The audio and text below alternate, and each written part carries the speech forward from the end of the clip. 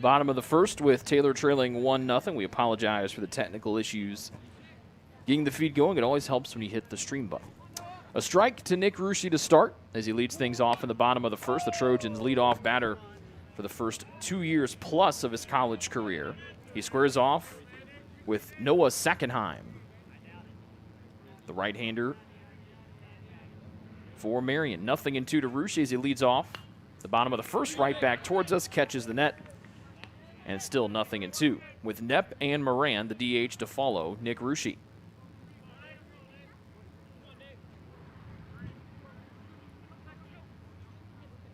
Sackenheim comes in, Ruschi to the right side, bouncing, snagged by Davenport at first. He'll beat Ruschi to the bag, and 1 up and 1 down for the Trojans here in the home half of the first.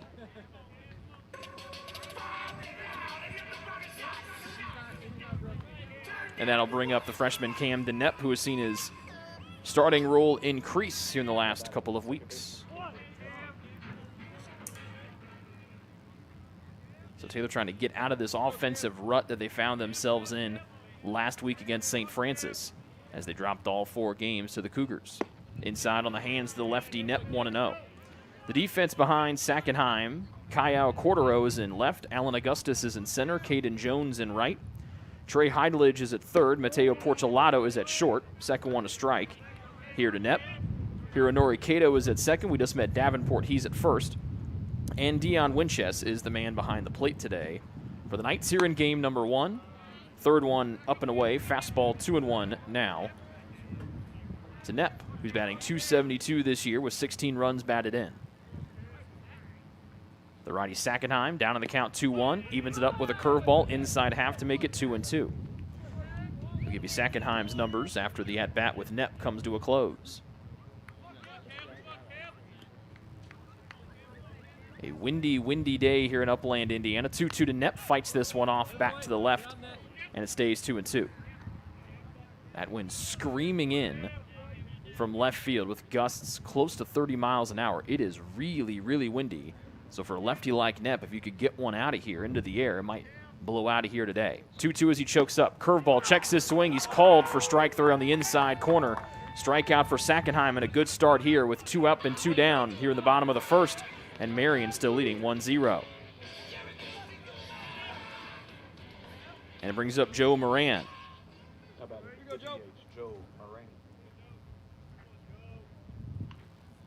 Moran, the grad transfer from Anderson University, comes into the day 3 home runs shy of the single-season record here at Taylor.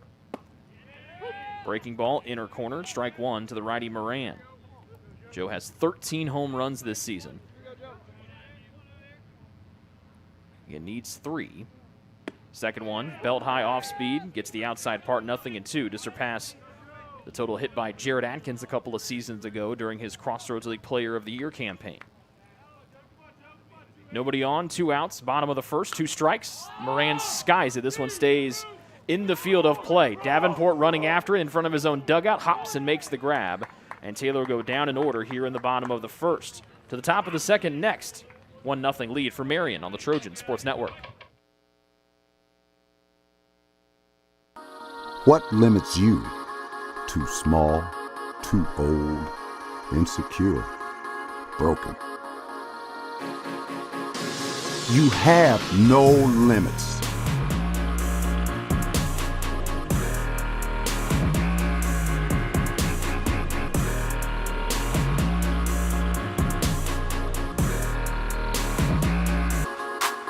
Rethink your limits.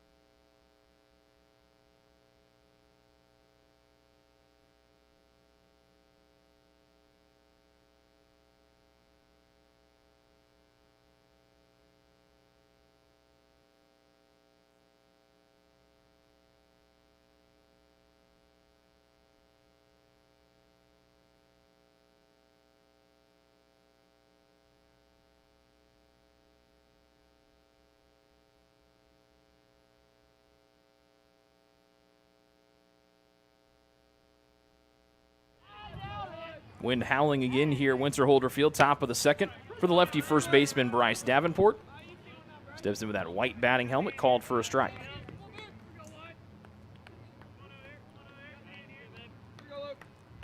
A 1-0 lead for Marian on the sac fly back in the top of the first. And Shively will hit his second batter of the afternoon as he comes inside. He gets the top of Davenport's shoes. So 2 walks and 2 hits batsmen through an inning and change here against the right-hander Shively. And the batter will be the center fielder, Alan Augustus.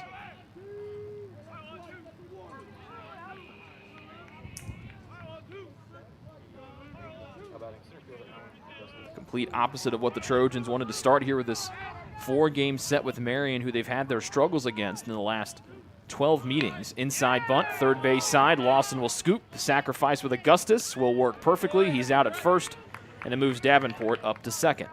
1 gone here in the top of the second, and still a 1-0 Marian advantage.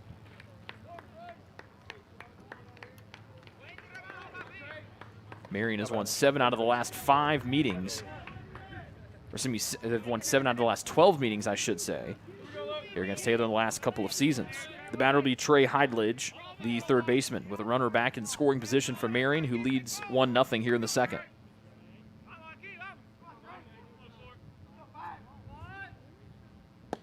Breaking ball, strike to the outside corner.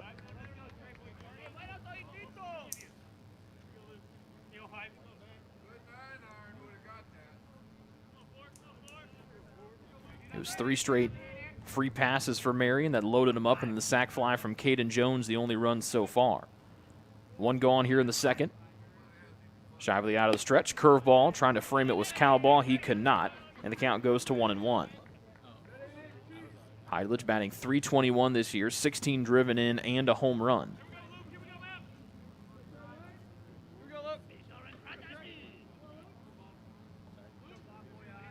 One ball and 1 strike. 1 out with a runner at second. Down the middle, and Shively gets a call for strike 2. Luke still trying to find that first K here the afternoon. And if he could find it here, it would be a big out number 2 with a runner at second as Marian tries to build on their 1-0 advantage. Shively taking his time before the 1-2 comes home. And here it is. Curveball, bouncer to the left side, waiting and running around, trying to get the force out at third. Good, smart play by Ruschi as they get the lead man Davenport out at third. As Davenport ran across the face of Ruschi at short, he waited and threw to third where Lawson tagged out Davenport. A fielder's choice for Heidledge, but there are 2 outs here for Marian in the top of the second, trying to build on that 1-0 lead. And it brings up Hironori Kato, the second baseman. Second time through the order for Shively after 6 men got to the plate in the first. Curveball paints the outside corner for a strike to Kato, who is out on a drop third strike, his first time up today.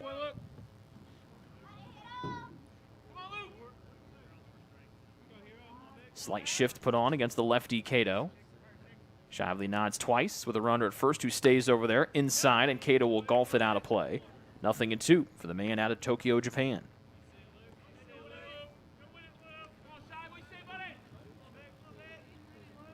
Kato, the sophomore, transferred in from Shoreline Community College. Holds that bat away and up from his body, down to the count 0-2. The pitch, missing away with a fastball to the lefty, ball 1. 1-0 Marian lead here in the top of the second, but with 2 gone for the visiting Knights out of Indianapolis. Shively a little bit in from the third base side of the rubber as he deals out of the stretch with a runner behind him at first. 4th one to Kato, runner goes, line drive, but out of play to the left. Heidledge, the runner at third, after he hit into the fielder's choice, a ground ball to Ruschi, that he got the lead man out at first in the form of Davenport.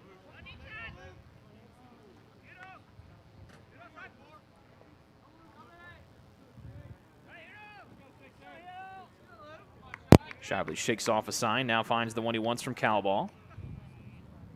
Still 1 ball and 2 strikes. Fifth pitch of the at-bat, and Cato swings and misses, and Shively will strut off the mound as he limits the damage to none through 1.5. Still Best a 1-0 One Tire and Auto Care Upland is proud to support Taylor University Athletics. Located at 148 South Main Street, Best One is open 6 days a week. Owner Mike Pearson and his staff offer replacement tires from brands like Bridgestone, Firestone, and Goodyear. Customers can also shop for tires from the comfort of their home by using the online tire finder. When it's time for mechanical repairs, Best One's ASE certified technicians can perform a wide range of services to get their customers back on the road. And those same technicians can do repairs on fleet vehicles as well. Taylor Athletics says thank you to Mike Pearson and everyone at Best One Tire and Auto Care Upland.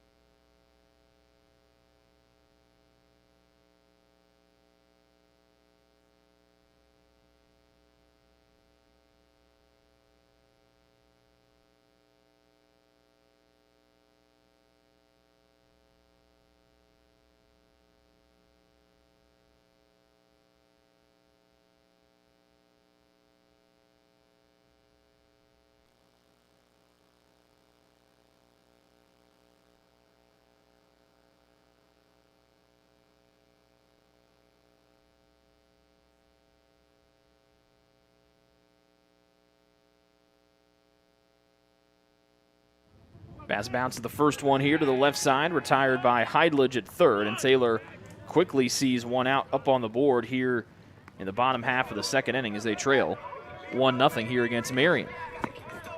Taylor went down in order in the first, and so Crawford will try to be the first man to reach base safely here against the righty Sackenheim. He's a freshman out of Hamilton, Ohio, 6'1", 180, and a right-hander, as we mentioned. So the batter is Connor Crawford, Ohio native as well.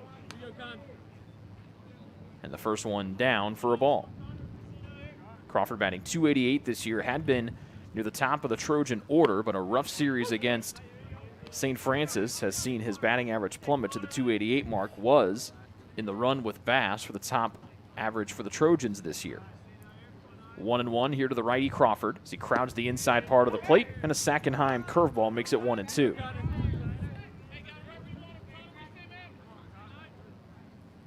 The wind has wrapped the American flag partially around the pole in right center field. 1-2, curveball low from Sackenheim, 2-2. A bright sunny day, but that wind really bites at you when it gets going.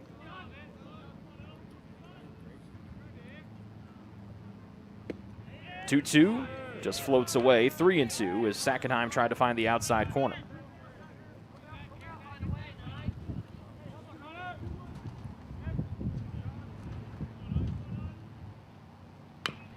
Bouncing ball to the right side. Charging is Cato from second. Scoops out of the glove. He'll underhand it to first. And Davenport there for the snag. Nice play by Cato to come running in from deep in the hole at second. Underhanded out of the glove. That's 5 straight retired to start the game here for Sackenheim, with Brett Lawson standing in the way of his second straight 1-2-3 inning.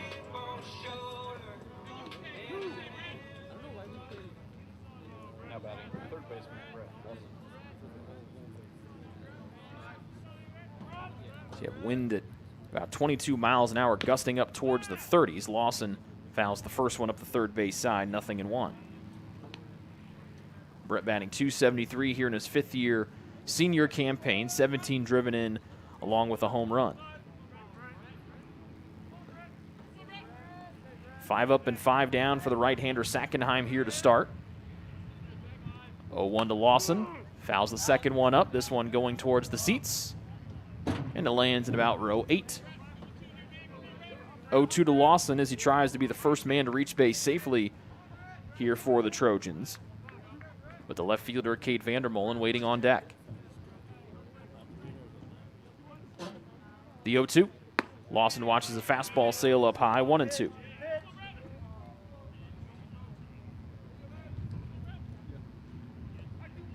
Taylor in the home whites, jerseys and pants with the gold numbers and the gold letters.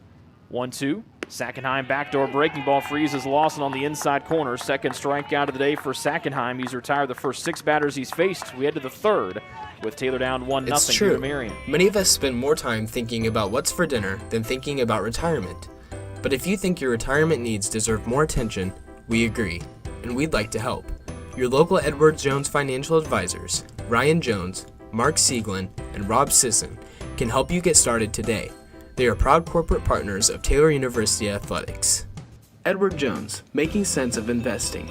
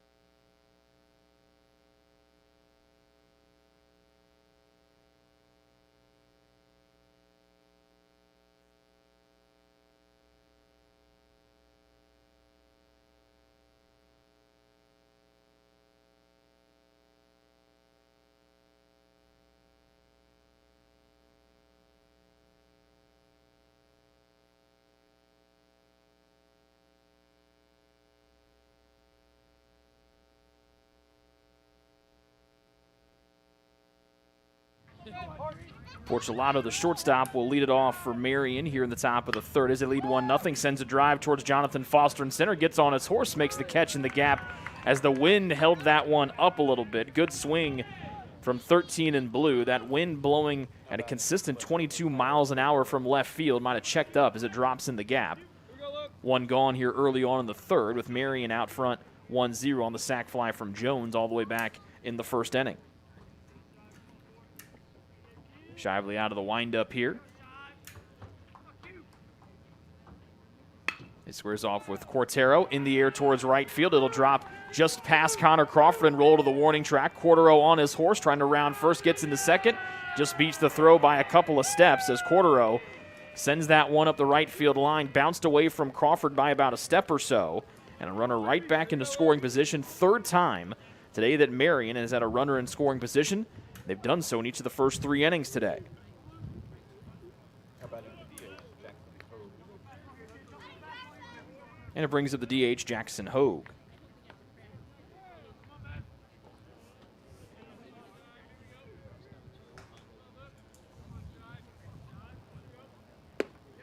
Swing and a miss, strike one.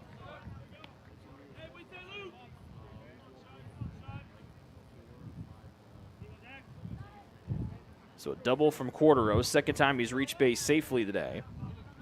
And Hogue walked his first time up as MU loaded the bases back in the first.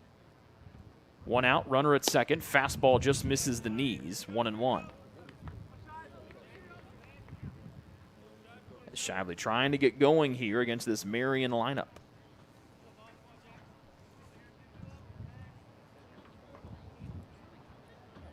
Hogue batting .290 this season, just below that 300 mark that 3 Marian Knights find themselves at. For Cortero, the double was his 4th of the season. Third one from Shively is up out of the zone, 2-1.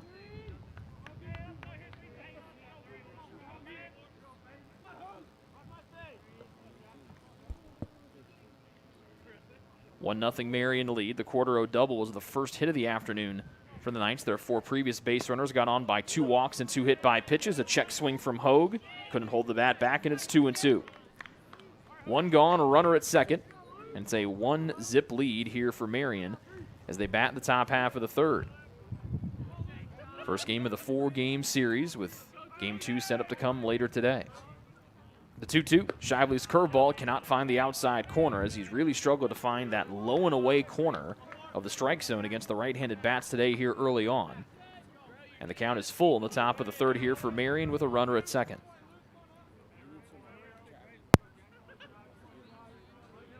Shively gets a sign from Cowball. The righty deals out of the stretch against the righty bat of Hogue. 3-2. low for ball 4. Second time that Hogue has walked, third walk allowed by Luke Shively today. And there are 2 on with 1 out here for Marian, leading by 1 in the third.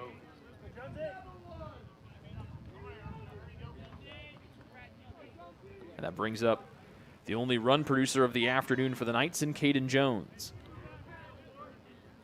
A little bit of a defensive shift on with Knepp moving a little bit more to our right, his left over at second. Rushi a little bit closer to second base. And Foster, the center fielder, a couple steps to his left, our right, beyond second base. Shively's curveball makes it 0-1 to Jones.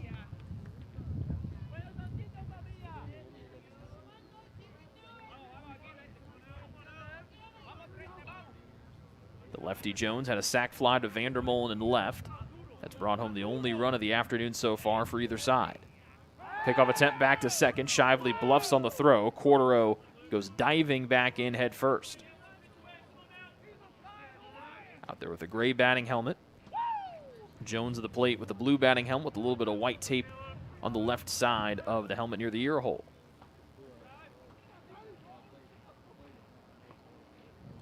Cordero calm at second. Shively's curveball up high, 1-1.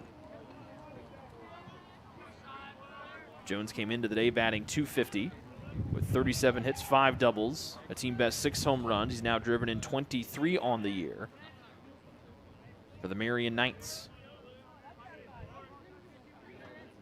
Marian just 6-13 in true road games this season. Soft fly ball to the infield, charging in, it'll drop in, barehanded by Lawson on to first. Did they pull the man off the bag? He did on a low throw that Bass is perplexed by. A little bloop single to the infield that got knifed down by the wind. Lawson came sprinting in from third, barehanded it and threw it on the run to first. And it was just a little bit low for Bass as it pulled him off the bag by a hair. Jones is safe at first. And for the second time today, Marian has the bases loaded.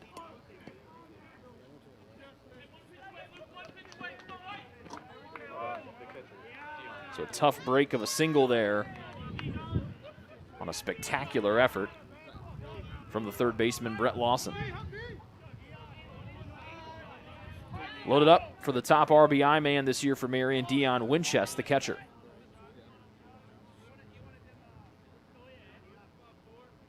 One gone in the inning, a ground ball and a double play would get Taylor out of the jam with no more damage done. Big swing and a miss for Winchester on the curveball. Dion batting .279 here in 2021, 43 hits, 10 doubles, team best 9 home runs, and again the 41 runs batted in, tops on the team as well. He swung and missed at a curveball to start. The second one, a curveball as well as low in the turf, smothered up by Cowball, 1-1. Been one of the best catchers in the Crossroads League at keeping balls in front of him.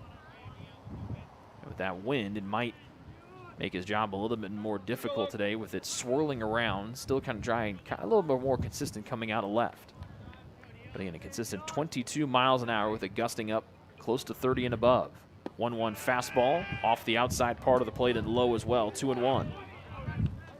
And Shively just has not been able to find that low and away corner to the righty batters today against Marian. Cordero at third, Hogue at second, Jones behind them at first with them loaded up for the catcher Winchester, a 1-0 Marian lead with 1 retired in the third. 2-1, belt high fastball is off the plate to the righty, and it's 3-1.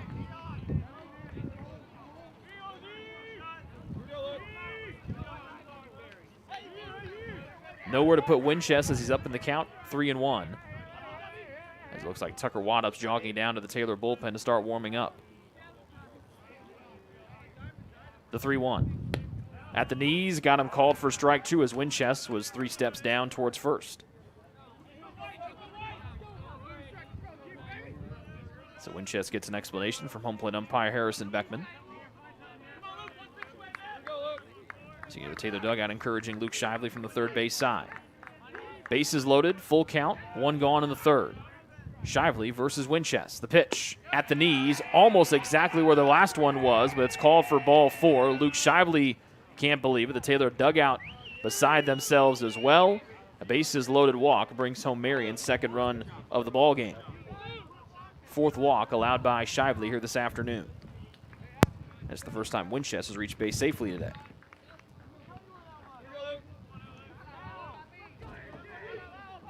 Still not out of the woods. The base is full for the first baseman, Bryce Davenport.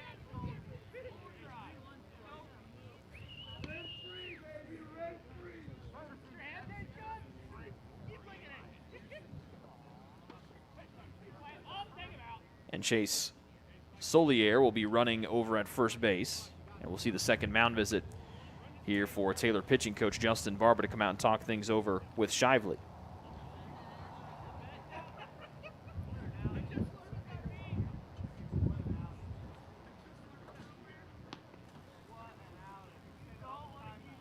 Chase Solier, the 6-foot freshman from Angola, Indiana. Shively today has allowed just 2 hits, 2 runs, but he's walked 4 and hit 2 as well. As his command has just not been there for 4 and white, as the 5th-year senior Tucker Waddups continues to warm up in the Taylor bullpen down in the left field corner.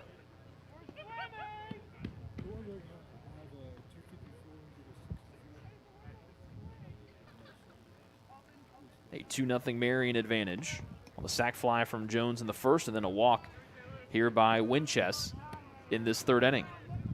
With still 1 out, and the base is still loaded for the Knights of Marian here in the top of the 3rd. Final Crossroads League regular season series this weekend for both clubs. And the tournament begins next week. And it brings in the lefty Bryce Davenport. Puts his bat behind his white batting helmet. Fastball lifted into the gap towards right center field. It will drop in for a hit and score at least 1 and mostly likely 2. Davenport in there to second base standing up, and it's now a 4-0 Marian lead on the Davenport 2 RBI double.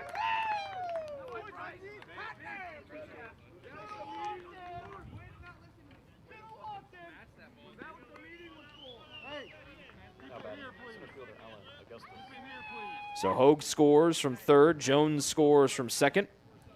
Solier over there at 3rd base. And the struggles continue here for Luke Shively. And the batter will be the center fielder, Alan Augustus, 2nd and 3rd for Marian, with 1 gone here in the 3rd stanza. Fastball gets between the legs of Cowball, not far enough to entice Solier to get a run from 3rd. It'll be just ball 1 here to Augustus, the center fielder. And time will be called, and that will be the end of the line for Luke Shively. Tucker Waddups will come in for the Trojans next. 4 runs on 3 hits, and a rough outing here for Shively. 1 gone, 2 on here for Marian, top of the 3rd as they lead 4-0 here on the Trojan Sports Network. Greek's Pizzeria in Upland opened its doors in December of 2017. Over the years, there have been more than 140 Greeks opened across the country, with 24 Indiana locations. When it comes to pizza, Greeks offers customers the option to create their own pizza or to try one of Greek's specialized pizzas. Greeks uses fresh, homemade, hand-tossed dough, Greek's Italian sauce, select blended cheeses, gourmet toppings, and the same method of preparation since the first restaurant opened in 1969. The kitchen can also whip up a sandwich served on fresh French-style bread, or can put that sandwich into a pizza shell wrap. Customers can also add breadsticks or French-style bread as a side item. Greeks also offers a selection of salads and assorted dressings as well. Greeks is located just off Main Street in Upland and is a proud supporter of Taylor University Athletics. Greek's Pizzeria. It's our taste.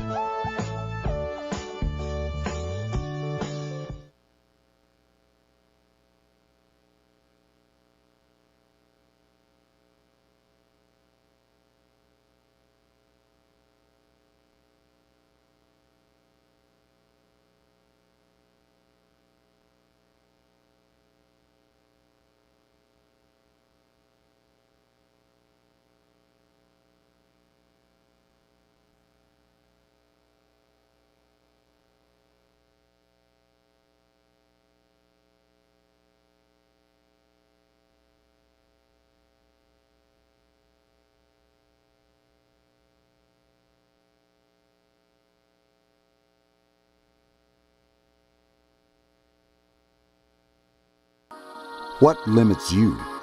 Too small, too old, insecure, broken. You have no limits.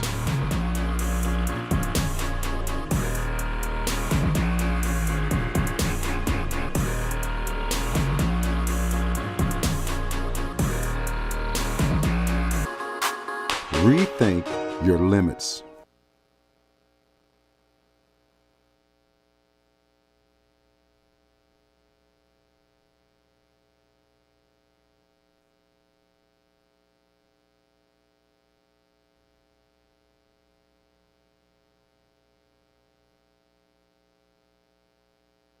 The start for Luke Shively comes to a close. A rough outing for the right-hander out of Mishawaka, Indiana. Tucker Waddup's fifth-year senior comes in, and he fires a ball to Alan Augustus.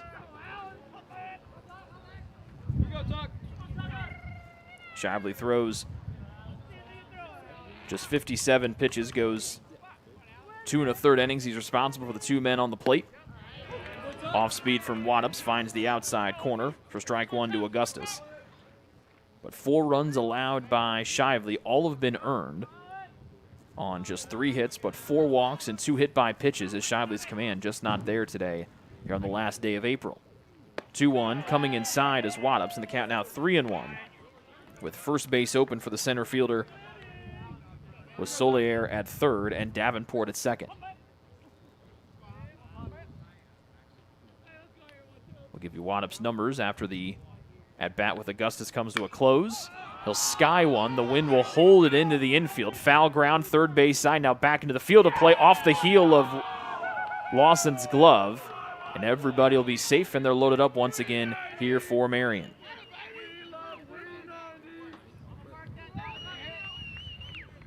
It'll go down as an error, E5 on Lawson.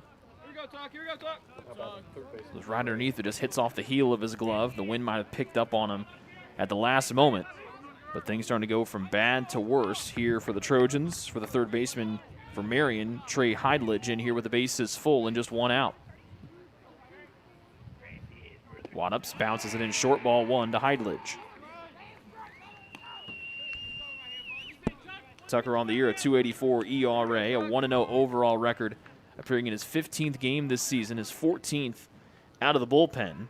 In 19 innings this season, he's allowed just 6 runs, all earned. He has struck out 18 and walked 7.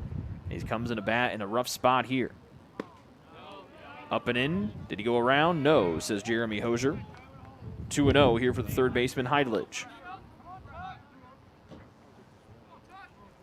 A fly out to Portolato on the first pitch of the inning. Since then, the last 6 men have all reached base safely. 3 of them have come around to score. And they're loaded for Heidledge with Marian up 4-0 with 1 out in the third inning. Waddups comes inside with an off-speed pitch, now 3-0.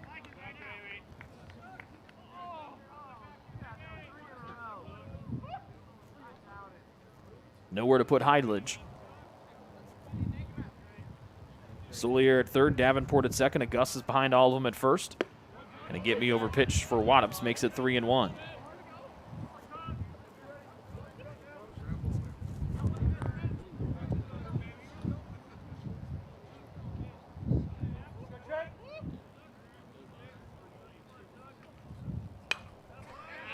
Into the air, but out of play.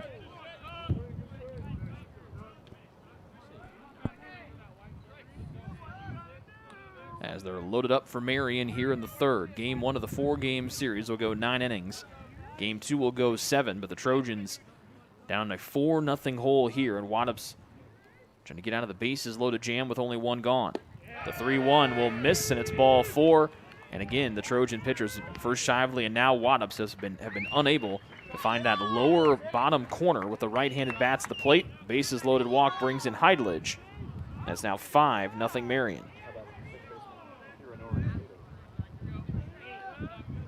That's the 5th walk allowed by a Trojan pitcher today.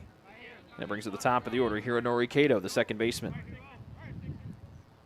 The lefty Kato swings and misses, almost goes down to a knee on a big off-speed pitch from Waddups for a strike. Kato, the 9th batter here of the inning.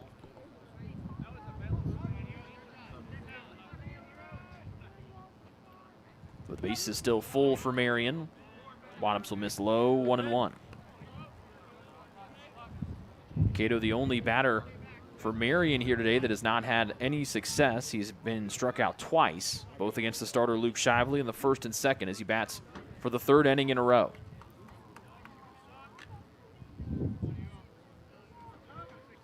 Watts comes home, the 1-1. Off speed high, 2-1 to Cato with the bases still loaded.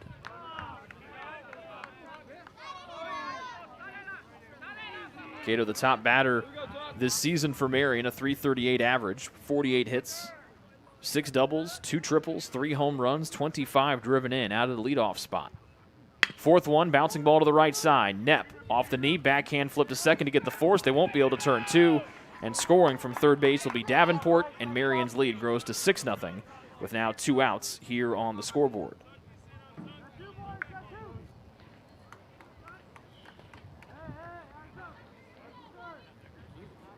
So Augustus moves up to third.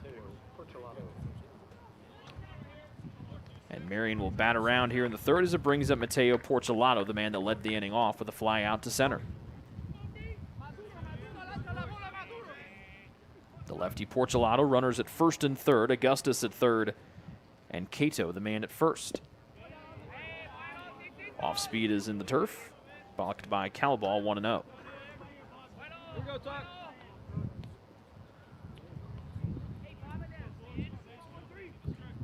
Porcelato batting for the 3rd time. He was hit by a pitch and scored in the first. And as we mentioned, flew out to center to Jonathan Foster to start this 3rd inning off as he's the 10th batter of the inning. Here for the visiting Marian Knights, who lead 6-0 with 5 runs coming here in this 3rd inning alone. And all have been charged to the starter, Luke Shively. Augustus at third would be the last man charged to Shively if he could come around to score, since Luke threw 1 pitch to him before being pulled. 2-0 here to Porcelato. Off speed and low from Wattups.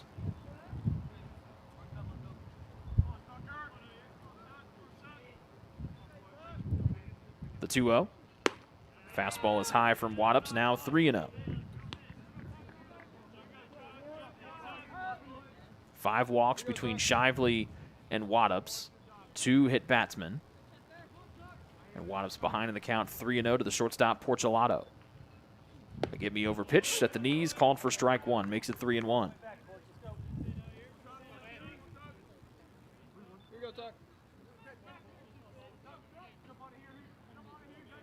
Wattups the righty out of the stretch with runners at first and third, 2 outs in the third. Marian up 6-0. Down the middle, called for strike 2, makes the count full on a good off-speed pitch from Wattups.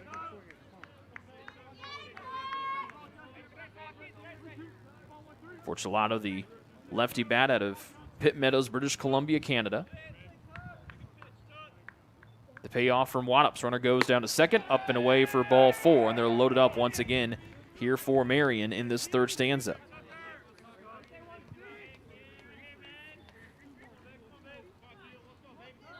And they're loaded up for Caio Cordero.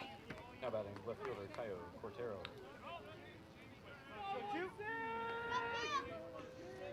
Cordero, the 6-foot senior, out of Avon, Indiana. Inside, called for a strike. So he's the former high school teammate of Taylor flamethrower Mitch Ubler, both former Avon Orioles. A strike to Cordero. Second one bounces in short. Runners stay where they are as Calabal keeps it in front, 1-1. Cordero, the 2nd time he's batted here in the 3rd. He's the 11th batter of the inning, doubled and scored for the first of what has been 5 runs for the Knights here in this 3rd stanza. And they lead 6-0 on the back of just 3 hits. They've had 6 walks, and 2 guys have been hit as well. A tight zone here as the Trojans just been unable to find anything on the outside part of the zone. 2-1 now to Cordero.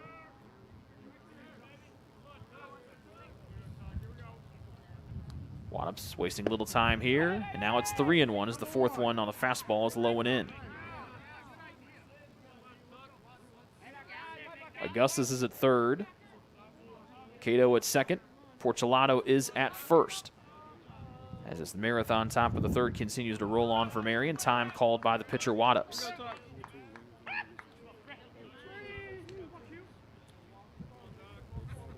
Cordero, the 11th batter of the inning, up in the count 3-1 with 2 outs. And now the count full 3-2 as he fouls this one to the parking lot. Taylor 20-4 here at home. They suffer their first 4 losses here, getting swept last week against St. Francis.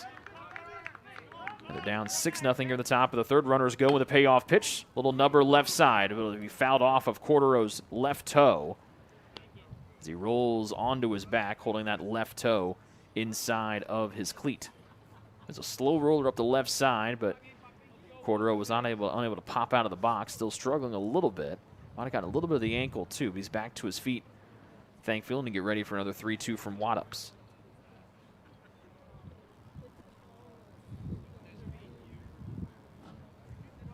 Taylor head athletic trainer Casey Hackman made his way out of the Taylor dugout, saw that Cordero was okay. Now he goes back and takes his spot at the end of the dugout. Base is still full after the foul ball. The payoff pitch, the runners go with 2 outs, and Cordero fouls it straight back, and we'll do that one again. If Cordero can get one to the outfield here with as big of a lead as these runners going on the 3-2 count with 2 outs here in the third, it might clear the bases even if Cordero can only bring in a single. Back-to-back foul balls. Here go the runners again.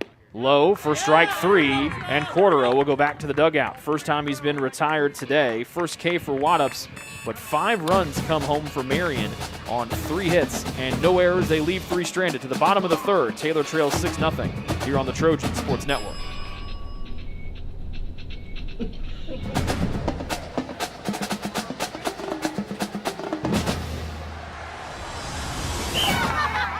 When you need the fuel to be your nephew's #1 fan, Holiday Inn Express.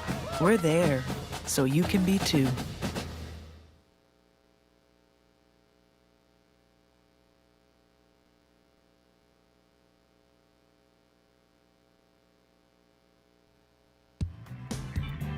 Join the Trojan Club today and support Taylor student athletes 12 months a year. The Trojan Club has 5 different levels of membership for you to choose from. You can join for as low as $150, all the way up to the Trojan MVP level for $1,500.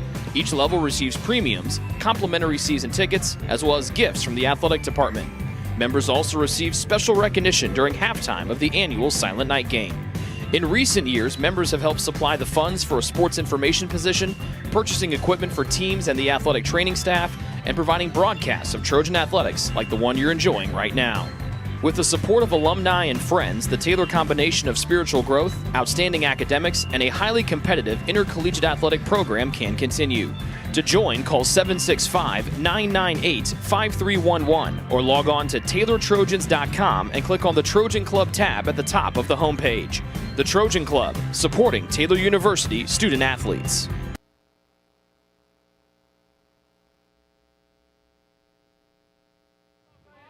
Left fielder Cade Vandermolen will lead off the bottom of the third as the Trojans saw Marian put 11 men to the plate. Scored 5 of them. And Taylor now trails 6-0 as they're still looking for their first base runner here of the afternoon against the right-hander Sackenheim. Vandermolen batting .212 this season. 1-1 count as he leads off the inning, lifts this one to the air right side. Right underneath is Jones, the right fielder, shielding his eyes from the sun, makes the catch. That's now 7 straight retired by Sackenheim to start the game off. And it brings up the catcher, Ben Cowball.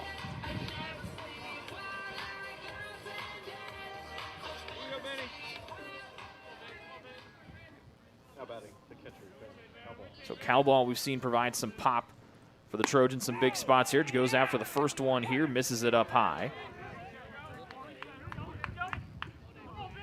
And it's 0-1. Second one, hard hit towards center field. Augustus slides on his backside and makes the catch. 2 up and 2 down on a nice grab by Augustus.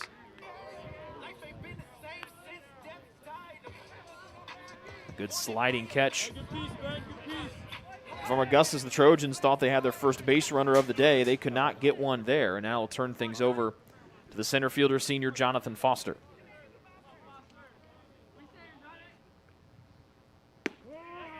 And the first one is in there for a strike.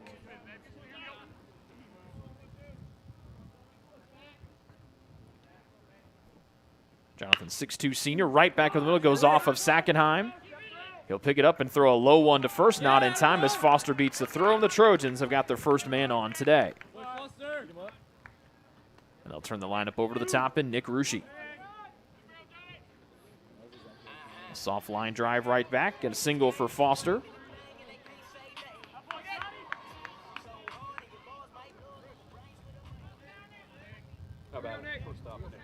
And here's Nick Ruschi for the second time today.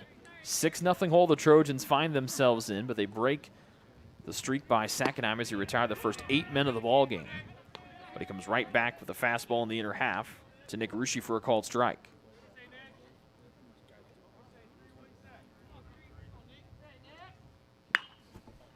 Ruschi into the air towards right field, trying to ride the win over Jones's head and over the fence for a 2-run home run. Ruschi blasts his 4th home run of the season, and the Trojans get their first 2 runs of the day, now trailing 6-2 as Ruschi rides that 20-mile-an-hour wind, sailing it over Jones's head in right field.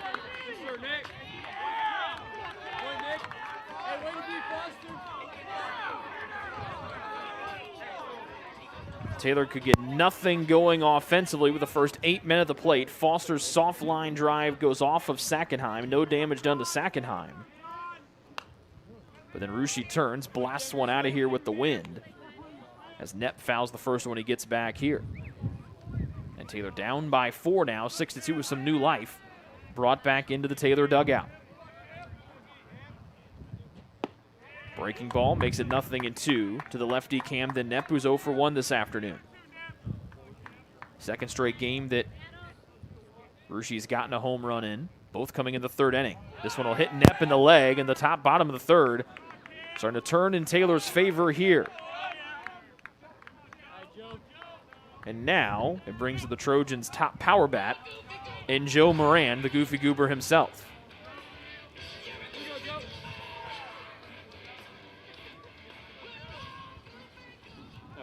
So Taylor, not a lot of strong contact until that cowball line out to center field. Then Foster singles right back off of Sackenheim, the home run from Ruschi. And now Knepp getting hit by a pitch is over there at first. And a breaking ball nicks the outside corner to Moran for a called strike. With 2 outs here in the inning, as Sackenheim would retire the first 8 men of the ball game. Back over to first, Knepp goes lunging back in with plenty of time.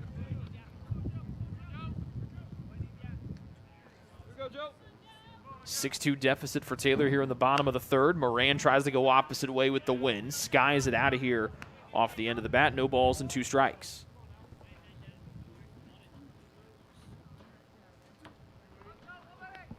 Moran, the righty. 3rd one up high, 1-2. Moran popped out in foul ground to end the bottom of the 1st. A Davenport in front of the Marian dugout.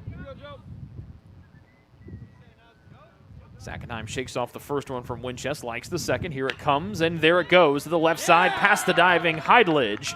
And now there are 2 on for TJ Bass with Taylor down by 4. As after seeing the first 8 men retire, Taylor has now gotten the last 4 men to the plate on the bases safely, and 2 have come around to score. First of the afternoon here for Moran. All right, TJ. How about it? First baseman, TJ Bass. And the batter will be TJ Bass. TJ went after the first one he got against Sackenheim last inning and grounded out. Sits on this one here, a curveball low, 1-0. He grounded out to Heidledge at 3rd.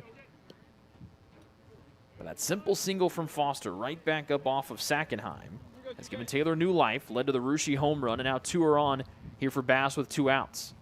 All the success for the Trojans in this 3rd inning have come with 2 outs, as Bass now up in the count 2-0.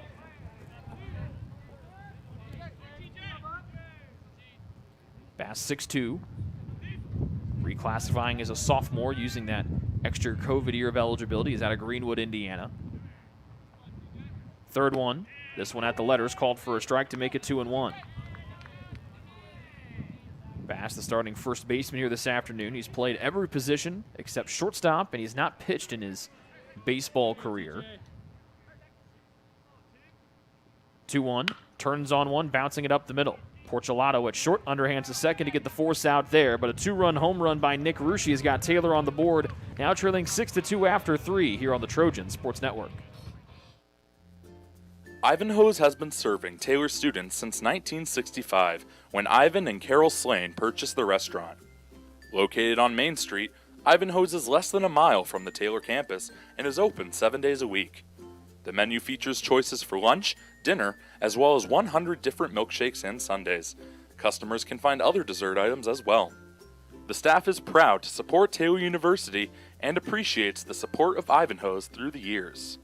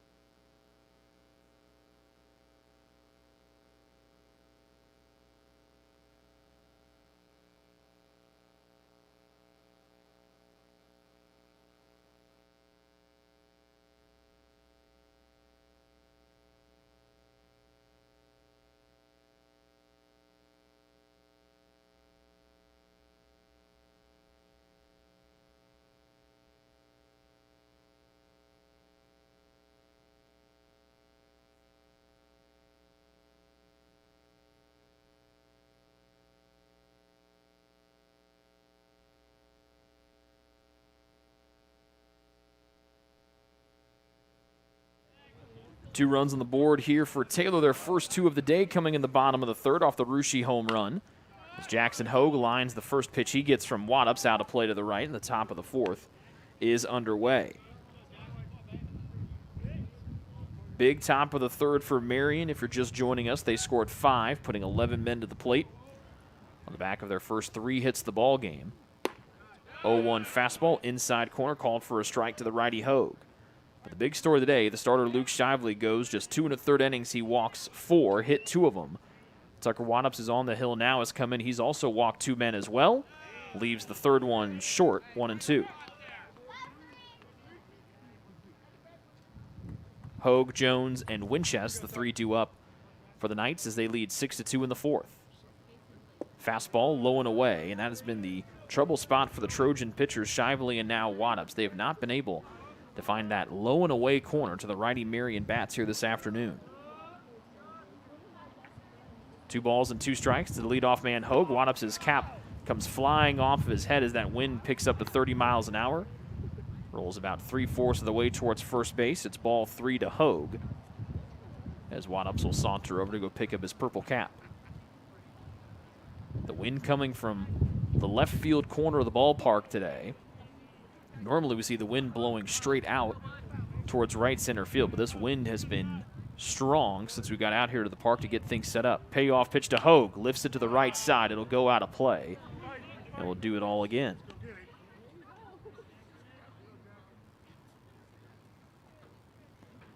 Sackenheim started the game off, retiring the first 8 men that he faced from Taylor. Then 4 straight men got on to end the bottom of the third. Payoff again to Hogue. Fouls it straight back to the netting, and it remains 3-2. Hogue batting for the 3rd time. He's walked twice, came around to score on the double by Davenport last inning in the 3rd. Wattups, the righty, out of the windup. Likes the sign from Calbaugh. The third 3-2 pitch is down the middle but low. And that's the 3rd walk allowed by Wattups today, the 7th by the Trojan pitching staff, and the 3rd one to Hogue. And the leadoff man is on here for the Knights.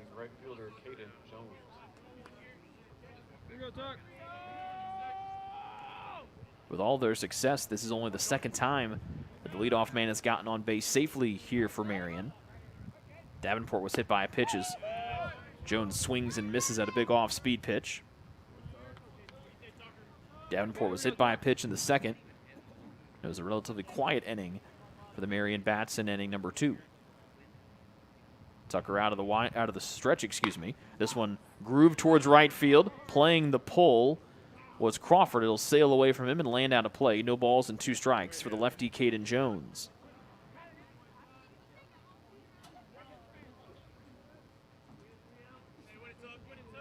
Jones has been very effective at the plate today. Had the sac fly to score Marian's first run in the 1st. And then singled and came around to score in the 3rd stanza. Back over to first goes Waddups, and lunging back in plenty of time is Hogue.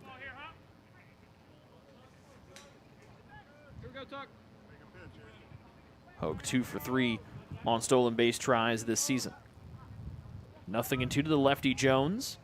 Up and away fastball makes it 1-2. Jones, a 6-foot sophomore out of Crawfordsville, Indiana.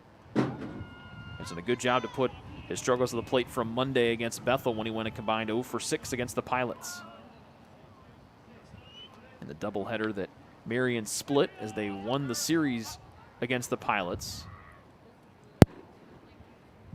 They celebrated Senior Day on Monday down there in Indianapolis. They dropped game 1 6-5, but won game 2 11-5. They're up 6-2 here in the fourth with a runner on and nobody out.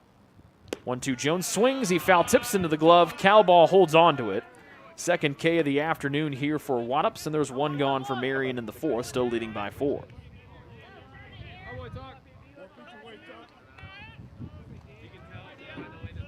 The batter is the catcher, Dion Winchester, sophomore from Vancouver, British Columbia, Canada.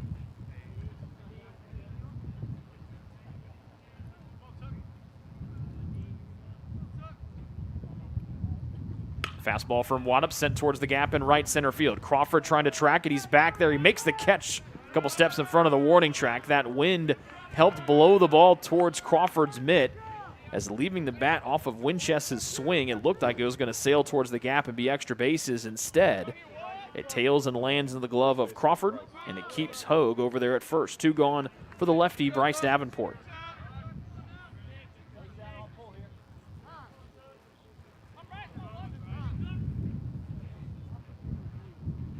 Davenport is yet to be retired here this afternoon as he's at the plate for the 3rd time here on this gusty Friday afternoon to celebrate the last day of April. 6-2 Marian advantage, top of the 4th. Curveball from Waddups, drops it in for a strike.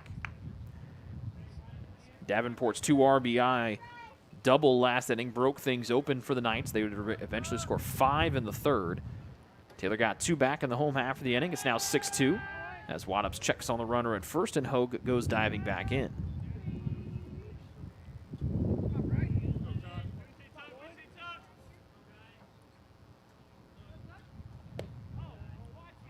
Low and in, 1-1. Just 3 hits on the afternoon for Marian. They have feasted on the 7 walks allowed by the Trojans and the 2-hit batsman. And an error in there as well. 1-1. Outside corner, Calball couldn't bring it back across on a fastball from Waddups. 2 balls and a strike as the wind gets to the strongest it's been this afternoon. One night at first, that was Hogue who led the inning off with the walk. 2 out since. The pitch home. Hard hit right side over Hogue's head and rolls into right field for a 2-out single. Hogue will hit the brakes at second base. It's 1st and 2nd here for Marian as the throw comes in wildly. Lawson able to back it up at 3rd base as Waddups' cap goes blowing up the first base line. 2 on, 2 outs on the 4th hit of the afternoon for Marian. Brings up the center fielder, Alan Augustus. And the strong afternoon continues here for Davenport, now 2 for 2. Has yet to be retired in his 3 plate appearances today.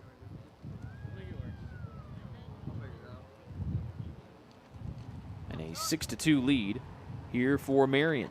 6th place in the Crossroads League are the Knights. 2 games up on Spring Arbor. 4 games up on Bethel. And just a game back of Mount Vernon Nazarene for 6th. Augustus chokes up. The center fielder watches Waddups bounce one in short, 1-0. Taylor, meanwhile, tied for 2nd with St. Francis, but realistically in 3rd place since St. Francis owns the tiebreaker after sweeping the Trojans last week. And Taylor just 2 games up on Huntington, who currently sits in 4th. Second one, up high, 2-0. As Taylor tries to stay in that 2-3 range with the Crossroads League tournament next week and try to keep Indiana Wesleyan away as long as they could. The 2-0 to Augustus. In there for a strike inner half. Waddups' cap blows off again in the wind.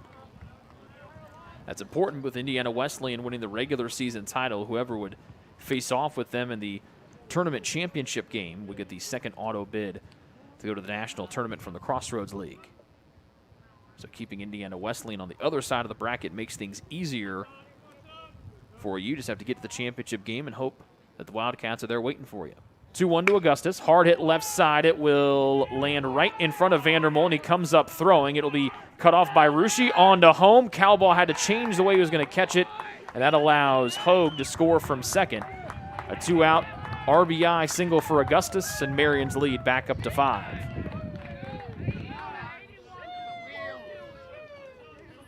about in third baseman Trey?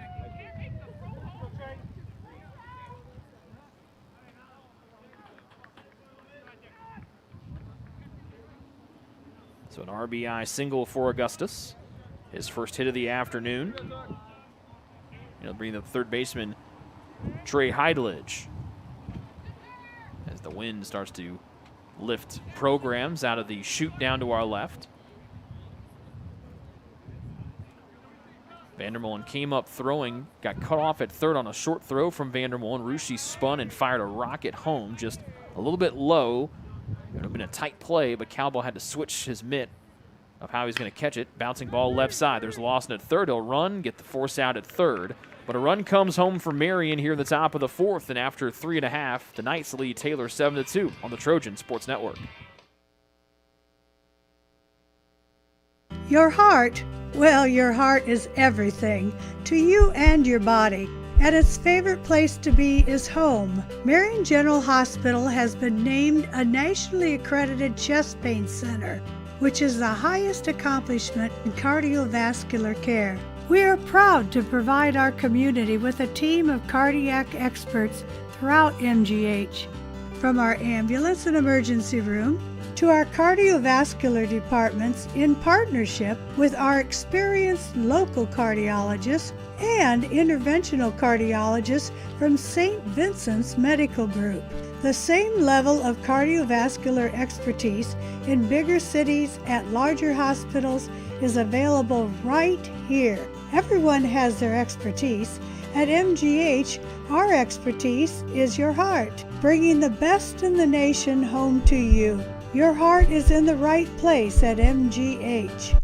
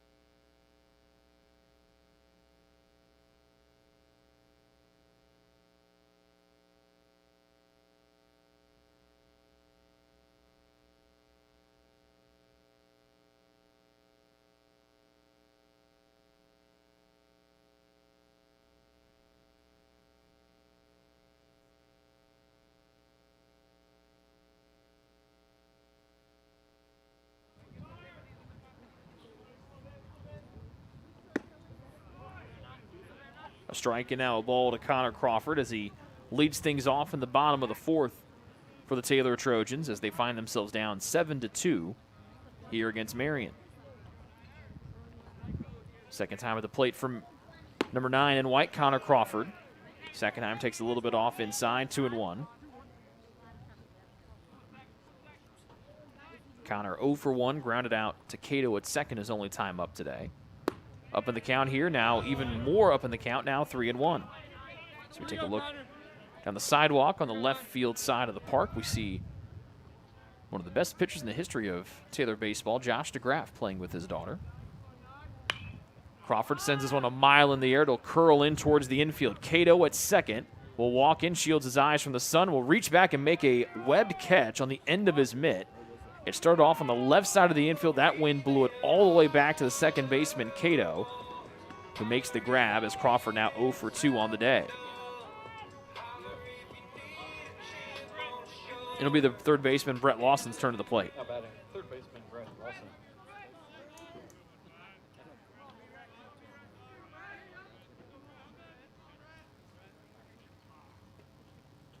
Lawson 0 for 1. First one from Sackenheim is a ball.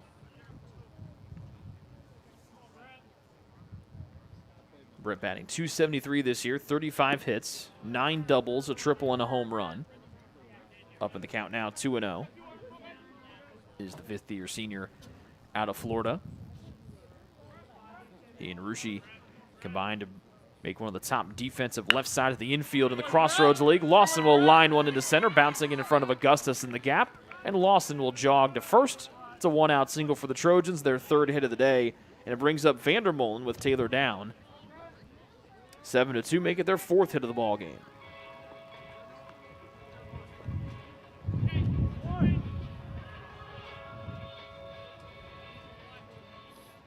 How about it? Left fielder, Vandermolen. Second time at the plate here for Vandermolen. Fastball at the knees, called for a strike. Cade flew out to Caden Jones in right. His only time up before this. Vandermolen batting .212 as play began today. Hard hit in the air towards left center field, trying to slice it through the wind. Augustus won't get to it. Good knock by Vandermolen. He'll be in there with the double. And now it's second and third as Vandermolen starting to come to life here, trying to put the last couple struggles of the last couple weeks behind him. Second and third now for Cowbaugh, with Taylor down 7-2 with just one gone in the fourth.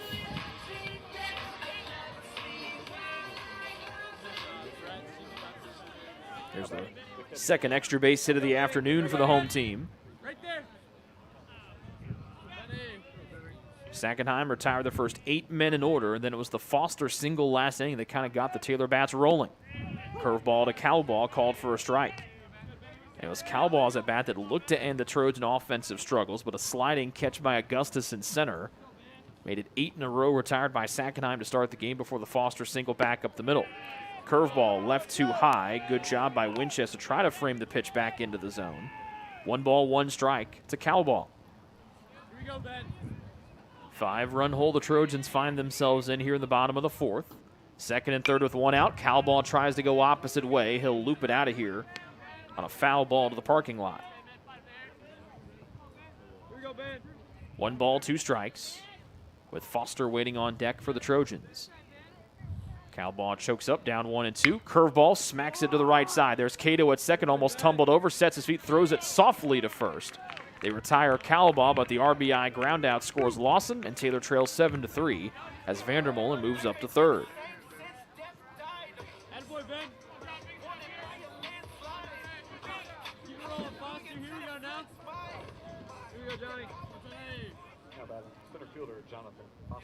So Vandermolen, an excellent athlete, standing at third if Foster can get one to the outfield. Fastball, and Foster pops it up. Behind home plate, Winchester tracking it. Still trying to fight the wind, makes a leaning catch on the web of the glove, and the Trojans go down quietly after getting a run in the fourth. Still down 4 the Trojans as we head to the fifth. 7-3 the Marian lead on the Trojan Sports Network. The decision you're making is about so much more than where you'll spend the next 4 years. It's about how you'll live the next 40. So let me break down the Taylor University experience. We integrate faith and learning to become well-rounded, lifelong learners, while delivering a deeper knowledge of our specific areas of study. Whether you're producing award-winning films, building satellites for NASA, or preparing for a national ethics debate, Taylor will push you to excel in your field. But excellence isn't always about having the right answers. Sometimes it's about asking the right questions. Taylor is interdenominational. That means we can't always fall back on specific church doctrine to settle issues. We rely on scripture and the dynamic nature of iron sharpening iron to better know the God who's not afraid of our question. Much of this happens in the small town of Upland, Indiana, the place where Taylor does life together. But don't let this small town fool you. The schedule is packed with things to do, and through these activities, faculty, staff, and students become more than individuals occupying the same address. They become a community. But this community isn't limited to the campus. We travel, boy do we travel. We are ranked as one of the top 10 schools in the country for overseas experiences, but it isn't.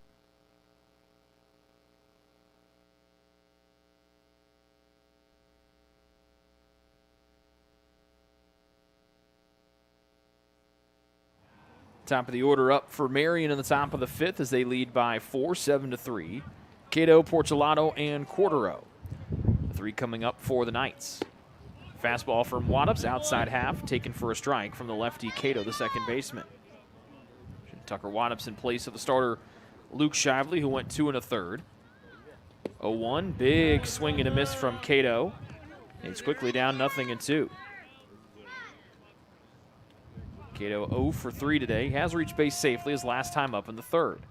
Down 0-2 here, does not chase another one in the turf, 1-2. Cato, a 5'9" sophomore out of Tokyo, Japan, transferred in from Shoreline Community College. 1-2, missing in the opposite batter's box is a fastball from Wattups, 2-2. Cato had a great doubleheader Monday against Bethel, going combined 5 for 9 with a solo home run and 5 runs driven in the 2 games. 2-2, this one low, bouncing away from Calball, and after falling behind 0-2, Cato has worked the count full to lead the inning off here in the 5th. 7-3 lead here for Marian as the righty freshman Drew Hendrickson warming up in the Taylor pen. Payoff from Wattups. Cato fouls it back, catches the net to our left. And the count remains full, 3-2.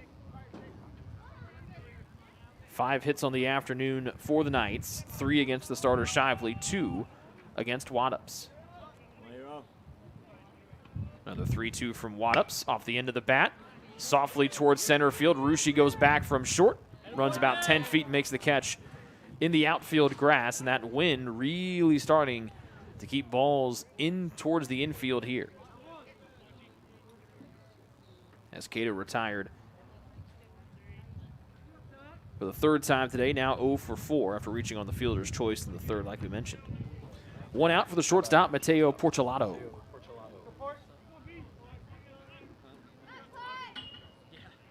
Porcelato still in search of that first hit today as he bats for the 4th time. Wattups away with a fastball to the lefty Porcelato. Porcelato hit by a pitch, scored in the 1st, then walked his 2nd time up in the 3rd. Up 2-0. Porcelato flew out to Foster to lead off that 3rd inning. That was a 5-run, 3-hit, 11 men to the plate outing for the Knights. Fastball cannot find the outside corner. Calball couldn't bring it back over. 3-0. 1 out, no one on. Marian on top, 7-3. They've scored 1 run in the 1st, 5 in the 3rd, and 1 in the 4th as they bat here in the 5th. Curveball right at the letters makes it 3-1 on the outer half.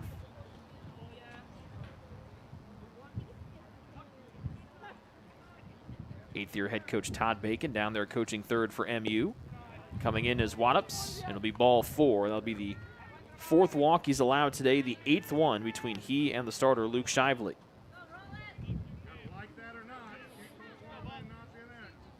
One out for Marian as they lead 7-3. And the batter will be Kayao Cordero.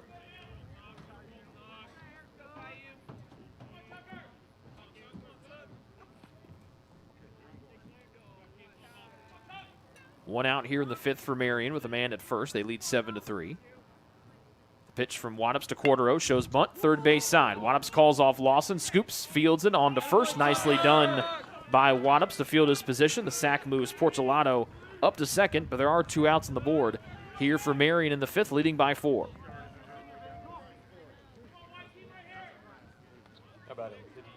Jackson Hogue.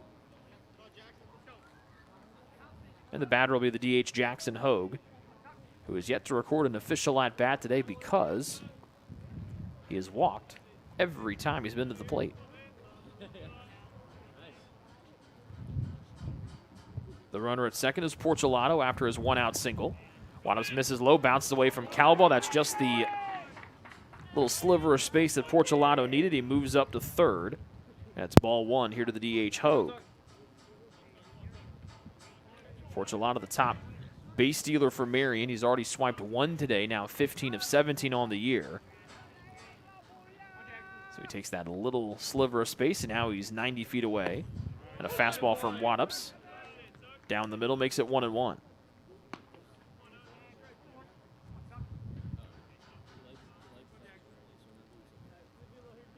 So it's a wild pitch against Wattups, 1-1. Comes inside with the fastball, now 2-1.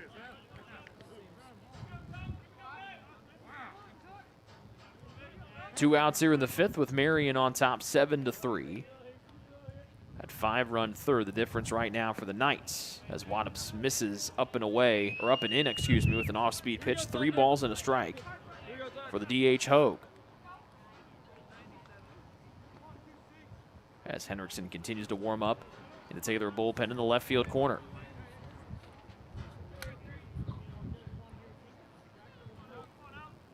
As the program has been snatched out of the bin and now slowly slides down the netting to our left. 3-1, bouncing ball left side, in play behind third, fielded by Lawson, sets his feet, rockets one across for the 3rd out of the inning. A much-needed 0 goes up on the board as we hit the halfway point of game number 1. Taylor down 7-3 to Marian here on the Trojan Sports Network. Best One Tire and Auto Care Upland is proud to support Taylor University Athletics. Located at 148 South Main Street, Best One is open 6 days a week. Owner Mike Pearson and his staff offer replacement tires from brands like Bridgestone, Firestone, and Goodyear. Customers can also shop for tires from the comfort of their home by using the online Tire Finder. When it's time for mechanical repairs, Best One's ASE certified technicians can perform a wide range of services to get their customers back on the road. And those same technicians can do repairs on fleet vehicles as well. Taylor Athletics says thank you to Mike Pearson and everyone at Best One Tire and Auto Care Upland.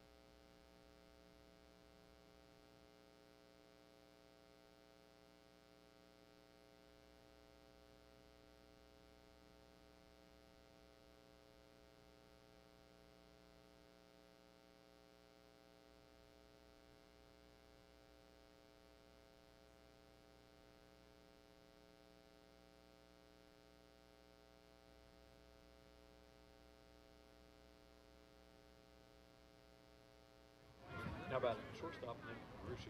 Top of the order up for Taylor here in the bottom of the 5th as they try to dig in to this 4-run hole. It brings up Nick Rushi to start. First one, Rushi fouls it back. Noah Sackenheim today. 5th inning of work, the starter. 6'1" freshman righty out of Hamilton, Ohio.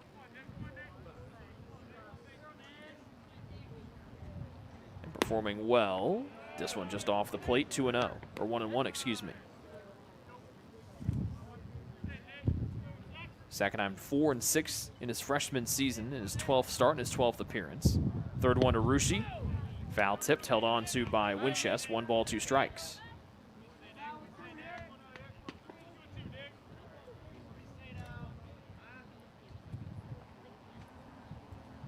The 1-2 to Rushi as he leads off the 5th. A pop-up to the infield. Can the wind play tricks with this one? Cato comes in from second. It's going to blow all the way and pop out of the glove of Davenport. He squeezed the mitt too soon. It ricochets and trampolines out of his mitt. And Rushi gets one to go their way after the same thing happened to Lawson at third a few innings ago.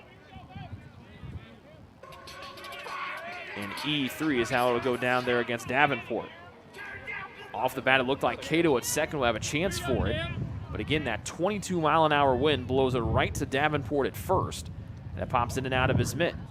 Knepp, the lefty, trying to go opposite way. His line drive will tail out of here and out of play. Strike 1. Rushi on for the 2nd time here this afternoon. Knepp trying to get on for the 2nd time as he's 0 for 1. Back over to first. Rushi back in plenty of time.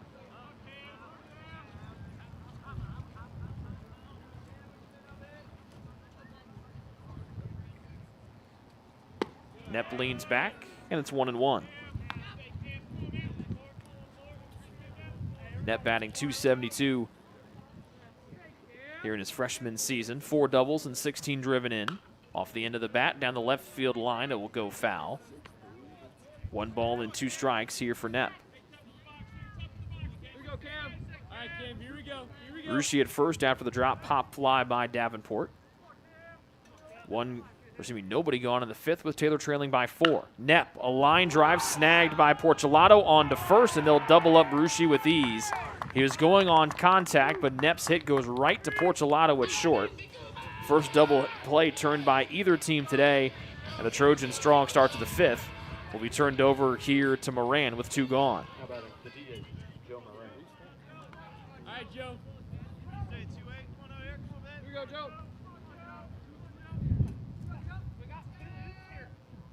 First one to Moran. Does he go around? He did, according to first base umpire Jeremy Hosier on one of the opposite batter's box. Strike 1 to the DH Moran. Moran 1 for 2 this afternoon. Nobody on after the double play. Swings through 1 here. It is now 0-2 on a good pitch from Sackenheim.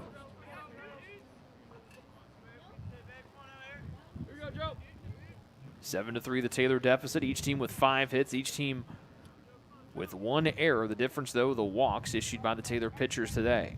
0-2. Sackenheim curveball up the middle. Bounces away right to Cato at second. Fields and tosses to first. A low one that Davenport snags with his cap blowing off of his head.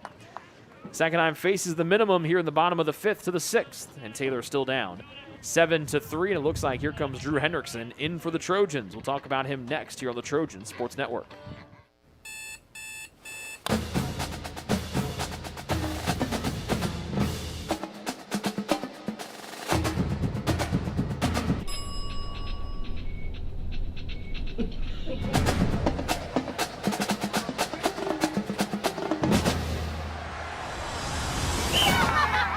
When you need the fuel to be your nephew's #1 fan, Holiday Inn Express.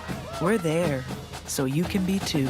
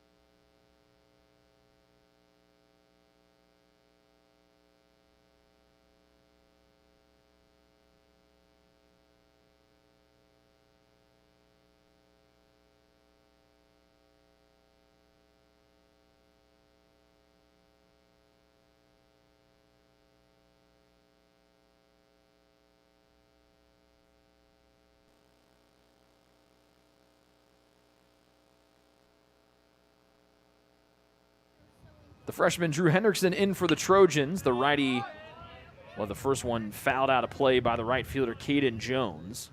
Hendrickson, the 3rd different pitcher to see time today for the Trojans. Luke Shively got the start, went just 2 1/3. Tucker Wattups goes 2 2/3 as Hendrickson starts things off here in the 6th. With Taylor down 7-3, trying to avoid dropping their 5th game in a row, something we did not think that the Trojans would have to deal with when the season started a few months ago. 1-1 fastball. Jones will kick and miss, and it's 1 ball, 2 strikes. 68 pitches thrown by Wattups. 2 hits allowed, 1 run, 4 walks, and 2 strikeouts. Bouncing ball will just get past Lawson at third, and Jones is on with a hit. His 2nd one today. He's now 2 for 3. And a good start for Marian here in the top half of the 6th.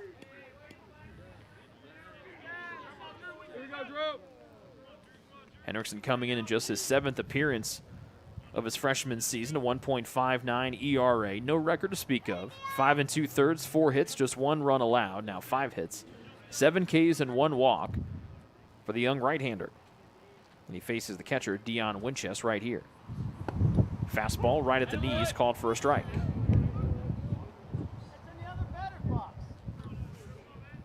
Whoever said it was in the opposite batter's box, that is incorrect. It was right down Main Street. So they are wrong. Hendrickson, 5'11", out of Rochester, Illinois. Has a bright future and someone that the Trojan pitching and coaching staff thinks could see some time as a starter before his career is over. Second one up high to make it 1-1.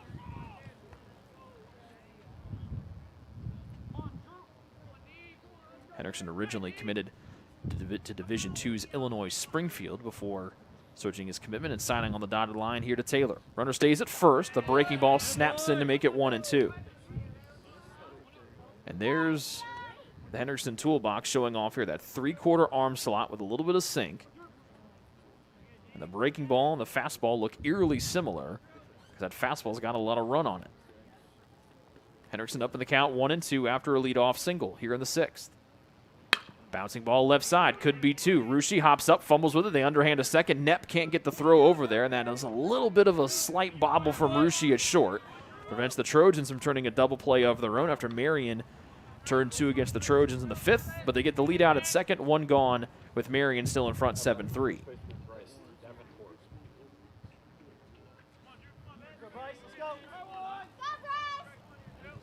And it brings to the first baseman, Bryce Davenport.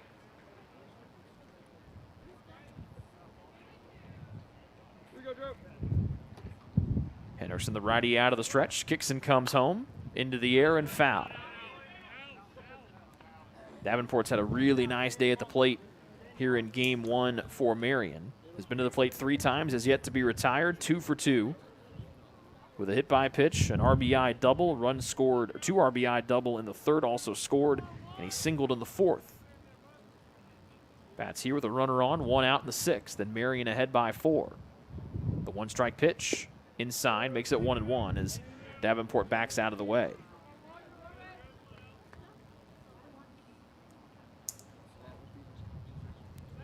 Davenport, 6'4" freshman, also out of Hamilton, Ohio.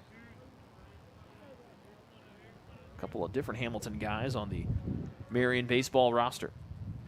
Righty versus lefty here. The man at first is the pinch runner, Solier. 2-1 up high as Hendrickson misses upstairs. 6 hits for the Knights. 7 runs to show for them. They have benefited from the 8 walks issued by the Trojan pitchers here this afternoon in Game 1. 2-1 from Hendrickson. Hard hit towards the right side. Crawford will check, and this one will sail out of here as the lefty Davenport blasts a home run. He's now a triple short of the cycle.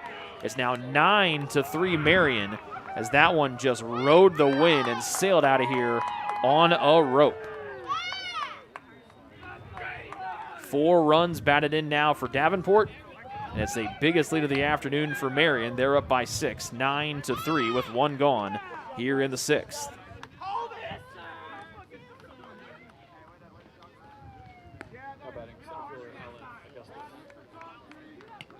Second home run we've seen today right out of here on the win. Ruschi did that for Taylor back in the 3rd, and now Davenport turns and uses it in his favor.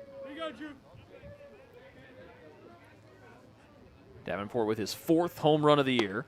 Augustus with a backdoor breaking ball almost clipped Augustus, but then comes in and keeps carrying and clips the inside part of the plate for a strike to the center fielder, Augustus. And now it's quickly 0-2 to 12 in blue. RBI single for Augustus, his last time at the plate in the 4th. Slow roller left side, he'll pull it foul.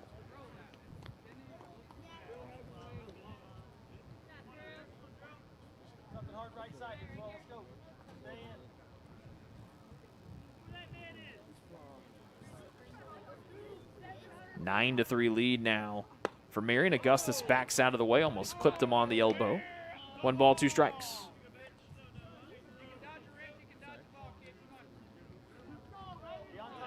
Augustus, 6'1" sophomore out of Indianapolis, Indiana, and Lawrence Central High School, the former Bear. We'll see the offering from Hendrickson, 22 in white. Go to the opposite batter's box, and the count will match Hendrickson's jersey number at 2-2. After giving up the home run to Davenport, now a 6-run lead on the ground right side. Knepp scoops at second, Fields fires, and there's out number 2 of the inning. Strong contact there from Augustus, but right at Henriksen. 2 outs, no one on for the third baseman, Tri Heidelige, out of the 9 spot of the Marian order.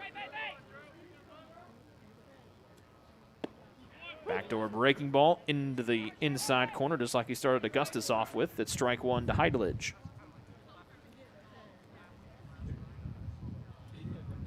Heidelige is yet to be retired here this afternoon. Fouls this one back and makes it 0-2. Reached on a fielder's choice in the second. Walk to the bases full in the third to drive in a run. Then hit into a fielder's choice, which ended things in the fourth. Statistically did not retire on his own, but did bring the fourth inning to a close. 2 runs in here in the sixth for Marian. They're up 9-3. Slow roller left side. 2 hops to Lawson at third. Sets his feet. Fires. It pulls Bass off the bag, but he got his toe down. And it will end the sixth. Not before the 2-run home run by Bryce Davenport. It's now 9-3 the Marian lead after 5.5 here on the Trojan Sports Network. Ivanhoe's has been serving Taylor students since 1965 when Ivan and Carol Slane purchased the restaurant. Located on Main Street, Ivanhoe's is less than a mile from the Taylor campus and is open 7 days a week. The menu features choices for lunch, dinner, as well as 100 different milkshakes and sundaes. Customers can find other dessert items as well. The staff is proud to support Taylor University and appreciates the support of Ivanhoe's through the years.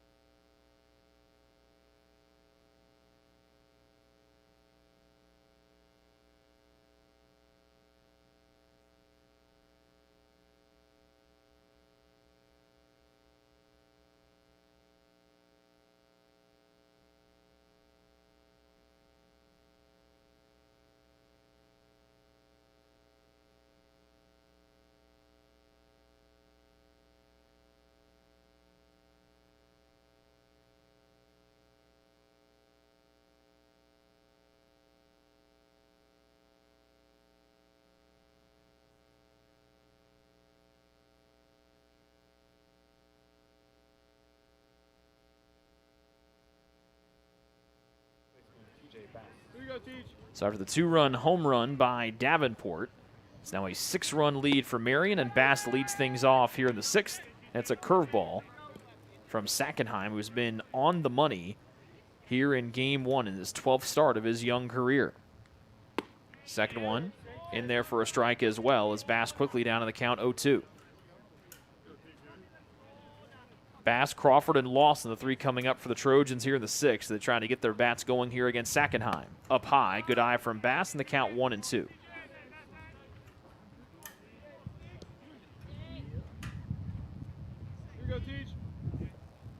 Bass 0 for 2 today with a ground out and hit into a fielder's choice. Sackenheim will take time.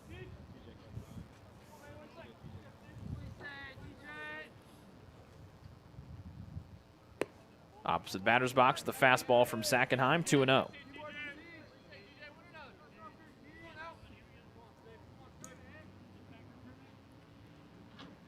Fielder's choice by Bass in the third end of that stanza. 2-2 here as he leads off the sixth, sits on one, and loops it into the air. Foul territory, there's Davenport trying to find it over his shoulder, just out of his reach as he was running towards his own bullpen, 2-2.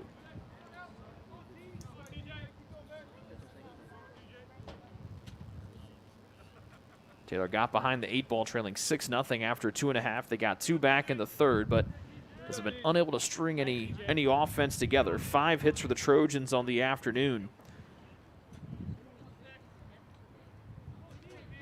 Not a lot of hard hit balls for the home team like we've seen throughout the majority of the season. 2-2 again to Bass after the foul ball. He swings and misses at a curveball. Just the 3rd strikeout of the day for Sackenheim. There's 1 out for the Trojan cause here in the 6th. That's Bass now 0 for 3 here in game 1. And the batter will be Connor Crawford, the right fielder.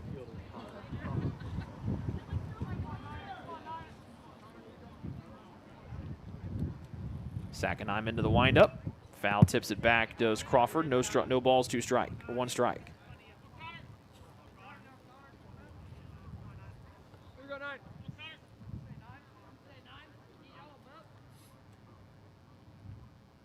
Crawford struggles at the plate, continues. He's 0 for 2 this afternoon. Just misses the zone. Does Sackenheim on a curveball, 1-1. Crawford's 0 for 7 in the last 2 games against St. Francis. Struggled mightily against the Cougars pitching. And this one hits a mile in the air again. Cato, who retired Crawford last time, now might blow towards Davenport at first. He backpedals and makes the catch parallel with the bag as Cato helped him find his footwork, but that wind almost made Davenport drop another one. This time the big fella able to get his feet underneath him and make the catch. 2 retired for Taylor for Brett Lawson, the third baseman. How about third baseman Brett Lawson?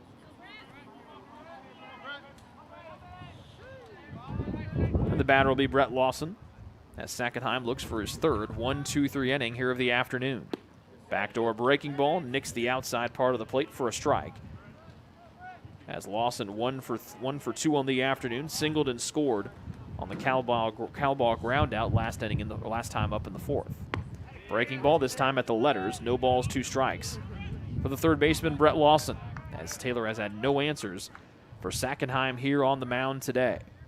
Came in with a 4.36 ERA, but has looked lights out and then blows a fastball past the swinging Lawson upstairs. His third 1-2-3 inning ends on his 4th K. Through 6, Marian out front 9-3 on the Trojan Sports Network. It's true. Many of us spend more time thinking about what's for dinner than thinking about retirement. But if you think your retirement needs deserve more attention, we agree, and we'd like to help. Your local Edward Jones financial advisors, Ryan Jones, Mark Sieglin, and Rob Sisson, can help you get started today. They are proud corporate partners of Taylor University Athletics. Edward Jones, making sense of investing.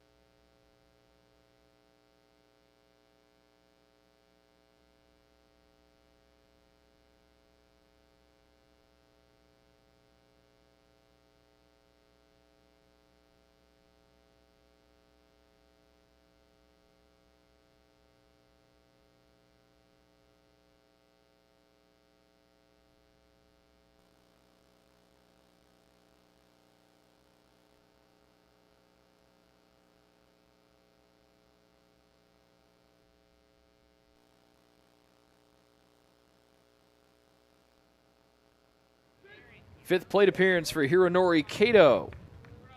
0 for 4 on the day. He did reach safely on a fielder's choice in the 3rd.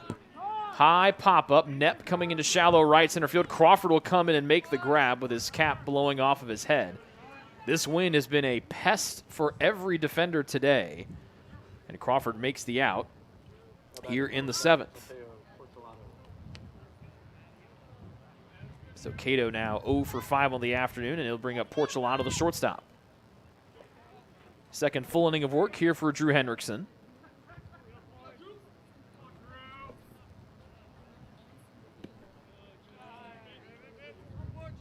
That's ball 1 to Porcelato, the shortstop.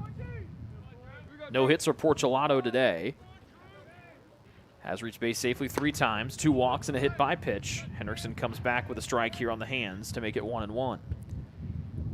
Porcelato batted twice in that 5-run 3rd inning for Marian. That's the difference right now as they lead 9-3. And Porcelato will be hit for the 2nd time today, first time from Hendrickson. That's the 3rd hit batsman by the Trojans pitchers today. You combine that with their 8 walks. Command has not been the Trojan pitcher's strong suit here today. How about left fielder Caio Cortero?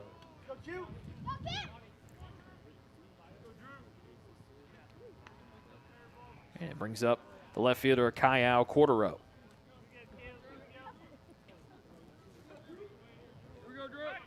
Cordero with one hit today. That came back in the third when he batted twice. Hendrickson nods twice, comes home with the first one to Cordero.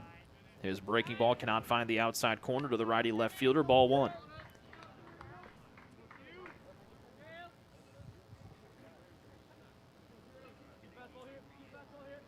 Cordero is 1 for 2 with a walk and a sac bunt in the fifth. The walk came back in the first. Pickoff attempt over to first. Bass makes the catch over Portoletto. Olato, excuse me. Here we go, Drew. We saw two different Trojan pitchers last week against St. Francis throw balls away on pickoff attempts at first, so Taylor trying to be much more careful in that category today. The 1-0. Outside corner, missing its mark. 2-0. As Taylor has struggled again to find that lower outside corner against right-handed batters since the opening pitch was thrown a little after 3 o'clock earlier today. Cordero up, 2-0. Hard hit left side, past the diving Ruschi at short. 2 men on here for Marian as Cordero gets his second hit of the day. And that'll be number 8 for Marian on the big board. 2 on with 1 gone here in the 7th as they lead by 6. Now batting the DH, Jackson Hogue. So Portoletto, after getting hit by a pitch for the second time today, now stands at second. And Cordero with a single through the left side now stands at first for the DH, Jackson Hogue, who has done a lot of walking here this afternoon.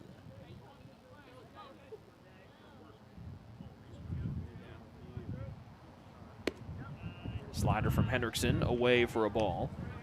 Hogue has walked 3 times today, first, third, fourth, and then grounded out to Lawson to end the 5th for the Knights. They've scored runs the Knights have in the first, 1 there, 3 or 5 in the third, 1 in the fourth, and then 2 in the 6th. And they threaten here with 2 on and 1 gone in the 7th. Backdoor slider from Hendrickson makes the count 1-1. Again, Hendrickson, a lot of promise. This has not been able to find the innings with the depth of the Trojan starters and with no midweek non-conference games has really hurt Hendrickson in getting innings this season. Coming in, Drew had thrown just 5 2/3. He's an inning and a third into his outing here. But a guy with a lot of promise. They're trying to get some meaningful crossroads of the innings here. To the backdoor slider he goes again, 1-2. A la Rob Fox, and not just because Taylor assistant coach Devin Wilburn thinks that Drew looks a little bit like Rob Fox, who is dashingly handsome, as you know, but also has that 3/4 arm, a lot of heavy slider, heavy fastball delivery, just like Rob did back in the day. A ball and a strike to Hogue, the DH. 0 for 1 at the plate for the 5th time today for the Marian offense. 2 on with 1 out. Off the end of the bat, a screamer will go foul.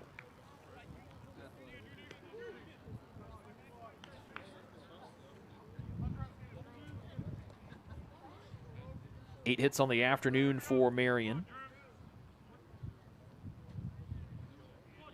with 3 going for extra bases. Hendrickson gets the sign from the catcher Calball. 1 ball and 2 strikes with 1 retired in the 7th. Inside, too far inside. Hogue leans out of the way and it's 2-2. Hogue, the 3rd player out of Canada for Marian, and just like the other 2, transferred in. Started off at Douglas Community College. He transferred in to Marian by way of Dodge City Community College. 2 balls and 2 strikes, a 3 in blue, a line drive that'll get past Knepp at second base. They'll wave the lead man around Portoletto from second. They throw to third. Ruschi cuts it off. It's an RBI single for Hogue. His first hit of the day increases the Marian lead to 10-3.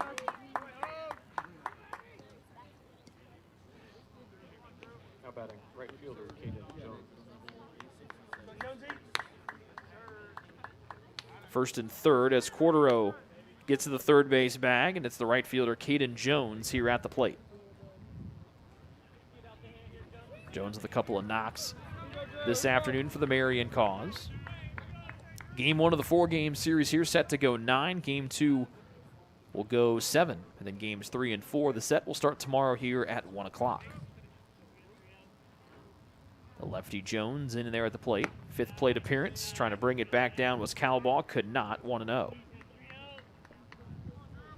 A sac fly for Jones got Marian on the board in the 1st. He singled and scored in the 3rd, struck out in the 4th, and then singled in the 6th.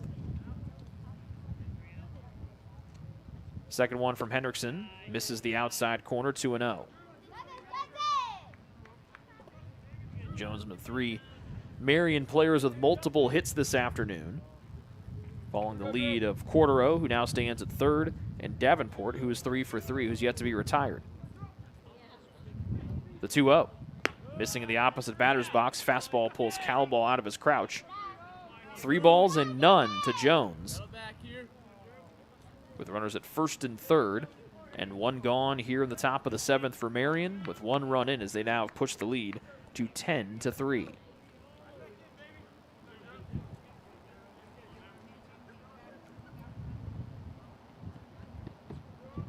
(3-0) to Jones from Hendrickson. A get-me-over pitch to make it 3-1.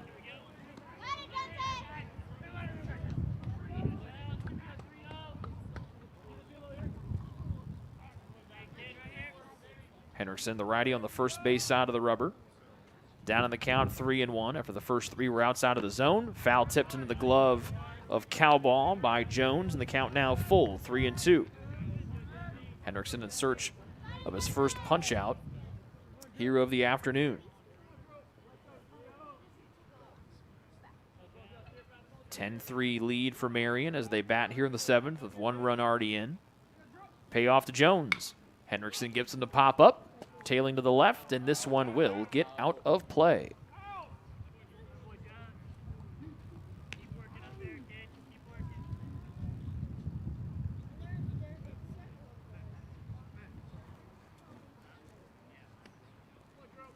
It looks like Hendrickson would like a different baseball from home plate umpire Harrison Beckman.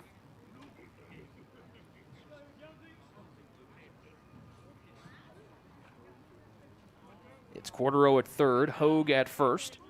3 balls and 2 strikes. Pitch number 7 upcoming to Jones from Hendrickson. Shakes off the first one from Calbaugh. Drew likes the second. Comes set at the belt. Out of the stretch, the righty comes home. Ground ball to the right side. Bass will have it go off of his mitt. Back up the first baseline. Hendrickson slides, tries to flip it on to first. Won't get the man in time. Cordero scores from 3rd. The runner's interference called against Jones. They're going to put Cordero back to 3rd, and they're going to put Hogue back to 1st. So they called Jones out for interference with Bass or with the pitcher Hendrickson. It was called by our home plate umpire Harrison Beckman, as our field umpire Jeremy Hosier explains things to the first base coach at Marian, who is unhappy right now. You're right. You're right. I would not say he's better. You're right. That's on me. He's not better than me. So it's interference called against Jones, so he's out. He's still standing. Jones is at 1st. But he'll be out, and so move Hogue back to 1st. 2 outs here for on interference by the batter Jones, and it brings up the catcher Dion Winchester.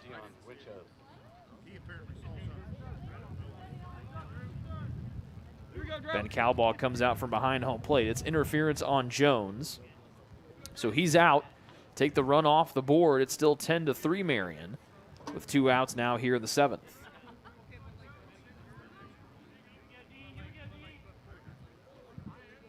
Still 1st and 3rd for the top RBI man this year for Marian, and that backdoor slider drops in from Hendrickson for a called strike.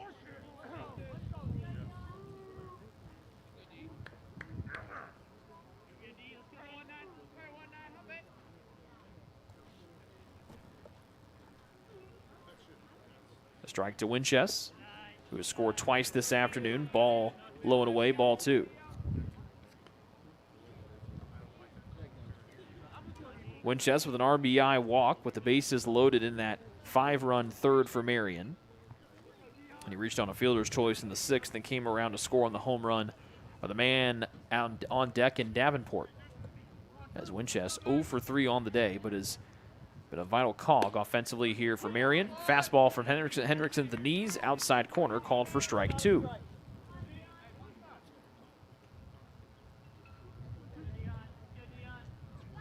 One ball, 2 strikes for the catcher, Dion Winchester. The Canadian awaits the 1-2 from Hendrickson. Loops it high and away, 2-2. Cordero back over there at third. Hogue the man at first.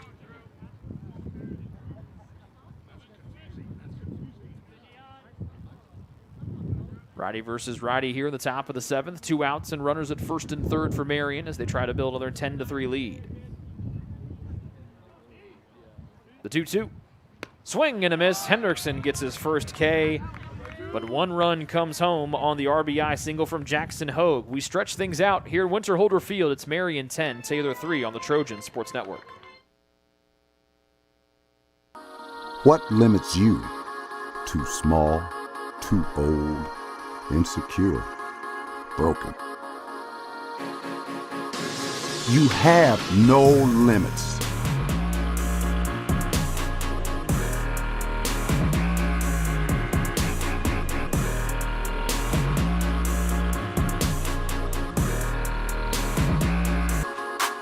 Rethink your limits.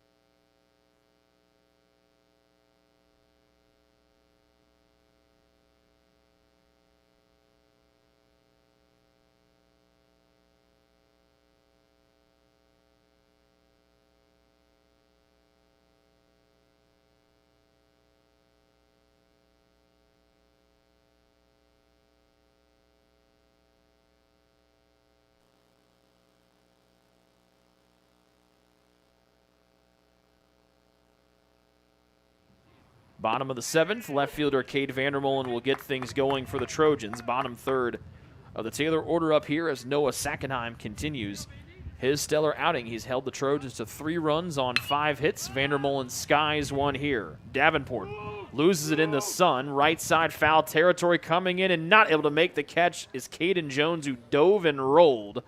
But the ball popped out of the end of his mitt. Excellent effort by 30 in blue. As Davenport threw his hands up quickly, that allowed Jones to keep tracking it off the bat of Vandermolen. No balls, 2 strikes here for Vandermolen.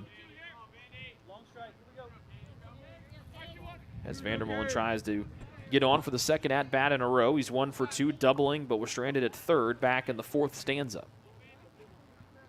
10-3 hole for Taylor, bottom of the 7th. Sackenheim unable to hold on to it as Winchester. You can hear him punch his fist into his mitt in frustration. Knew that would have been strikeout number 5 on the afternoon for the freshman Sackenheim. Instead, Vandermolen steps back in for the 4th pitch of this plate appearance. Still 0-2 the count. Swing and a miss at a breaking ball away. There's strikeout number 5 for Sackenheim. Vandermolen retired for the 2nd time today. He's now 1 for 3. And the batter will be the catcher, Ben Calbaugh, as the Trojan bats continue to struggle to find their rhythm.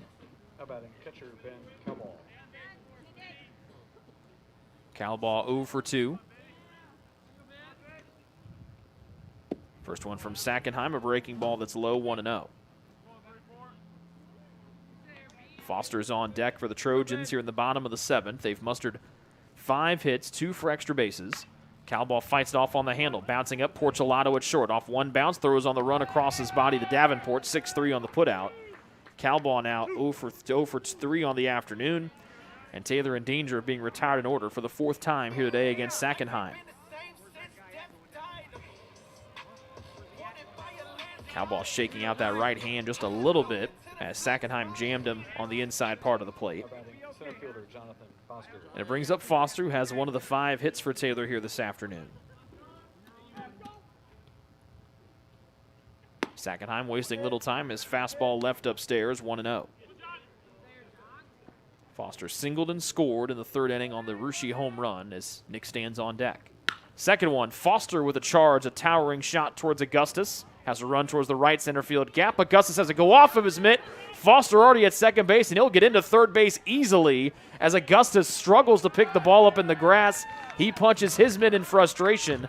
Second or third time we've seen both teams have pop flies go off of their mitts. Augustus had to cover a whole mess of ground from center to right center, but had a little bit of time underneath of it. Either way, drops the fly ball. E8 has got Foster 90 feet away with Taylor down 10-3. Here with 2 outs in the 7th in desperate need of runs. It was Ruschi who advanced on the drop fly, was safe at first on the drop fly from Davenport. A ball from Sackenheim here. Again, Ruschi his 4th home run of the year back in the 3rd stanza, trying to drive in the Trojans' 4th run of the day. Sits back here as Sackenheim leaves it high, 2-0. Taylor scored in just 2 innings today, 2 in the 3rd, 1 in the 4th. 2-0 to Ruschi. Inside of the crowding lefty, called for a strike on the corner. Marian, meanwhile, has scored in 5 out of their 7 times at the plate today, with 5 being the big inning coming in the 3rd. 4th one, curveball into Ruschi again, looks back, and it's called for strike 2 from Harrison Beckman, our home plate umpire here in game 1. So Ruschi at 3rd on the drop fly ball by Augustus in deep right center. 2-2, Ruschi backs away, goes off of Winchester to go all the way. And they're going to call a hit by pitch against Ruschi. And so put Foster back to third base. Ruschi on there safe with the Trojans would much rather have the wild pitch. With the run already coming home instead, it'll be 1st and 3rd for Camden Knepp. Just the 2nd free pass allowed by Sackenheim today, as Winchester comes out from behind home plate, signals something to the defense. We'll see if Camden Knepp can get an RBI knock here. He's hitless on the afternoon, up and in on the hands, ball 1. So just 2 hit by pitches for Sackenheim today, no walks. He struck out 5 on a stellar outing. Inside on Knepp's hands, called for a strike to the crowding lefty, just like Ruschi. Sackenheim closing in on 100 pitches thrown. This next one will be number 98. Low in the zone, but right at the knees, makes it 1 ball, 2 strikes on the called K. So Foster at 3rd after the drop pop fly. Ruschi was hit by a pitch. He's over there at 1st. 2 outs in the bottom of the 7th. Taylor down 7. Knepp will be frozen on the inside curveball. Sackenheim battles back. His 6th K ends the 7th as Taylor leaves 2 stranded. To the 8th with Marian in front 10-3 on the Trojan Sports Network. Best One Tire and Auto Care Upland is proud to support Taylor University Athletics. Located at 148 South Main Street, Best One is open 6 days a week. Owner Mike Pearson and his staff offer replacement tires from brands like Bridgestone, Firestone, and Goodyear. Customers can also shop for tires from the comfort of their home by using the online tire finder.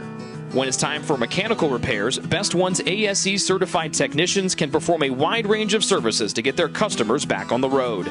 And those same technicians can do repairs on fleet vehicles as well. Taylor Athletics says thank you to Mike Pearson and everyone at Best One Tire and Auto Care Upland.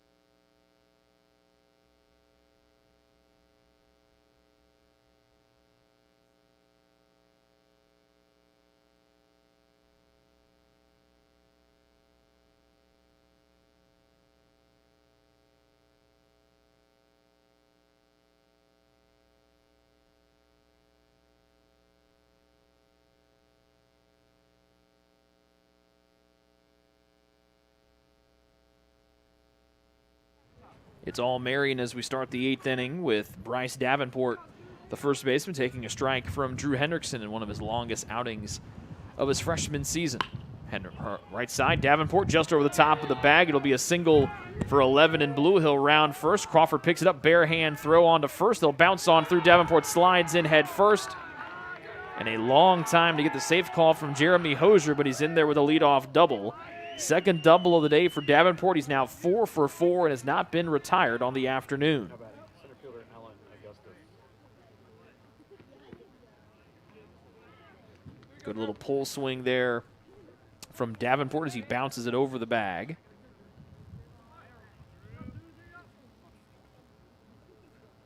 He gets his second double of the afternoon to go with a single and his 2-run home run in the 6th. Cal ball calls time, and he'll come out to talk things over with Hendrickson.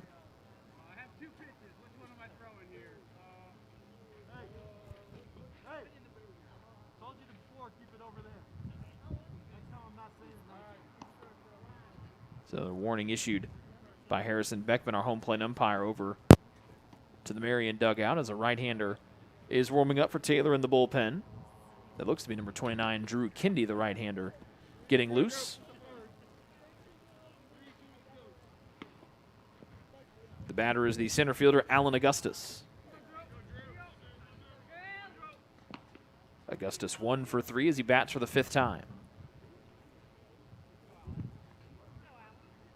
Looks like Augustus has got a new bat up at the plate. Scoots back from an inside fastball from Hendrickson, ball 1. Augustus' lone hit was an RBI single in the 4th. He also reached on an error in the 3rd on the drop pop fly by Lawson. He's hit a sac bunt in the 2nd and grounded out his last time at the plate in the 6th.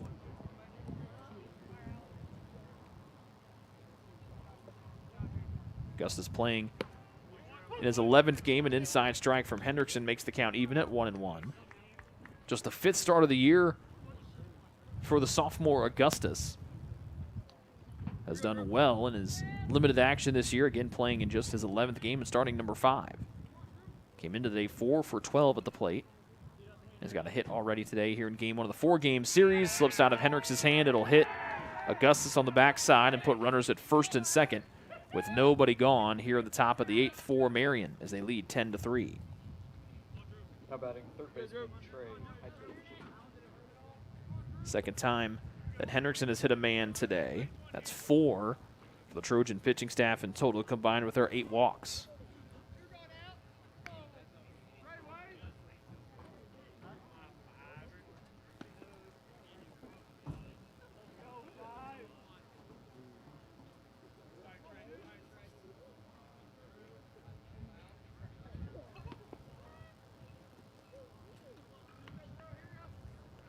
And the batter will be the third baseman, Trey Heidlich. Shows bunt, pulls it back on an upstairs fastball, 1-0. Mask comes off from Cal ball, puts it back on.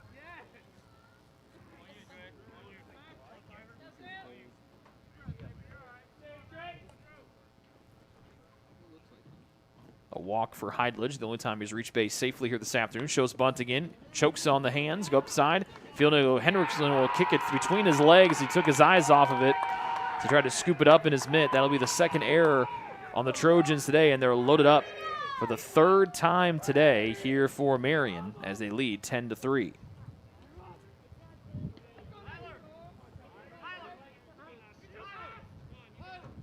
They'll bring the top of the order up in Hironori Cato.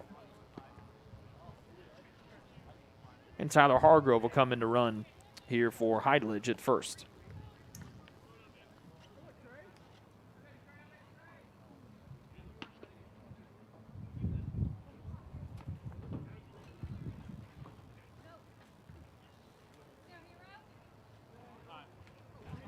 And time will be called, and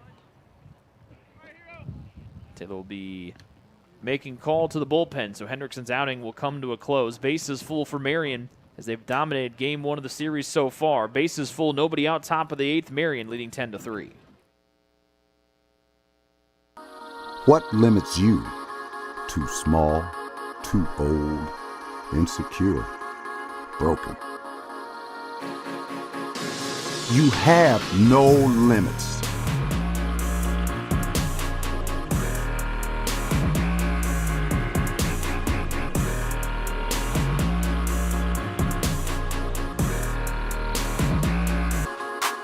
Rethink your limits.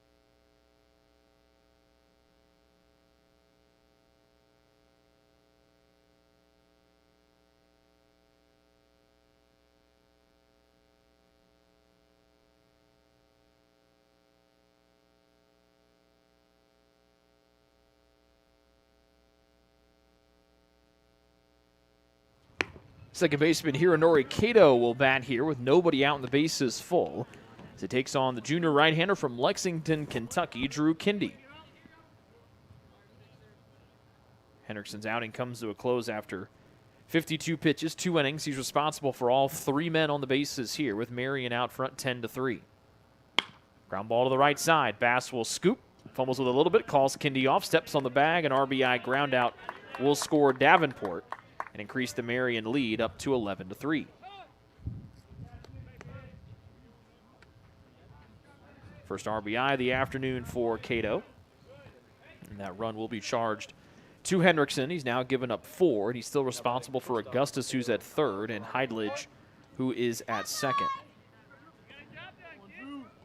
Kindy making his second appearance of the year. He's thrown an inning and now 2/3. 1 hit, no runs, no Ks, and no walks for the junior in his first season on the varsity program. Loops a curveball away here to the shortstop, Mateo Portolato.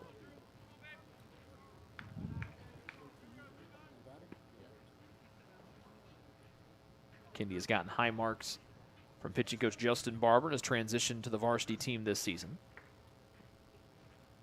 A ball to the lefty Portolato. Fastball this one away, 2-0.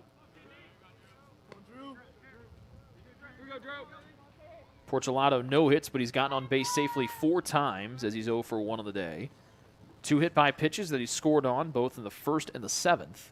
And he walked in the 3rd and the 5th, not scoring those 2 times. 2 on the pond here with 1 out. Kindy to the outside corner, a called fastball makes it 2-1. 10 hits on 11 runs for Marian today. Hendrickson goes to the 2 innings, allows the 5 hits, the 4 runs so far, still responsible for the 2 on the bases here.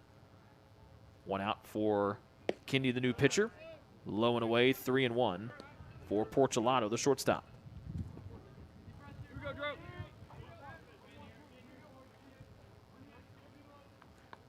Kyle Cordero is on deck for Marian. their left fielder. Fortunato up in the count, 3-1. And now 3-2 as Kindy finds the outside corner to the lefty shortstop. Kindy trying to find his first varsity strikeout here. 3-2 to the shortstop, Portulato. Kindy on the first base side of the rubber. And the payoff pitch.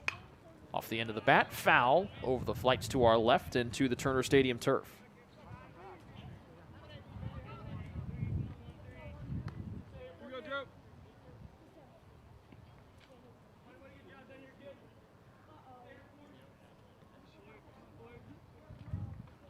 First base is open with Augustus at third and Heidlich at second.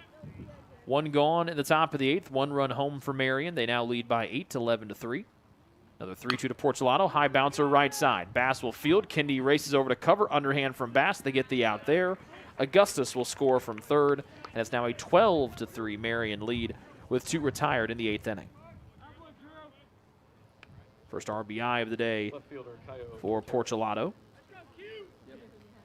Good hustle by Kindy to get over there and cover the bag with Bass being pulled well off the bag. Heidlich actually will stay where he is. I thought he was going to move up to third base. He stays at second, and the batter will be Cordero. 12-3, the Marian lead now.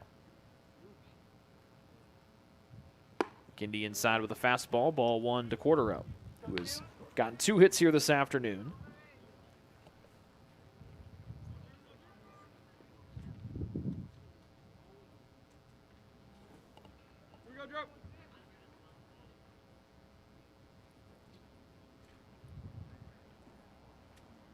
Ball to Cordero, who's 2 for 3 today. And now 2-0 as Kindy misses inside. Cordero at the plate for the 6th time today. He has walked once, doubled and scored and singled. He's also struck out and laid a sacrifice bunt down, so an eventful day at the plate for Cordero. The runner at second is Heidlich with 2 outs. On the ground, left side. Bounces up to Rushi at short. Across to Bass at first. But 2 more runs come in here in the 8th inning for Marian. 2 runs on 1 hit, no errors, and 1 left for the Knights to the bottom of the 8th. Taylor down 12-3 on the Trojan Sports Network. Ivanhoe's has been serving Taylor students since 1965, when Ivan and Carol Slane purchased the restaurant. Located on Main Street, Ivanhoe's is less than a mile from the Taylor campus and is open 7 days a week. The menu features choices for lunch, dinner, as well as 100 different milkshakes and sundaes. Customers can find other dessert items as well. The staff is proud to support Taylor University and appreciates the support of Ivanhoe's through the years.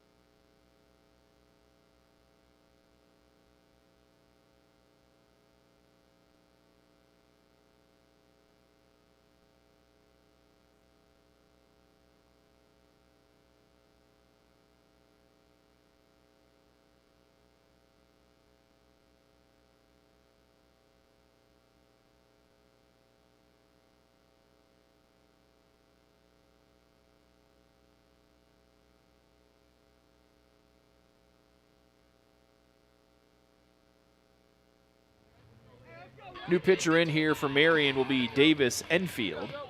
Number 20 in blue as he replaces the starter Noah Sackenheim, who was stellar today.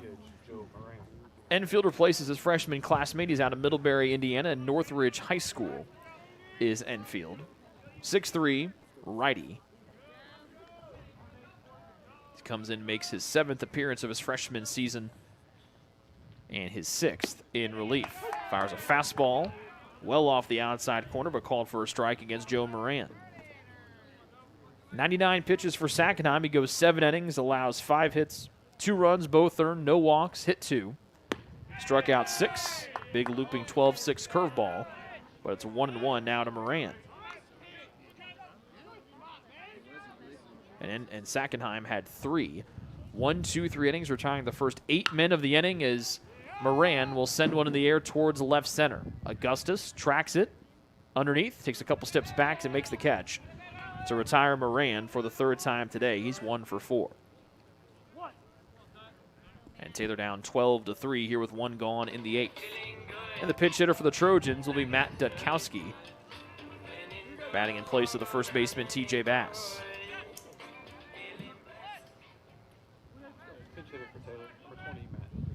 So the Trojans will be emptying the bench here with Joe Locos, who will pinch hit for Connor Crawford. Locos on deck. The lefty Dutkowski takes a fastball up and away, 1-0. Matt, 6'2", broke his thumb back in July of 2020 and really seemed might set him back to the start of his first freshman season, as he's already reclassified 2-0 now as a freshman, taking that extra year of COVID eligibility. Missed the fall and winter of his first season here at Taylor, then came out and started off really strong last season. Trying to get back here. Big cut here on a 2-0 inside pitch, 2-1. But Dutkowski has struggled at the plate, batting just 192 in his 2nd season here at Taylor with 19 hits, 7 doubles, and a triple. 4th one low to make it 3-1. Ironically enough, both of the first at-bats of his first 2 seasons for Dutkowski have been RBI triples. 3-1. This one way above the head of everybody. Enfield will miss upstairs. Dutkowski will jog down to first. And that's the first walk allowed by a Marian pitcher today. 1 on with 1 out for Joe Locos, the pinch hitter.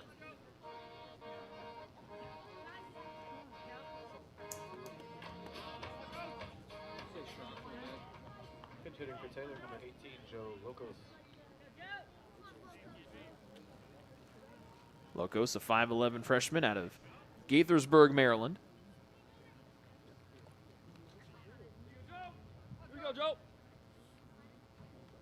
With Dutkowski over at first with 1 gone. Curveball paints the outside half for a strike.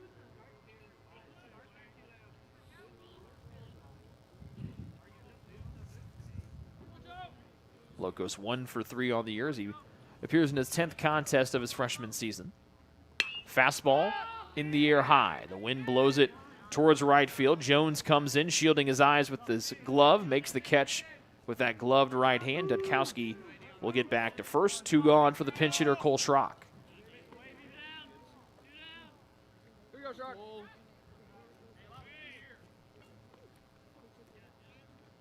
Schrock, a 5'11 junior out of Columbus, Ohio. Number 31, Cole Schrock.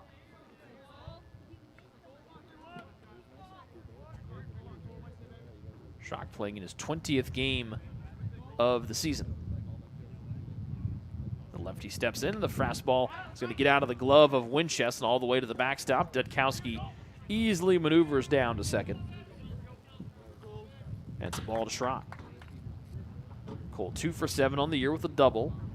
He's driven in 3 runs in limited action. Quick talk with Winchester Enfield.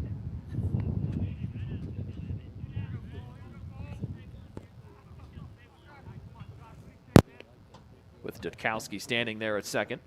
And a 12-3 lead for Marian. They've gotten 10 hits, 2 errors. Taylor with 3 runs on 5 hits and 2 defensive miscues as well. So Schrock bats for the third baseman, Brett Lawson.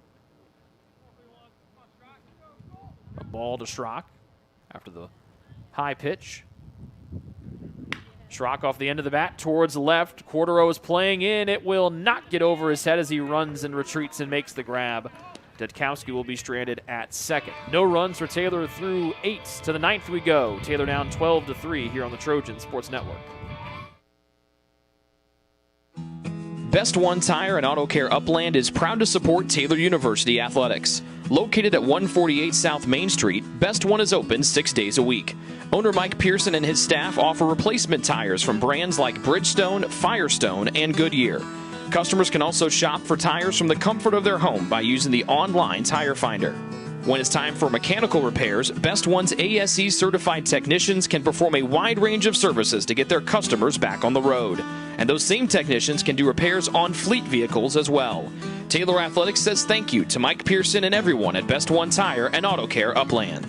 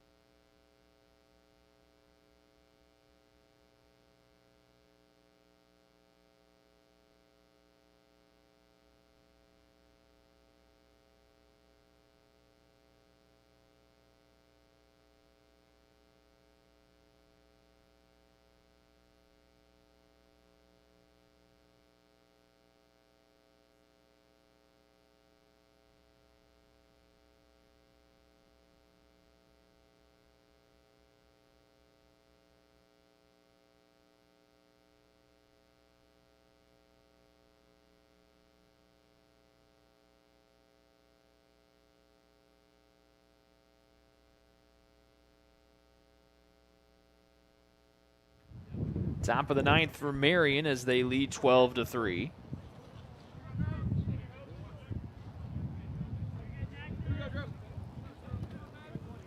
They led 6-0 after 3. The Russia home run cut it down to 6-2, but it's been all night since.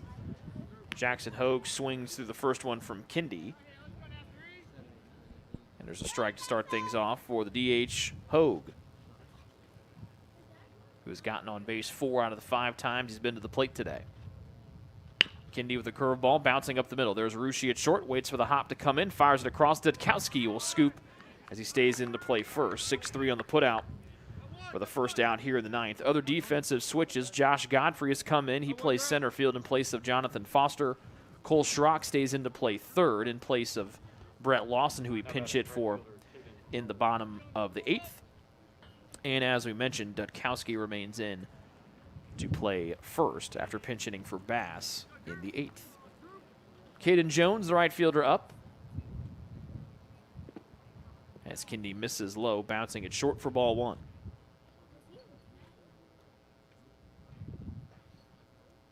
Jones was called out on batter interference his last time up in the 7th. And Taylor athletic trainer Casey Hackman will come out to take a look at catcher Ben Cowball as one bounced in short and ricocheted off of the Taylor catcher. 1 in the first, 5 in the third, 1 in the fourth, 2 in the sixth, 1 in the 7th, and 2 in the 8th for the Marian offense today as they've outscored Taylor 12-3 on the back of 10 hits, and 4 have been for extra bases for the Knights here today. Taylor, meanwhile, just 3 runs, 5 hits, and 2 errors as well. But the walks have been an issue for the Trojan pitchers today. They've allowed 8 of them, 4 from the starter Shively, 4 from the reliever Waddups, who came in to spell him. But the Trojans have also hit 4 batters as well today, as the Taylor pitchers could not find a rhythm after that first out was recorded to start the game off. Second one from Kindy in for a strike to the lefty Jones.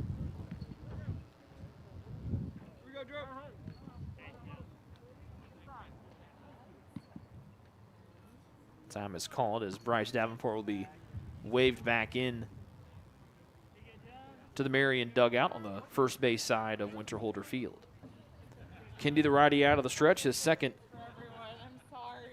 first full inning of work. Bouncing ball to the right side, high in the air. Dudkowski there, snags, will underhand to Kindy, who covers. And there's the out 1-3. 2 up and 2 down here in the ninth.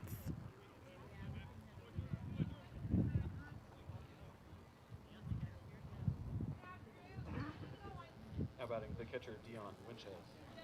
And the catcher, Dion Winchester, will stand in the way of a 1-2-3 top of the ninth for Drew Kindy. 9-run advantage for the Knights as they try to win their 4th game out of their last 5 after taking 3 of 4 from Bethel last Saturday and then the 2 to finish it up on Monday. A ball short from Kindy, 1-0. Winchester walked and scored and drove in a run in the 3rd. Reached on a fielder's choice in the 6th and scored in that inning as well. Bounces the one to the left side. It'll go foul for strike 1.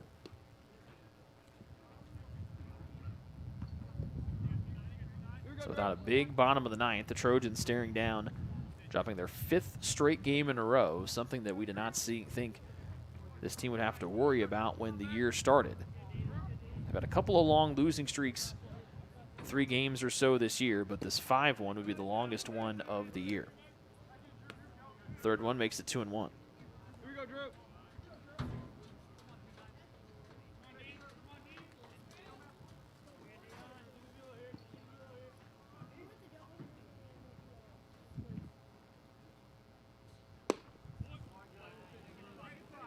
Spot, Drew. 4th one misses to make it 3-1. Before the 4-game sweep at the hands of St. Francis, the Trojans' longest losing streak this season happened twice. They lost 3 in a row to Reinhardt. Then Taylor ripped off a ton of wins in a row. 3-1. Low for ball 4. Winchester on with a 2-out walk. Second time he's walked today. And that'll bring up Davenport. And Chase Solier will come in to run for the catcher Winchester, like he has 2 times today. So give Solier the 2 runs that I had credited to Winchester that I mentioned earlier. And then Taylor lost 3 in a row to Huntington to close out that series with the Foresters after winning game 1. So the 4 games in a row loss to St. Francis, the longest losing streak for Taylor this season. A strike here to the batter Davenport. Without a bunch of runs in the bottom of the ninth, the Trojans will sadly see that season-long losing streak extended to a 5th game. A strike to Davenport. Curveball bounces away from Cowball, finds it, but Solier down there to second, standing up on the wild pitch, and it's 1-1 to the first baseman, who's a triple shy of the cycle. He has scored 3 times. He has 2 doubles, has a 2-run home run, has driven 4 runs in total. And Davenport has not been retired and is 5 times at the plate here today.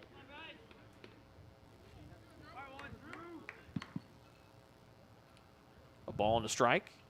Curveball opposite of the lefty Davenport, 2-1. Maybe there's some power in that white batting helmet that Davenport uses.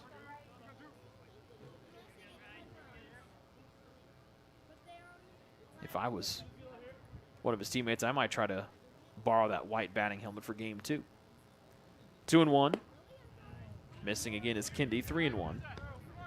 Longest varsity outing of Kindy's career right here. 12-3 Marian lead, 2 outs and a runner at second here at the top of the ninth.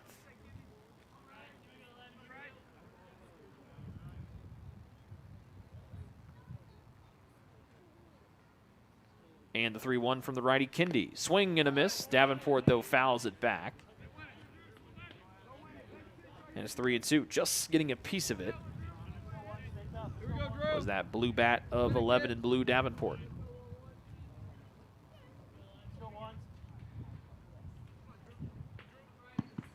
The lefty Davenport crowds the inside part of the plate as he waits the payoff pitch from Drew Kindy. Runner at second, 2 outs here in the top of the ninth. Marian up by 9. Hard hit to the right side. Sliding, stopping in his net, back to his feet to first and Dudkowski, and Marian will leave a runner stranded. To the bottom of the ninth we go. Taylor needs 9 for extras. They need 10 to win it. Down 12-3 as we head to the bottom of the ninth. It's true.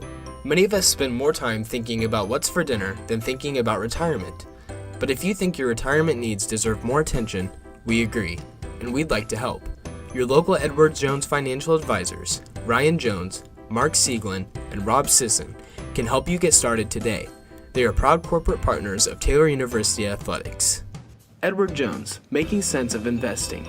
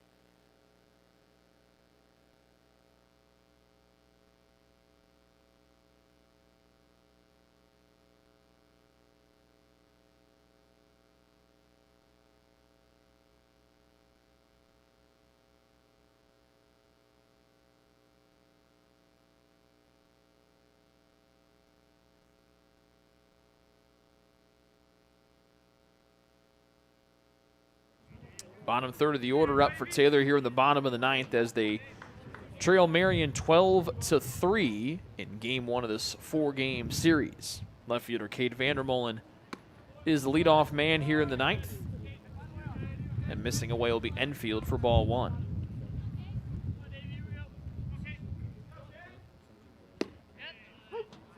And the second one in there for a strike to Vandermolen, who's 1 for 3 today, doubling back in the fourth.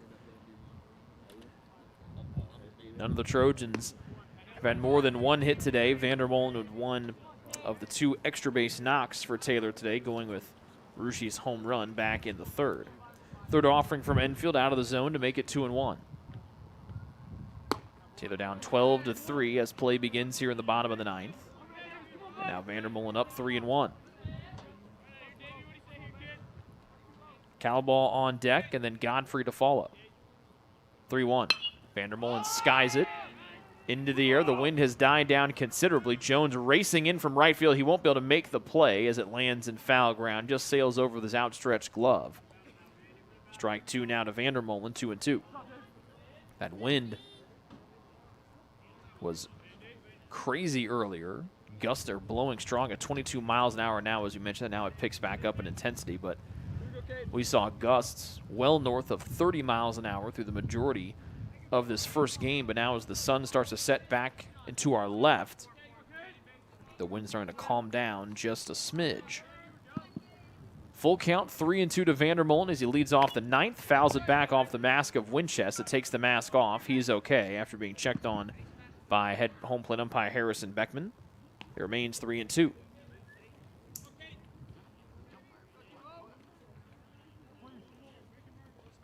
Josh Godfrey will follow Calball, batting out of the 9 spot.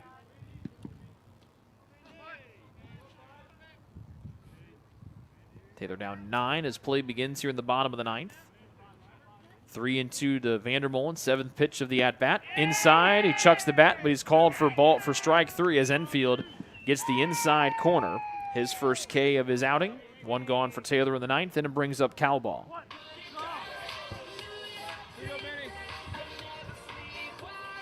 Second time that Vandermolen has struck out here today. And the batter will be Calball, the catcher. Fastball in the dirt, or the turf, excuse me. Called for a ball. Calball 0 for 3, was robbed of a hit by a sliding Alan Augustus. This is to Portolato at short, fields and tosses to first. 2 up and 2 down for the Taylor cause here in the ninth. It'll be the young man Josh Godfrey, freshman from Flat Rock, Michigan. The last hope for the Trojans in the bottom of the ninth, down 12-3.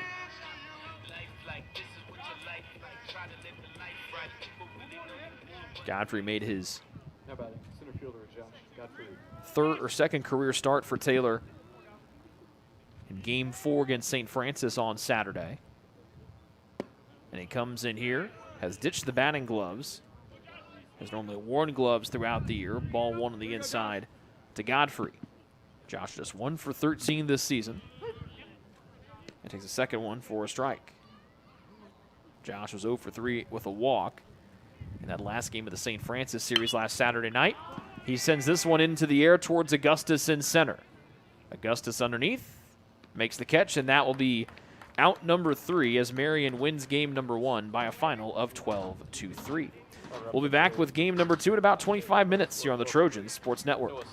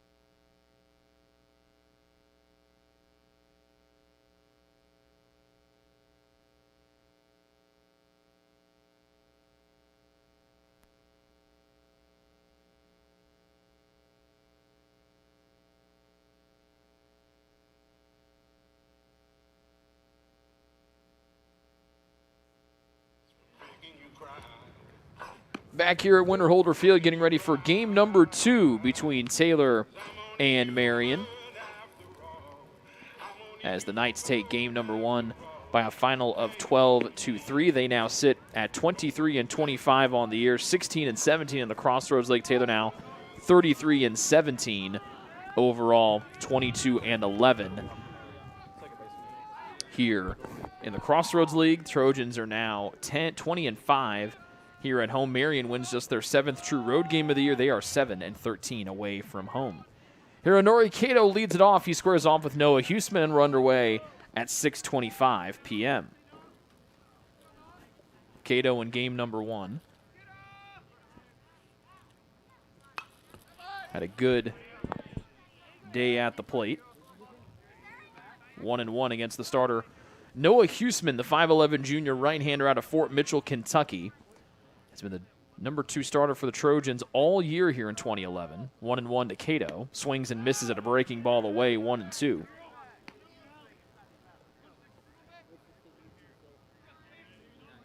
On the year, Noah, 1.95 ERA, top 30 in the country in that category. A 7-2 overall record. Rolls the ball to the right side, chasing at his net. He won't be able to get to it as it rolls into shallow right.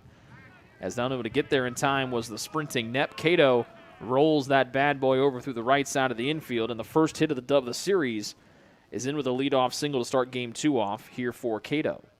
Now batting shortstop Mateo Porcelato. And the shortstop Mateo Porcelato will come in to bat second. He'll be followed by Kayao Cordero, and then the right fielder Caden Jones, Davis Enfield to follow, and Dion Winches will bat 6th. Batting 7th is Bryce Davenport. Batting 8th is Alan Augustus, and batting in the 9th spot, like he did in game 1, is Trey Heidledge. A strike to Porcelato to start this at-bat off. The lefty against the right-handed throwing Noah Huseman. Curveball in for a strike, 0-2. 7-2 overall record for Huseman, as we mentioned, appearing and starting in his 13th contest, has 1 complete game to his name this year, 82 strikeouts and 24 walks for the freshly shaved right-hander. 0-2, over to first, low. Dudkowski has it go out of his mitt. Everyone stays where they are. We'll set the defense behind Huseman after the at-bat with Porcelato comes to a close. He's the second best batter this year for Marian, came in today with a .329 average. Was hitless in game 1, but got on base 4 times via 2 walks and 2 hit by pitches. Down in the count, 0-2 with 1 on and nobody out in the first. Swings and misses at 1 up high, and Huseman gets his 83rd strikeout of the year, 1 gone in the first. And the batter will be the left fielder, Kayao Cordero.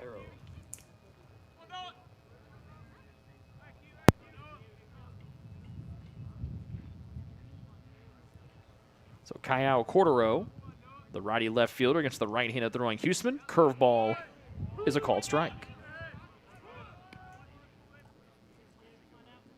Good breaking ball from Huseman. Cordero with a couple of hits in game 1 as he went 1 for 4, 2 for 4. Got to the plate 6 times in that 12-3 win. Checks his swing at 1 upstairs. Did he go around? No, he did not. According to field umpire Harrison Beckman, who was behind the plate in game 1, Jeremy Hosier is behind the plate here in game number 2. The defense behind Huseman, Cade Vandermolen in left, Jonathan Foster in center, Connor Crawford's in right. Brett Lawson is at third, Nick Rushi at short, Camden Knepp is at second, Matt Dudkowski at first, and TJ Bass is behind the plate. Huseman off speed, leaves it up high, thought it was good enough for strike 2, instead it's 2-1, and the second one outside of the zone. A leadoff single has Hironori Kato at first.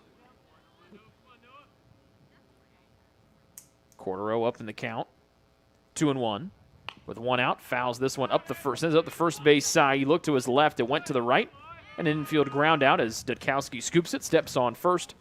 It does move the runner Kato up to second.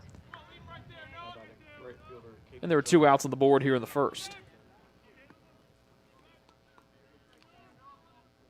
And the batter is the right fielder, Caden Jones.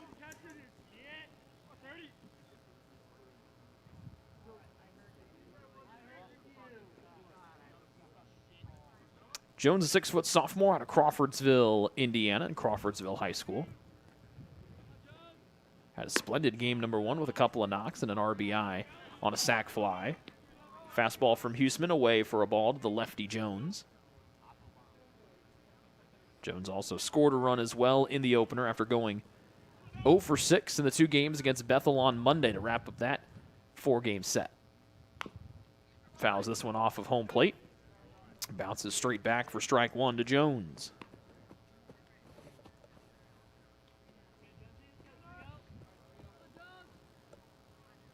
Jones with a .250 average this year, 5 doubles and 6 home runs when play began today. Huseman out of the stretch, trying to work around a leadoff single. 1 ball and 1 strike, 2 outs, fires 1 low. Bass keeps it in front, and that will hold Cato at second, 2 balls and a strike.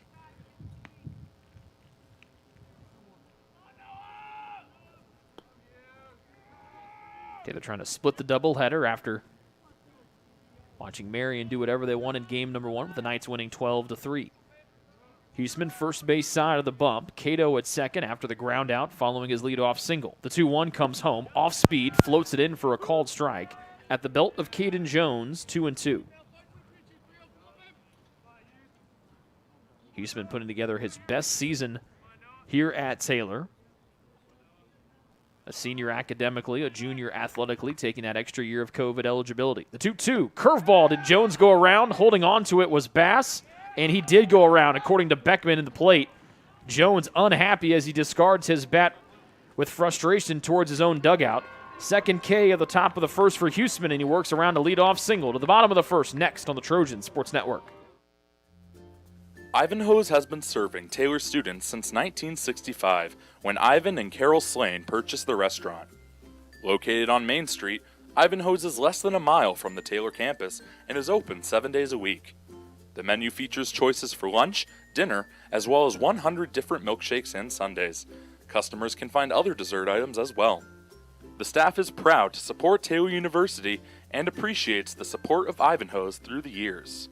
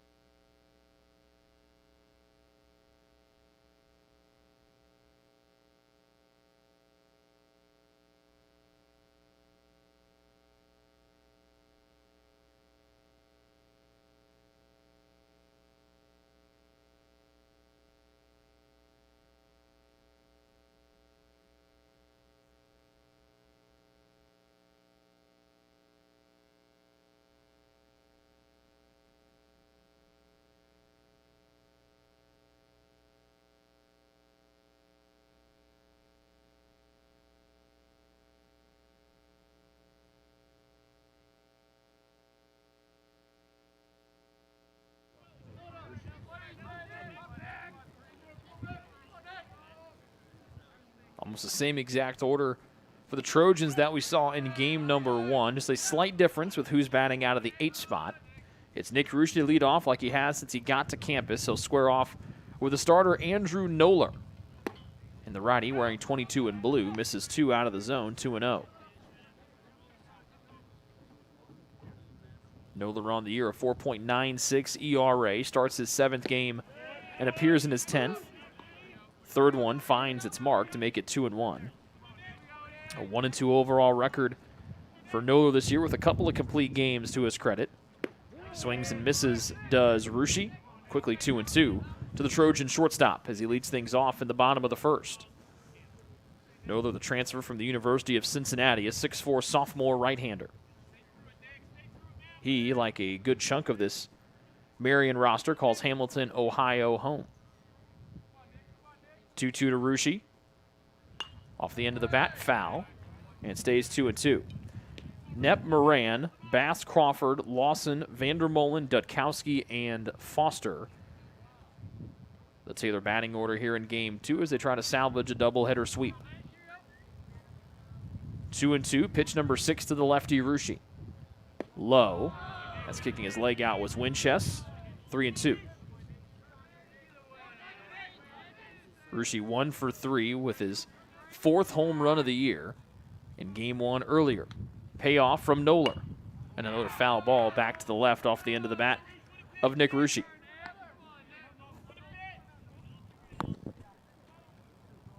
Taylor in the home white jerseys and pants with gold numbers and gold letters.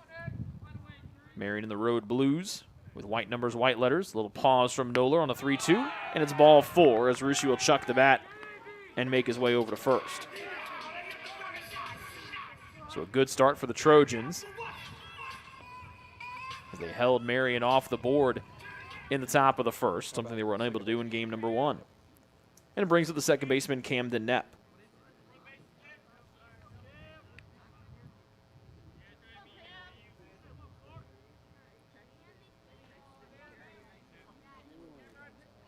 Knepp was 0 for 3 in game 1. Fastball up high, 1-0.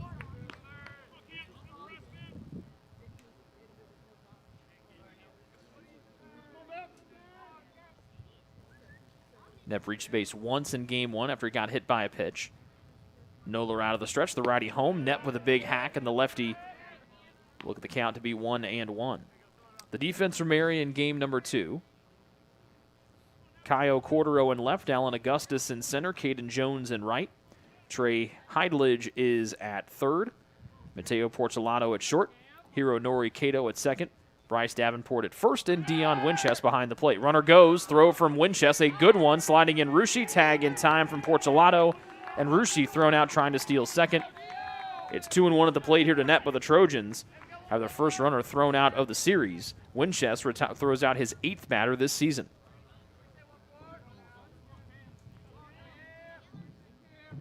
And for Rushi, that's the first time that he's been caught stealing this season. 2-1 to Knepp with 1 out and no one on. He'll swing through at 1 up high, and the count levels 2-2. Half swing there from Knepp as he just couldn't hold the bat back. As Taylor had a man on here, just couldn't do anything with it. With 1 out now on the board. 2-2 to Knepp. Low and away. Thought about it, thought better of it. 3-2. Taylor's been unable to string a lot of successful at-bats together going back to game number 1. Full count to Knepp as he crowds the inside part of the plate. In the air to left, but it'll sail out of here foul. Still 3-2.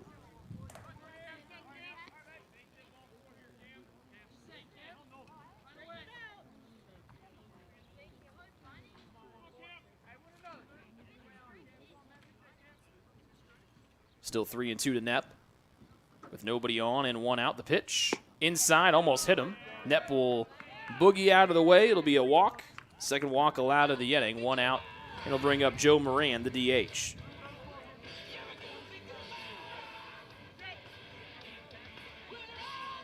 Moran 1 for 4 in game number 1.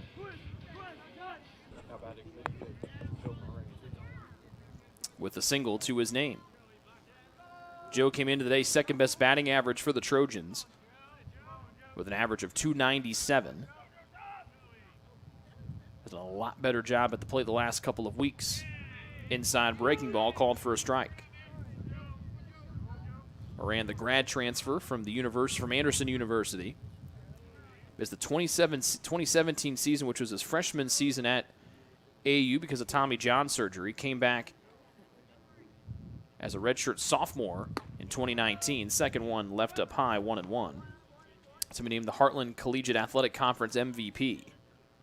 Was also scheduled to play in the highly respected Cape Cod League last summer before COVID-19 shut that down. 1-1. Off speed, high, good idea from Moran, 2-1. Joe's going to be the first HCAC player to go out to the Cape, which has produced hundreds of Major League Baseball players. And now Joe is taking his talents here to Taylor. 2-1. Inside, scoots back, and Moran goes up 3-1.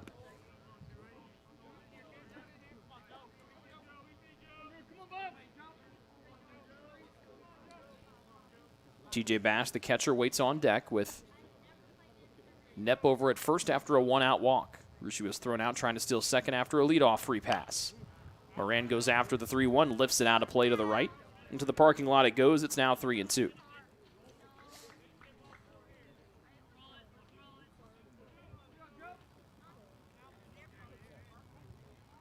Moran, a team leading 13 home runs, 3 away from the single-season record. 3-2 with 1 out, a runner at first. The pitch from Noller. And Moran skies it again, still full count, 3-2. As it lands on top of the press box. Good thing we didn't put the roof down today. It's getting a little bit cooler out there as the wind starts to pick up a little bit with the sun setting off to the left. 3-2 to Moran. He's fouled off the last 2 pitches he's seen.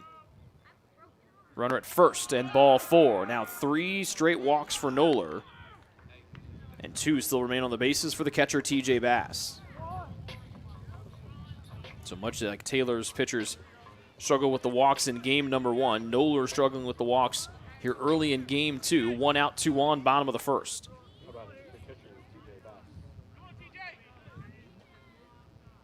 And the batter is the catcher, TJ Bass.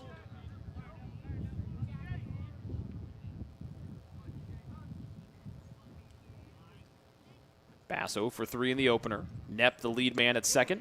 A breaking ball drops in for a strike from the righty Noller. TJ started the day as the Trojans' best batter at .303, with a team leading 54 hits. Second on the team in home runs was 7. Curveball takes it up high for ball 1. Good eye from Bass. TJ, as we mentioned, 0 for 3, but struck out once in game 1 of this 4-game series that saw Taylor fall 12-3. A game that lasted 2 hours and 50 minutes. 2 on, 1 out, bottom of the first with no score. Nice backdoor breaking ball from Noller. Just couldn't bring it back across the inside part of the plate. 2-1 as it started way outside from Bass. He thought it was going to be wide, and then it just came in, just not enough in off the inner corner. The righty Bass versus the right-handed throwing Noller. Pitch. It's a strike from Noller.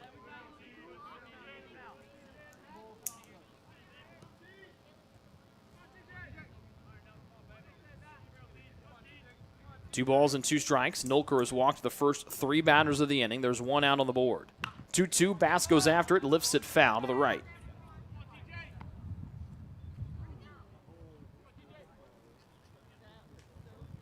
Bass, a 6'2", 235-pound redshirt sophomore. Connor Crawford, the right fielder, is on deck with Brett Lawson to follow if Bass can get on here. 2-2, Noller v. Bass. The pitch. Off the end of the bat again in the air towards the right side of the park. It will get out of play and will land about where the Bass family was having their tailgate on Saturday here a few days ago. Nobody down there right now, so still plenty of space out there. Still 2-2 as Bass has fouled off the last 2 pitches he's seen from the righty Noller. A long look at Knepp at second. Inside pitch just misses the inside corner to the crowding Bass, and the count is now full.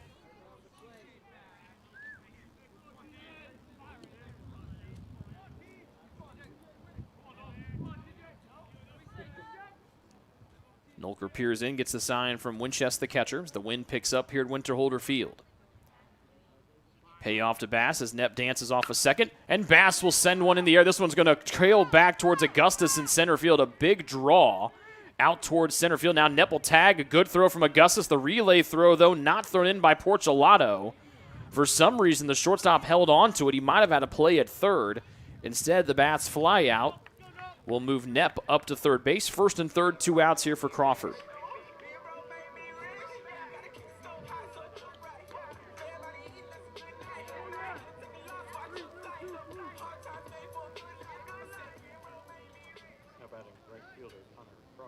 So it's a nice little draw there from Bass. That's what you would see on the golf course, but not here at the Plaza.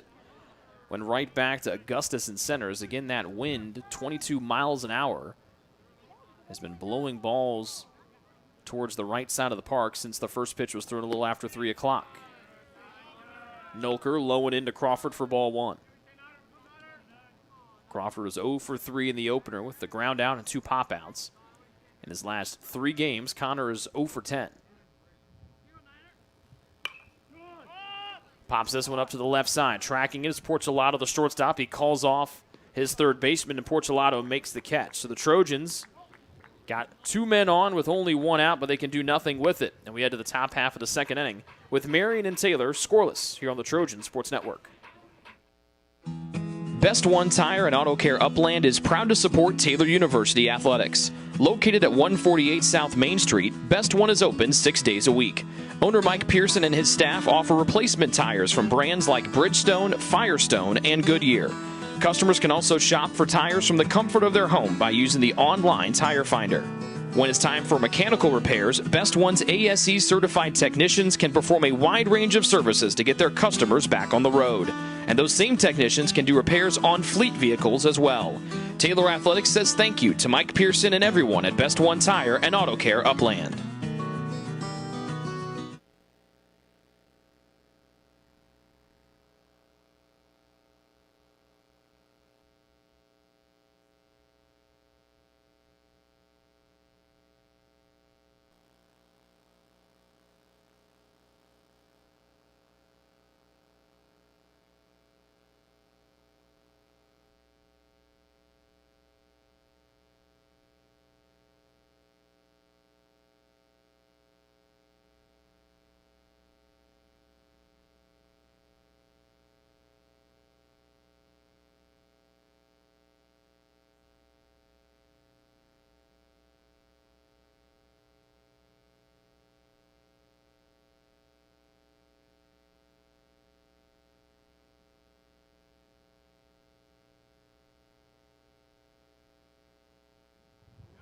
D.H. Davis Enfield will get things going for Marion here at the top of the second.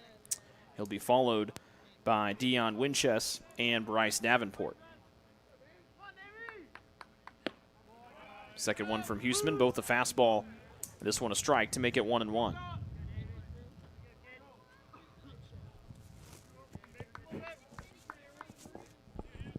We saw Winchester at the end of the game come onto the mound for 2 pitches or 2 innings of work, 1 and 2 now,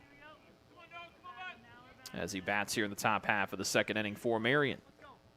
No score, top of 2. Huseman right side of the rubber. The 1-2 to the DH just misses that outside corner, and the count goes to 2-2.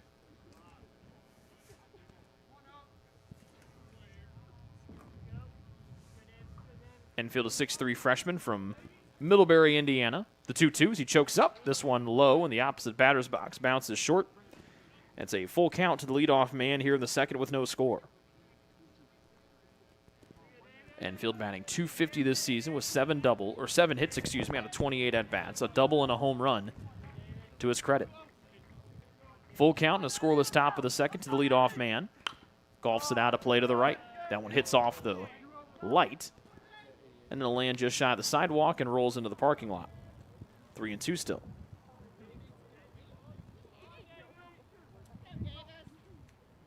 Righty versus righty. And Enfield backs away for ball 4 as Huseman just misses his mark inside. First walk allowed by Huseman today. And the leadoff man on for the second inning in a row here for Marion. The catcher, Dion Winchester.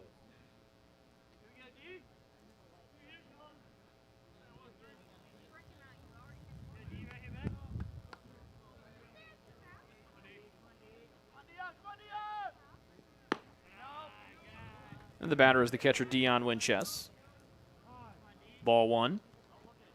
as time is called, as Huseman would like a fresh baseball, and he gets it.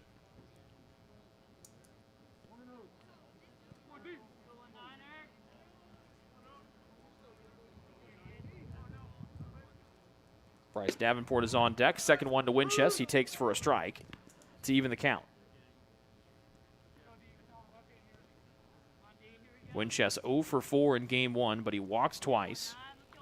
Had an RBI, but also struck out twice as well. Man at first with no score in the second inning. Runner stays off the end of the bat. Deep fly ball. Crawford will not see it as it bounces off the fence. This will be extra base. This is now hitting the brakes hard, having to go back to first, is Winchester. He was ready to go to second. He was halfway between first and second. They held up Enfield at second, and so Winchester had to retreat. And thankfully for him, no throw in, so it's just a single. It looked like he had his sights set on a double. Instead, it's first and second with Soler coming in to run for Winchester over at first after the single. How about first baseman Bryce Davenport? 2 on, nobody out for the first baseman, Bryce Davenport, who is a pest for the Trojans to deal with in game one.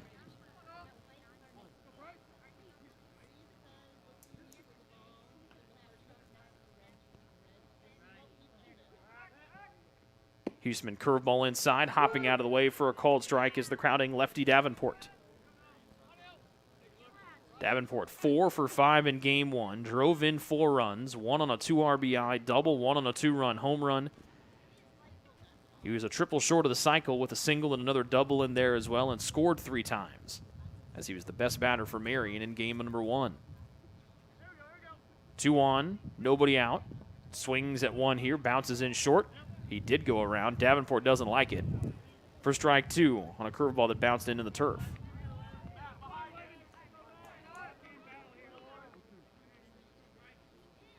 Nothing in 2 with Alan Augustus waiting on deck.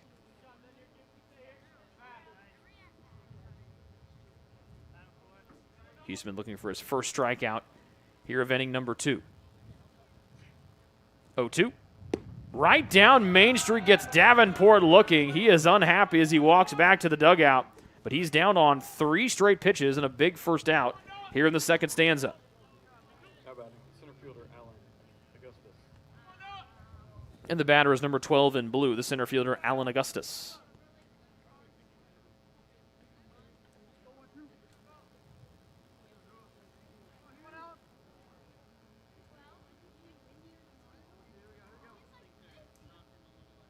Augustus starting his 6th game of the season. Has come on here as of late. Has played now in just 12 games and started 6 of them.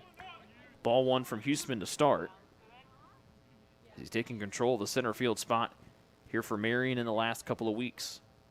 An RBI in game 1 on a single. He also scored once as well after getting hit by a pitch.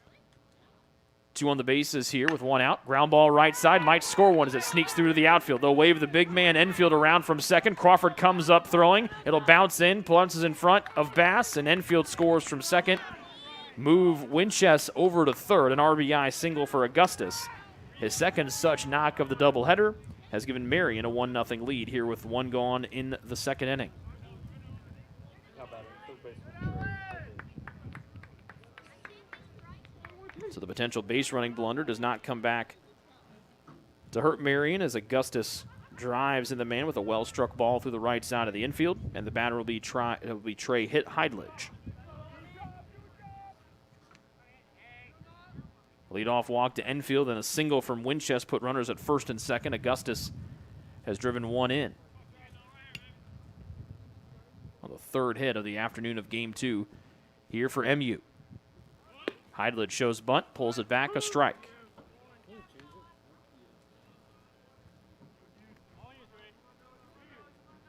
Heidlich with an RBI off of a walk in game number 1. In total, he was 0 for 4, batting 5 times.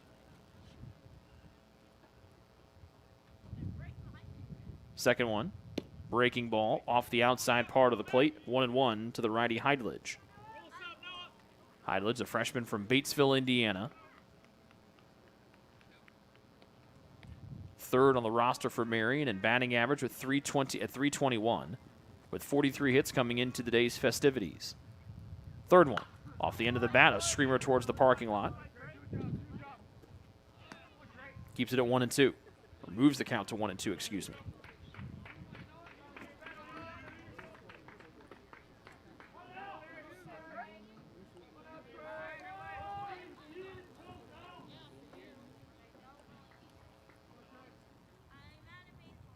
The 1-2. Swing and a miss. Did Bass hold on to it?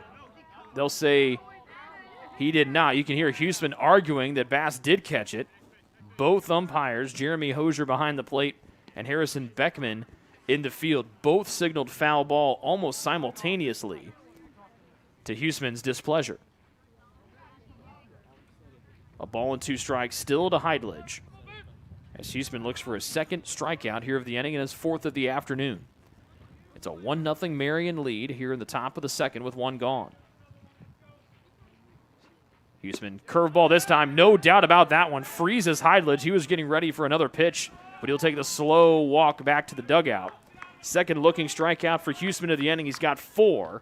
He's an out away from limiting the damage to just 1 here in the top of the 2nd. And here Honori Cato, the second baseman, will step in for the 2nd time. First and third are where the runners stand for Marian. Cato bounces one high to the right side. Thinking about snagging it was the first base coach for Marian. He pulls his hand back at the last moment, then he gets jeers from the Marian dugout.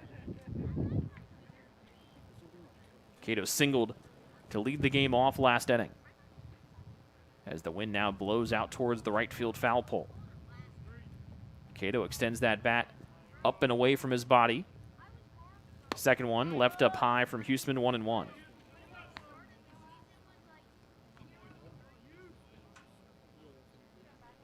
Three hits for the Knights. 2 have come here in this inning. And 1 has produced a run. That's from Augustus, who stands at first. Out just off the outside part of the plate. 2-1 as Huseman was close to getting strike 2, about a ball and a half off the outside corner. The lefty Cato, the top batter for Marian this year with a .338 average. He's up in the count, 2-1 with 2 gone. Runners at the corners, big swing and a miss as Cato tried to pull it to the right field side. The count now sits 2 balls, 2 strikes. An RBI single for Augustus. Solier running over at third for Marian. 1-0 the Knights lead, 2 outs in the top of the 2nd of this 7-inning game number 2. Huseman gets a sign from Bass. 2-2 the count. Runners go, and this one will do it again off the end of the bat. And a long foul ball to the Turner Stadium turf.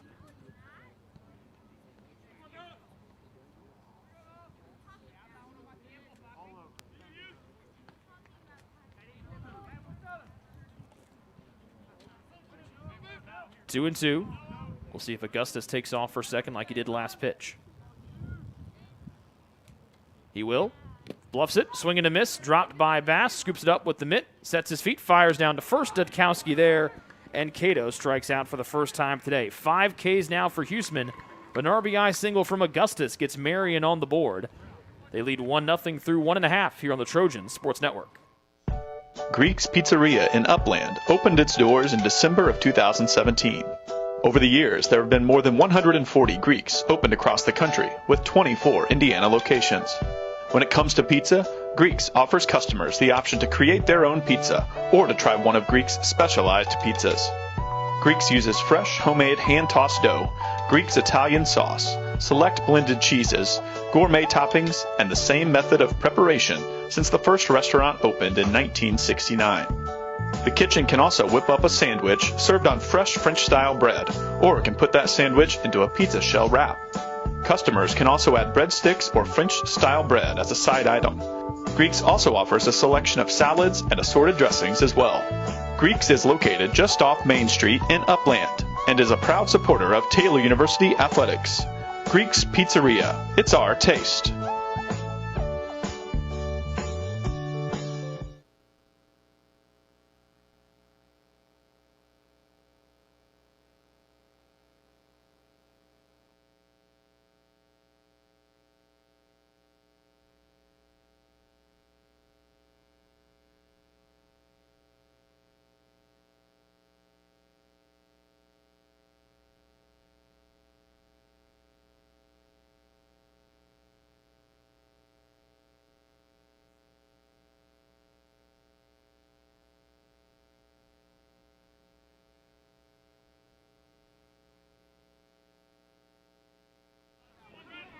Bottom of the second with Taylor trailing 1-0. Brett Lawson will lead it off. He'll be followed by Cade Vandermolen and Matt Dudkowski.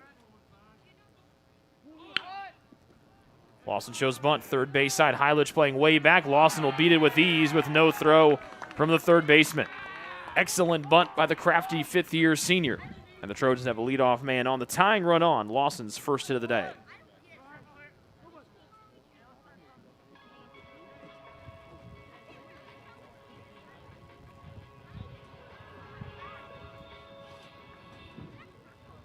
Now batting left fielder Cade Vandermolen. And the batter will be the left fielder, Cade Vandermolen. 1-0 the Taylor deficit early on here in the bottom of the second stanza. Vandermolen takes the first one, off speed inner half for a strike. Vandermolen 1 for 4 with a double in game one, but did strike out twice. Pickoff attempts, almost slipping off the mound was Nolker. Still able to whip it over there in time for Lawson to get back. Aggressive move there from Nolker. Lost his footing slightly, but he'll still able to get a good throw over. A strike to Vandermolen. This one gets between the legs of Winchester. And Lawson couldn't get a good read on it as it was just blocked from his view by Winchester, the catcher. He'll stay at first base, but with an opportunity to get into scoring position. 1-1 for Vandermolen.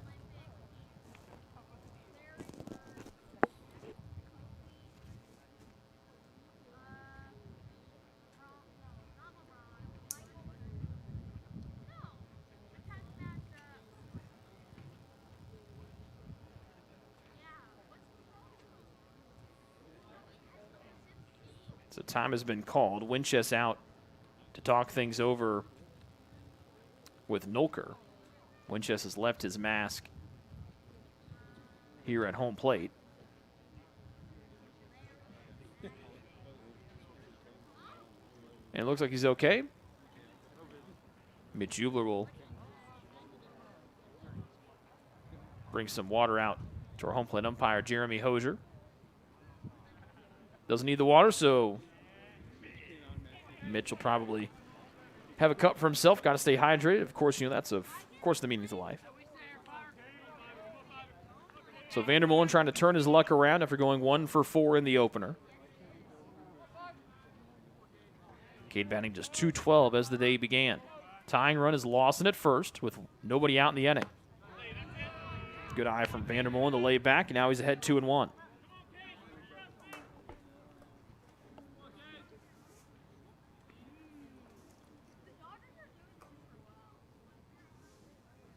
Four pitches to Vandermolen, bouncing left side, right to the third baseman, Heidlich. They get the lead out at second, on to first. That's a 5-4-3 double play as a low bouncer to Heidlich at third made the play to Cato at second, who turned two. And they get Vandermolen out by a step or two. 2 gone now for Dudkowski. Second double play the Trojans have hit into in their doubleheader today.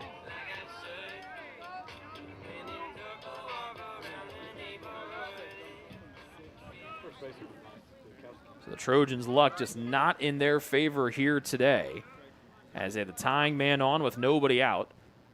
Cannot move him past second after the ball got away from Winchester, but Lawson didn't see it. Couldn't get a good read on it. A strike to Dudkowski to start. And then Vandermolen hits into the 6-4-3 double play. Dudkowski golfs the second one out of here, 0-2.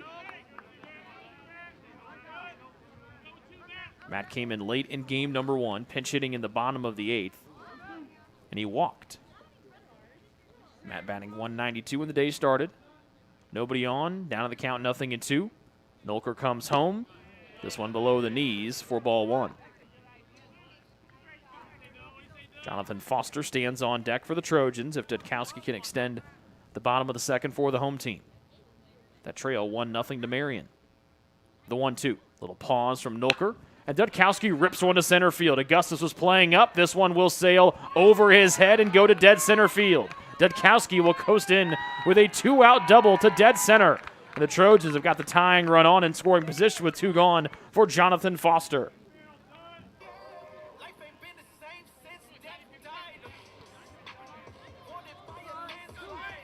Taylor had the leadoff man on at the bottom of the first. It was Rushi who stands on deck, was thrown out trying to steal.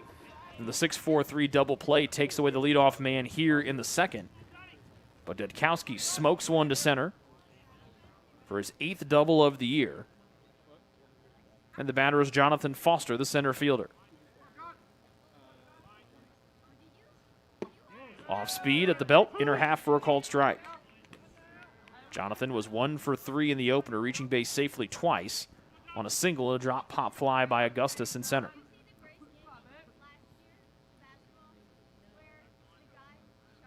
Oh, 1. Breaking ball, misses upstairs, 1-1.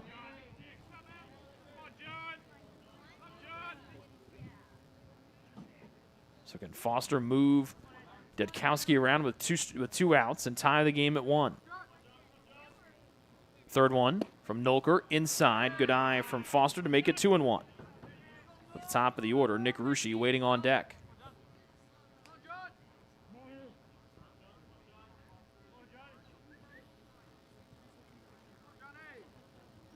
Safe lead for Dudkowski at second after the 2-out double. Foster chases one up high for strike 2 on a swing and a miss.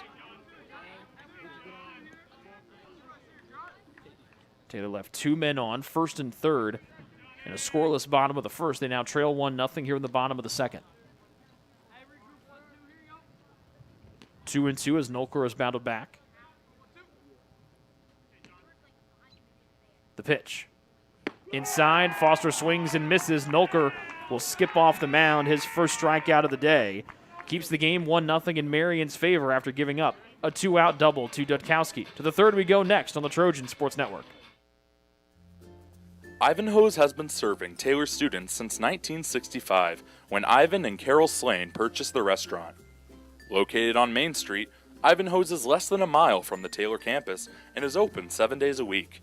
The menu features choices for lunch, dinner, as well as 100 different milkshakes and sundaes. Customers can find other dessert items as well. The staff is proud to support Taylor University and appreciates the support of Ivanhoe's through the years.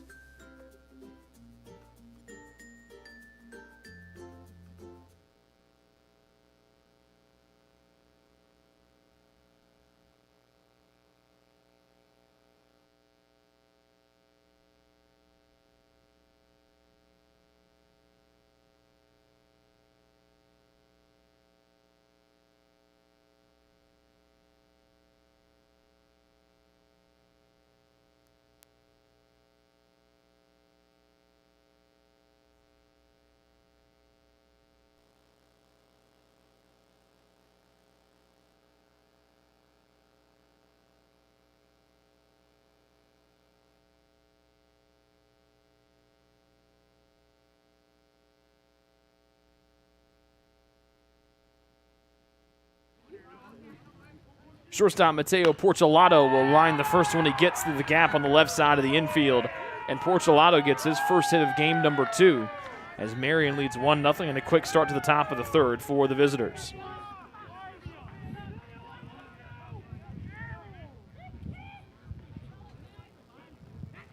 Now batting left fielder, Caio Cortero. So Caio Cordero will bat here. Third hit of game, make it the 4th hit of game 2 here for Marian. And the first one from Porcelato. Cordero 0 for 1 on the day here in game 2. Runner goes, bouncer up the middle. Huseman comes in, he will fumble it and will have everybody be safe. Huseman just checked up a little bit, thought it might bounce back foul. Then he's going to field it and try to throw to first. It dances off of his mitt in his hand, E1. And the first 2 men are on safely here for Marian as things continue to be a struggle for the Trojans here on the last day of April. Right fielder, Caden Jones. Third error of the day for the Trojans defensively. And it brings up the right fielder, Caden Jones. Porcelato at second, Cordero behind him at first. Good speed out there for the Marian Knights as they lead 1-0 early on in the third. Breaking ball from Huseman, much needed for a strike down the middle.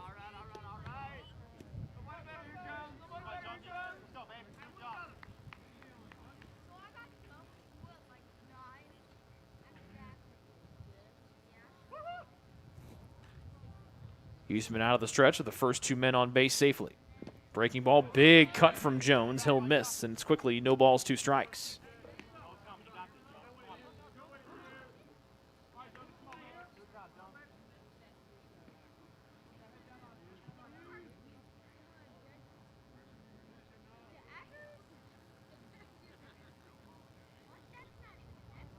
No balls and 2 strikes. 2 men on, nobody out in the top of the third. Marian out front, 1-0.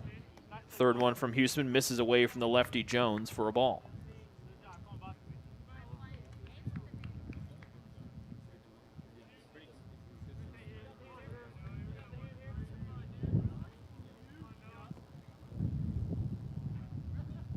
One-two to Jones. Is 0 for 1 today. Up the middle. Net won't be able to get to it. This will score the second run of the day as Porcelado, their fastest player, will score. Big throw from Foster. Lawson dives back, and he got him out at third. Huge throw from Foster in center field, and Cordero is meat at third base. A run scores, but a huge defensive play from Foster in center.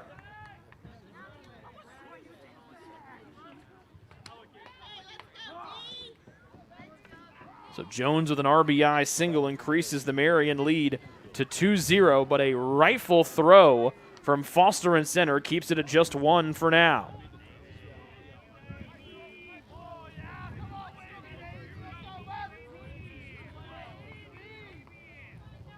And the batter is the DH, Davis Enfield.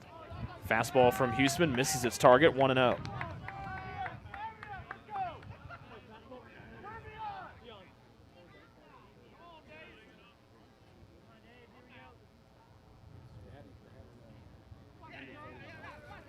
A ball to Enfield. Backdoor breaking ball. He backs away from it. It's called for a strike.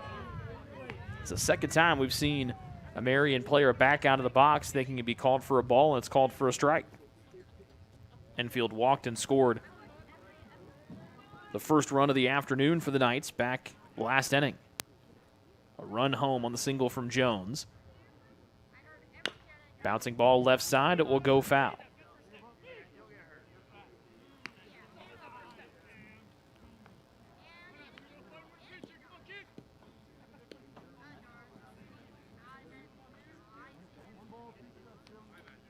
A 1-2 count to Enfield, who finished the game on the mound for Marian in game 1 earlier. 20 in blue really crowding that inside part of the plate as the righty chokes up. And the 1-2 from the righty, Huseman. Outside corner, misses its mark by about a ball width. Huseman unhappy with it. It's 2-2.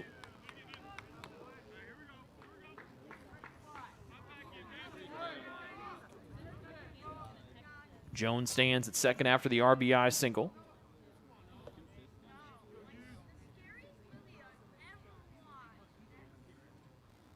The 2-2.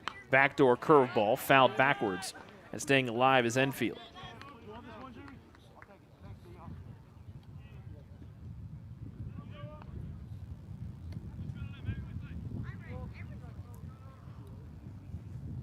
Enfield did not bat in game number 1. At the plate for the second time here in game number 2. Chokes up the 2-2. Bouncing left side, it'll pull it foul again. Just past head coach Todd Bacon, who's over there at third base.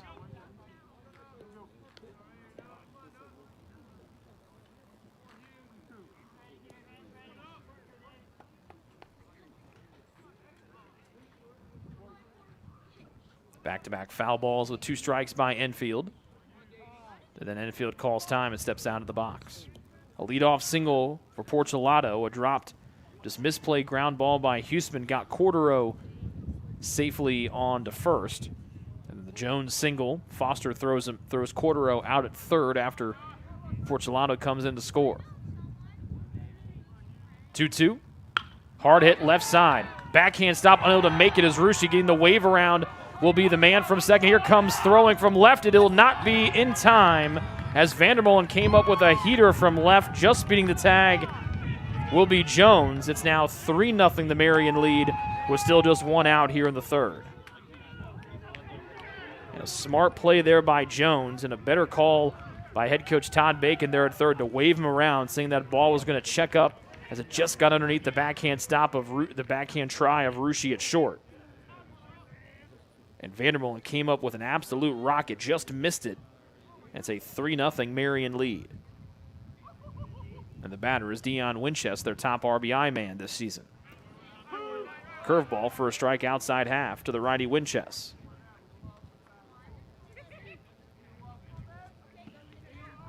Winchester singled his only time up last inning in the second. 2 runs on 3 hits so far here in the inning for Marian. Another curveball, this time in the bottom part of the zone. 0-2 to the Marian catcher.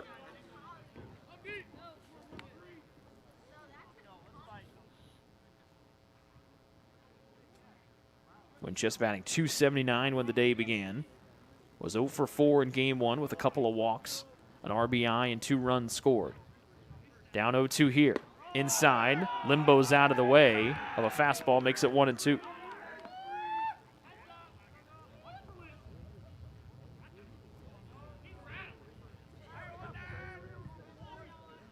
Safe lead for the DH Enfield at first after his RBI single. 1 out, 2 runs in for Marian. They lead by 3. Breaking ball, can't find the outside part of the plate.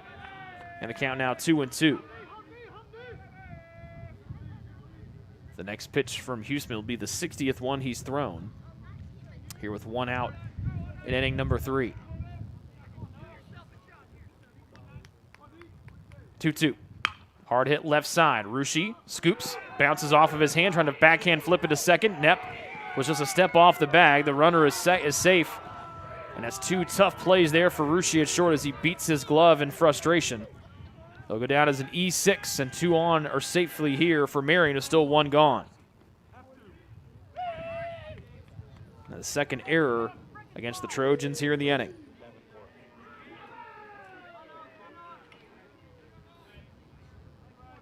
And the batter is the very dangerous Bryce Davenport.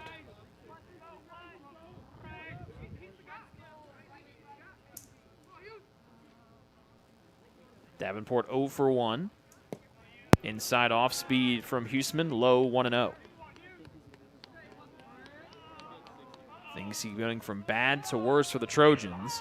Happened in game 1, and it's teetering on that here in game number 2. Just 1 out thanks to the throw from Foster. A big swing and a miss from Davenport, 1-1. But if Foster doesn't throw out Cordero at third, there's at least 1 more run up on the board for Marian, and there'd be no outs on the board. Instead, just 2 home right now with 1 out, and a double play can get Taylor out of the inning as Jack Ross now warms up in the Taylor pen. Huseman low and in to the lefty Davenport, 2-1. Davenport was the best bat for Marian in game 1, 4 for 5 at the plate, 3 runs scored, 4 driven in, 2 doubles, a single, and a 2-run home run. Also was hit by a pitch, so he reached base safe for the first 5 times he's at the plate in the opener. High and away, fastball here, 3-1 to the big lefty Davenport, who it feels like a third of the Marian roster is from Hamilton, Ohio. But went to the athletically powerful Cincinnati Moeller High School, who's good at almost every sport they play. The 3-1. Swings and misses at 1 high and away. The count will go full. The man wearing the white batting helmet.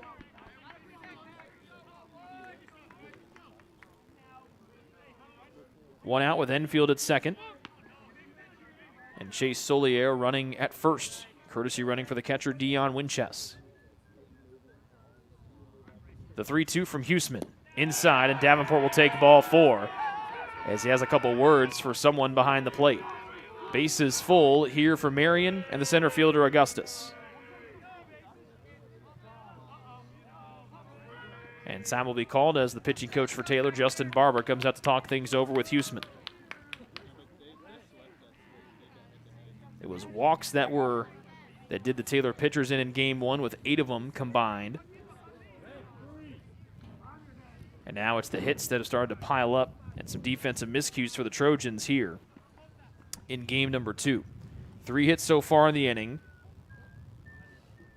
and 2 errors for the Trojans. 1 out on the board, but a tough spot here with the bases full for Alan Augustus.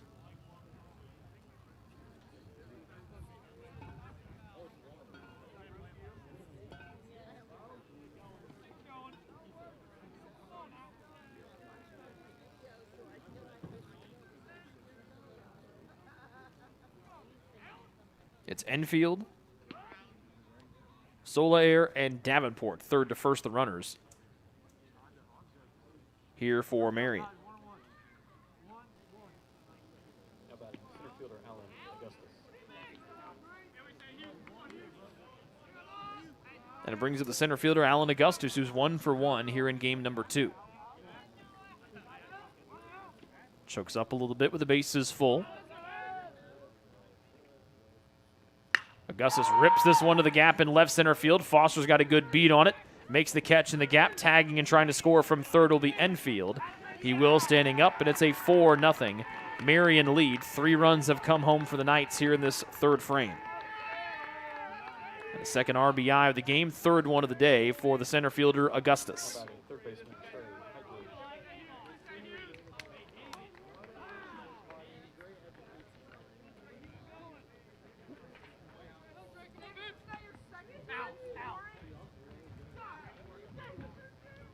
And it brings up the third baseman, Trey Heidlich.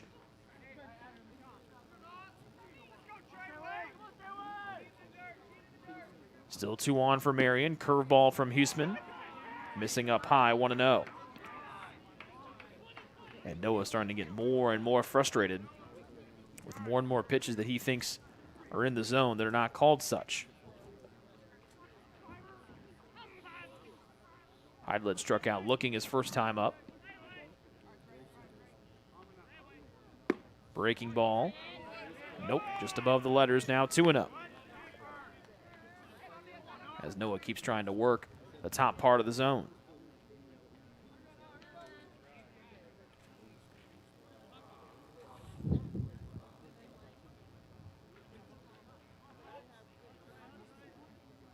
Two on, 2 outs, 3 in for Marian. They lead 4-0. Big swing and a miss from Heidlich, 2-1.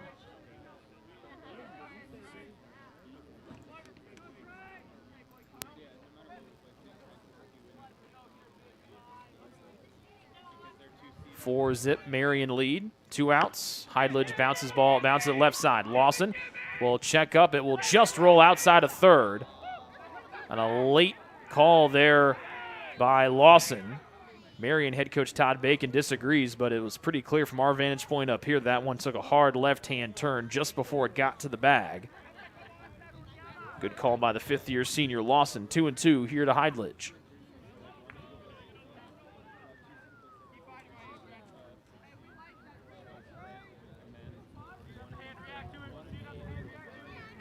Solier, the runner at second, courtesy running for the catcher Winchester, and Davenport behind him at first after the walk. 2 balls, 2 strikes, 2 outs.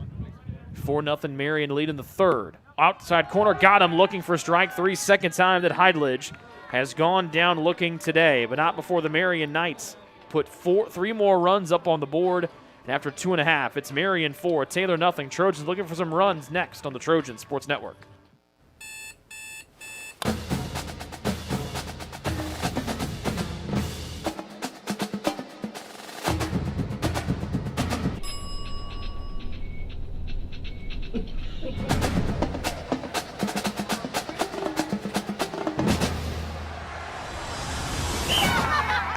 When you need the fuel to be your nephew's #1 fan, Holiday Inn Express. We're there, so you can be too.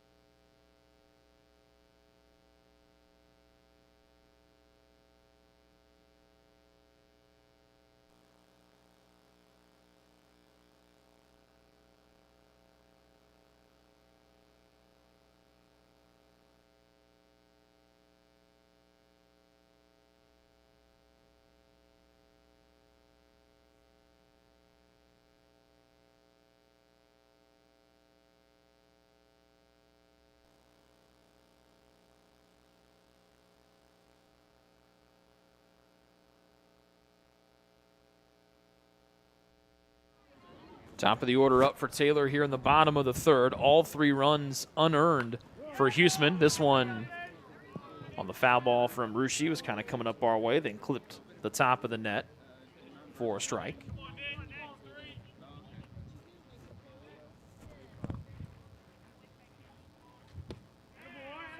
Second one in for a strike. Quickly 0-2 to the shortstop, Ruschi, who walked to lead the bottom of the first off. 4-0 Taylor lead. 4-0 Marian lead, excuse me. And there's ball 1 to Ruschi on 1 away. Nick 1 for 3 in the opener, hitting his 4th home run of the season. 1-2 from Nolker, fastball low and away as well, 2-2. Taylor down 4-0. They really need to answer with some runs here to avoid falling behind even farther than they already are. 2-2, swing and a miss, held on to by Winchester. He'll tag out Ruschi for good measure. Second K of the afternoon for Nolker. And there's 1 gone for the Trojan cause here in the bottom of the third.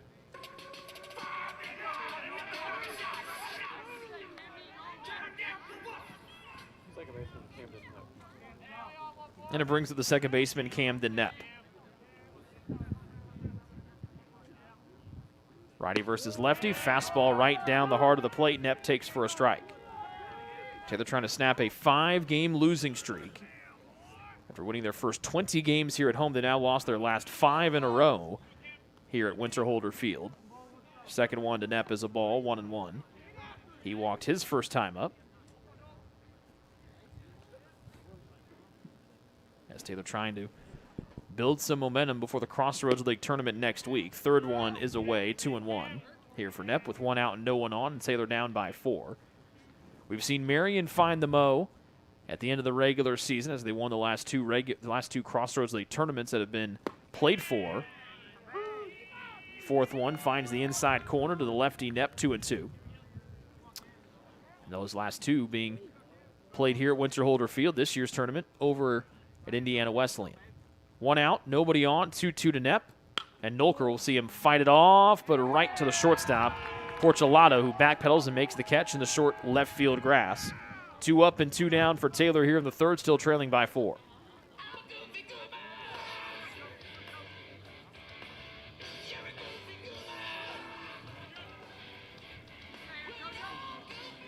And the DH is Joe Moran.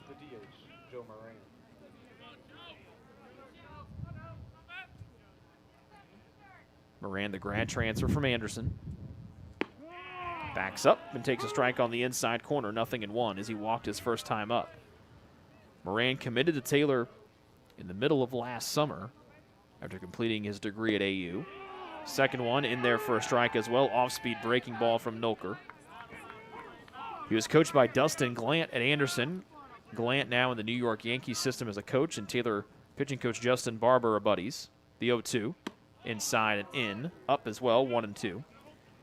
Moran also was coached by Taylor assistant coach Devin Wilburn, who's down over there coaching first right now for a semester before Wilburn took a job at Ball State. Fourth one up and in. Nolker misses his last 2, same spot, same result, 2-2. 2 outs, nobody on here in the bottom of the third with Taylor trailing Marian 4-0, trying to avoid their 6th straight loss. 2-2. Bounces it left side, but pulling it foul is Moran. The count stays even at 2-2.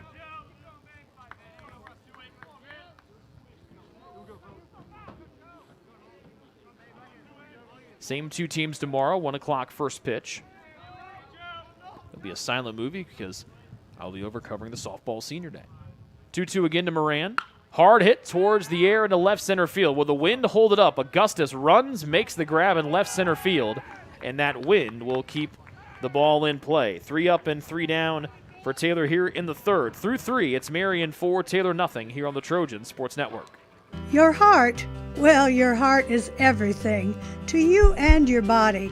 And its favorite place to be is home. Marian General Hospital has been named a nationally accredited chest pain center, which is the highest accomplishment in cardiovascular care. We are proud to provide our community with a team of cardiac experts throughout MGH. From our ambulance and emergency room to our cardiovascular departments in partnership with our experienced local cardiologists and interventional cardiologists from St. Vincent's Medical Group. The same level of cardiovascular expertise in bigger cities at larger hospitals is available right here. Everyone has their expertise. At MGH, our expertise is your heart, bringing the best in the nation home to you. Your heart is in the right place at MGH.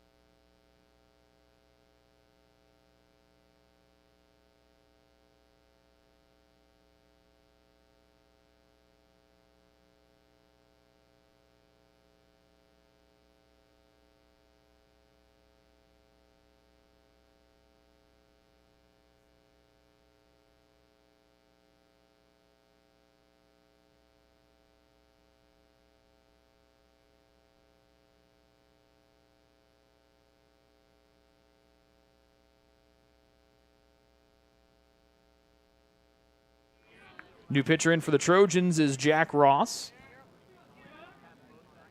Right-hander out of West Lafayette. And he'll just miss hitting Hironori Kato to start things off here in the fourth. 4-0 is the lead here for Marian as they go for the doubleheader sweep. It's a big week. It's been a big week for the Ross family. Fastball down the left field line, giving chase is Vander Mullen, but this one will land foul.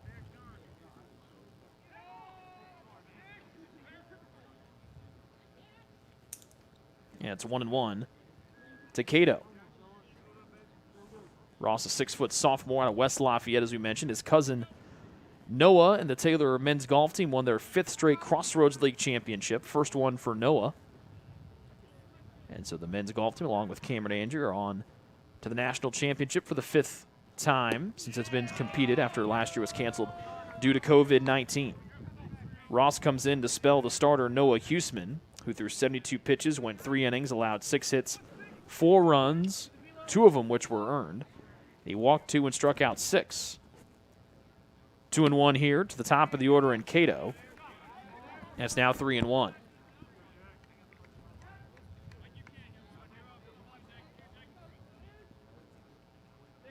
Jack's aunt with the cell phone out, trying to get some video. Cato 1 for 2 today, backs away here. It gets away for ball 4, and it ricochets off the backstop. Cato will take the walk to lead things off here in inning number 4.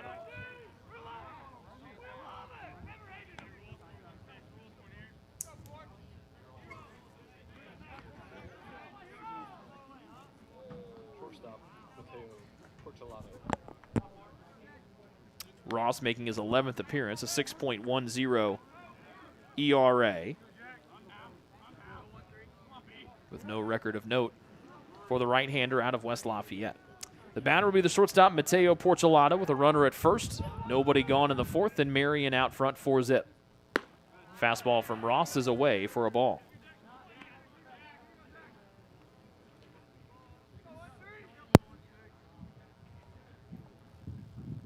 Ross has had a long injury history since the end of his high school career. Second one to Porcelado, up and away, 2-0. Porcelado 1 for 2 here in game number 2. Ross had Tommy John surgery his senior year of high school at William Henry Harrison High School. Then hurt his Achilles here his freshman season that put an end to his first year here at TU. 2-0 to Porchelato. With the leadoff man, Cato at first, and Ross off the outside part of the plate again with a fastball. 3 balls, no strikes. As accuracy has been a struggle point for the Taylor pitchers here today. They just have not been able to find the zone, dating back to game number 1 earlier. 4-zip lead here for Marian. Nobody out, runner at first early on in the top of the 4th. First inning of work for Ross out of the pen. Fires in a fastball to the outside half for a much-needed strike.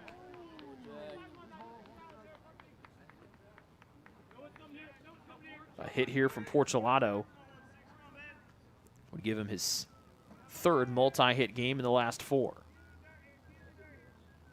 Singling his last time up. Fouls this one back, and the count will go full 3-2.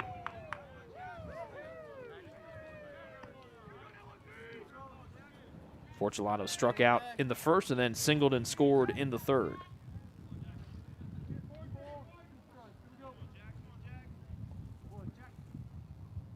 You can hear Huseman cheering on Ross from the dugout on the 3rd base side. Full count to the shortstop, Porchelato. Fouls it back, and we'll do it again.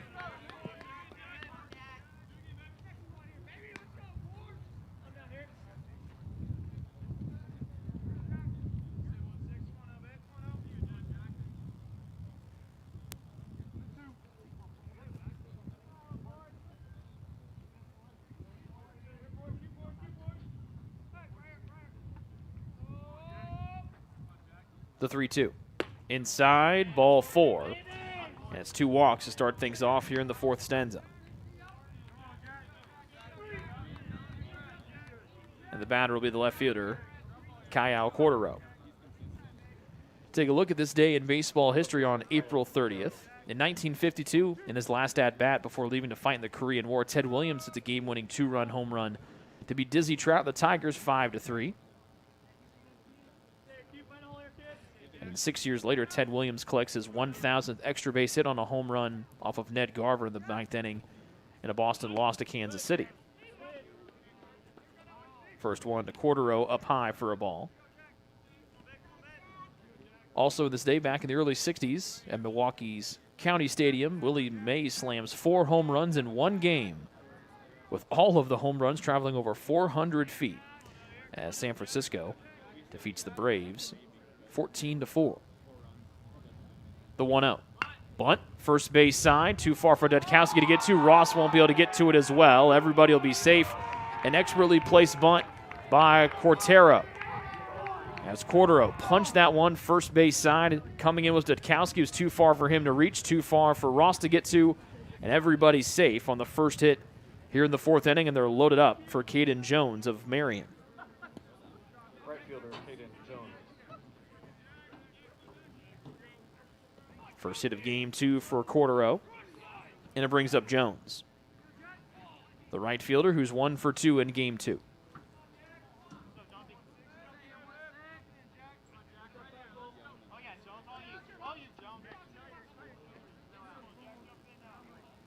Nobody out here in the top of the 4th. Cato led the inning off with a walk. Porchelato followed with a walk. Cordero perfectly placed bunt, with no one retired here in the 4th. First one to the lefty, Jones. Swings and pulls it to the right, foul.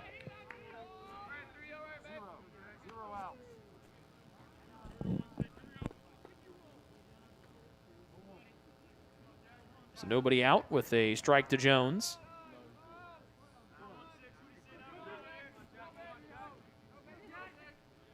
Cato, Porchelato, Cordero. Third to first, the runners for Jones of Marian.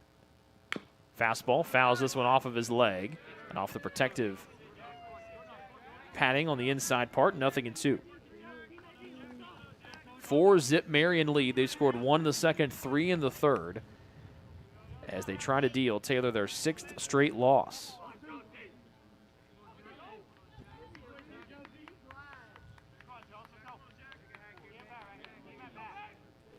Righty versus lefty. Jones down in the count, 1-2, or 0-2, excuse me. Ross readies, comes home. Hard hit to the right side. This will score at least 1 on a single from Jones. They wave a second man around. It will score 2. Scoring standing up, advancing down to third with no throw will be Cordero. It's a 2 RBI single for Caden Jones. That's a 6-0 lead for Marian. And time will be called as Taylor head coach Kyle Gould will come out of the dugout to talk things over with the Taylor infield.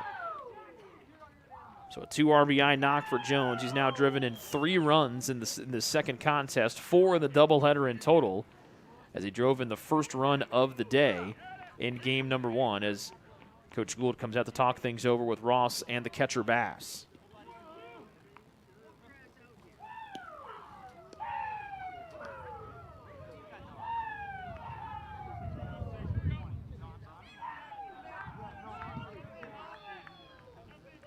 And Cordero now stands at third, and the batter is the DH Davis Enfield.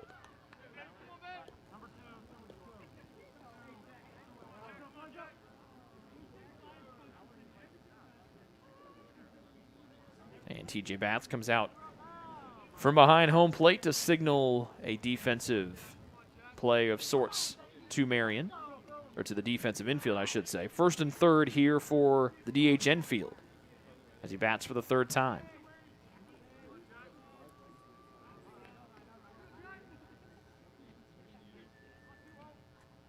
First one, fastball to the outside part for a strike.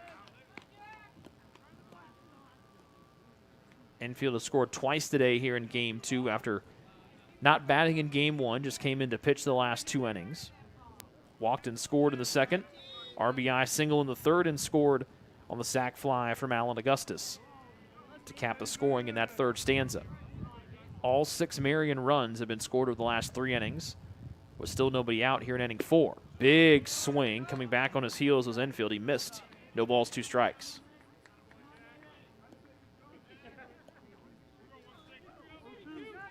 Walk, walk, bunt single, RBI single. The first 4 plate appearances here this 4th stanza for Marian as they try to sweep the doubleheader as they lead 6-0 in the 7-inning game number 2. Enfield down 2 strikes. Checks his swing, gets away from Bass, keeps it within striking distance. Harrison Beckman, the field umpire, says Enfield kept his bat back, so it's ball 1.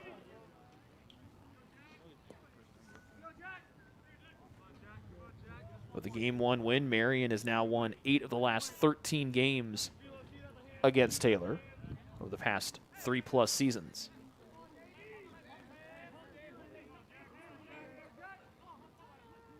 A ball and 2 strikes for the DH Enfield as he chokes up, backs out of the way. A little theatrics there from Enfield as he avoids getting hit on the hands. 2-2.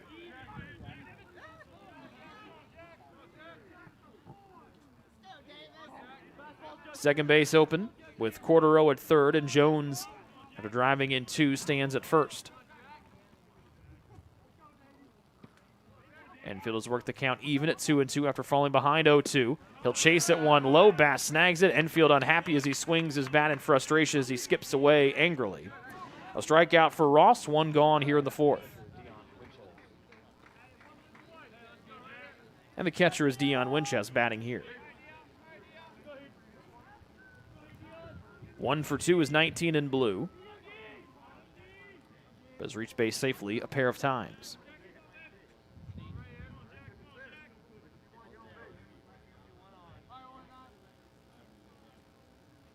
Fastball low and in, right at the knees for a called strike in the bottom-most part of the zone. A single for Winchester in the second. He reached on the misplay ground ball by Rushi last time in the 3rd. It's a 6-0 Marian lead. 2 runs home on the single by Jones, who stands at first. Cordero is up at third after a surgical bunt. Foul ball off the mask of Bass, who has that gray hockey goalie-style mask to protect his head. No balls, 2 strikes to Winchester.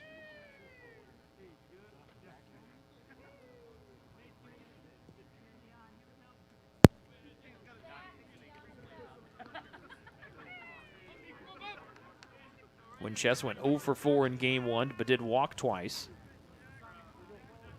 Has a hit here and has reached on the air, as we mentioned, as he tries to get on base for the 2nd time here in game 2.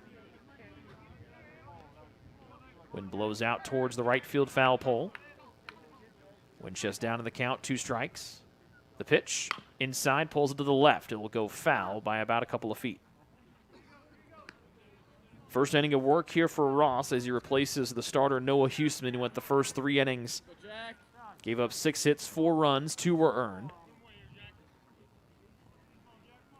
6 Ks and 2 walks. So far, 2 walks, 2 singles, 2 runs in, and a strikeout for Ross. Fourth pitch of the at-bat for Winchester. Still no balls, 2 strikes with runners at first and third. Pitch, big strikeout as Winchester swings and misses, poses, and then walks back to the dugout. Second K as Ross blows a fastball by Winchester. Good response from Ross after allowing the first 4 men to get on base safely. He's got back-to-back strikeouts. Now he's got to square off with Davenport, who was a fiend in game number 1 at the plate. Runner fakes going. Davenport swings and misses, get between Bass's legs. It'll roll all the way to the backstop. Scoring, standing up, will be Cordero. Move Jones up to second. It's now a 7-0 Marian lead.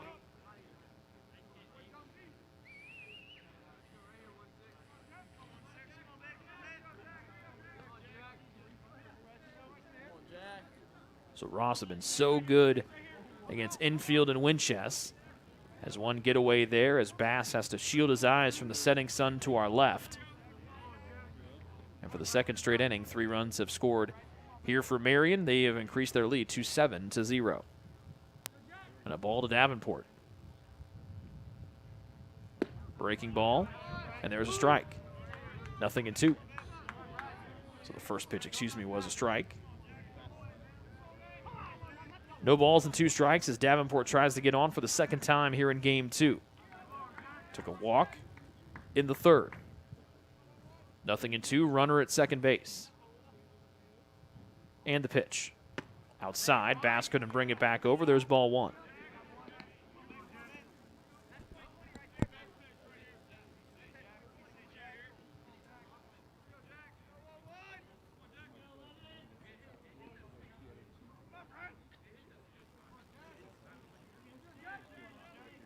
It's a pass ball against Bass. That's the 4th one that he's allowed this season.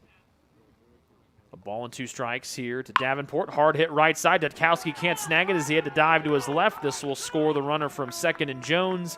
An RBI single from Davenport. His first hit of game number 2, and Marian pushes the lead to 8-0 with their 4th run here in the 4th inning.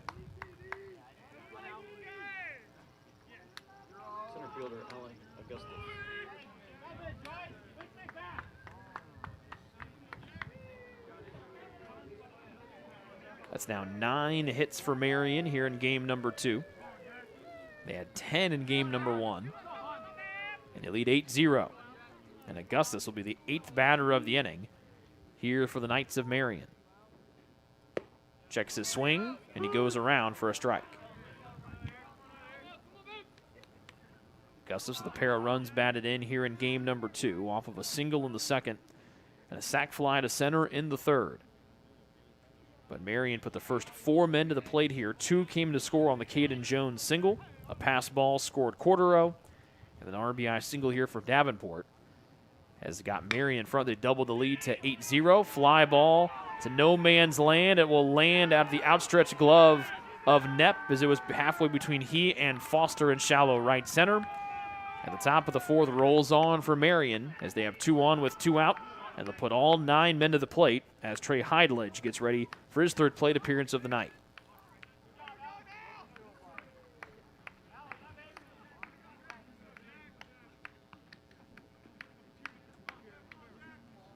Third baseman Trey Heidledge. 4 runs on 4 hits here in this 4th frame, with 2 walks and 2 strikeouts mixed in as well. Heidledge takes an inside fastball for a ball.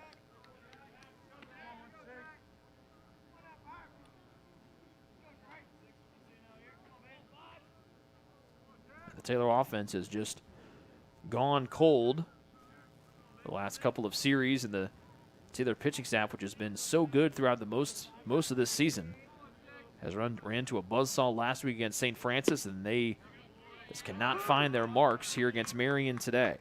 Second one against Heidelberg is called for a strike. The count goes to an even 1-1.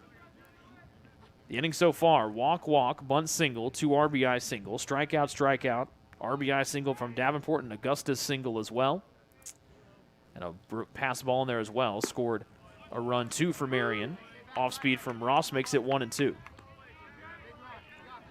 It's an 8-0 Marian lead. Taylor with just 2 hits to their name here in this 7-inning game number 2 after dropping game 1 12-3.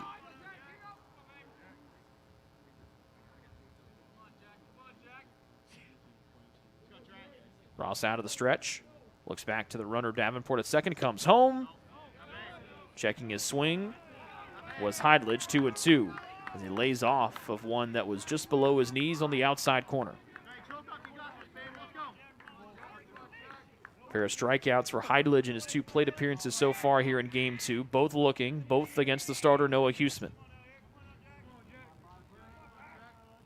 First inning of work for Ross out of the pen, the 2-2. Backdoor swing and a miss. Bass holds on to it, but not before Marian scores 4 runs on 4 hits, no Taylor errors, and 2 left on as Marian doubles up their lead. 8-0 through 3.5 here on the Trojan Sports Network. Join the Trojan Club today and support Taylor student athletes 12 months a year. The Trojan Club has 5 different levels of membership for you to choose from. You can join for as low as $150, all the way up to the Trojan MVP level for $1,500. Each level receives premiums, complimentary season tickets, as well as gifts from the athletic department. Members also receive special recognition during halftime of the annual Silent Night game. In recent years, members have helped supply the funds for a sports information position, purchasing equipment for teams and the athletic training staff, and providing broadcasts of Trojan athletics like the one you're enjoying right now. With the support of alumni and friends, the Taylor combination of spiritual growth, outstanding academics, and a highly competitive intercollegiate athletic program can continue. To join, call 765-998-5311 or log on to TaylorTrojans.com and click on the Trojan Club tab at the top of the homepage. The Trojan Club, supporting Taylor University student athletes.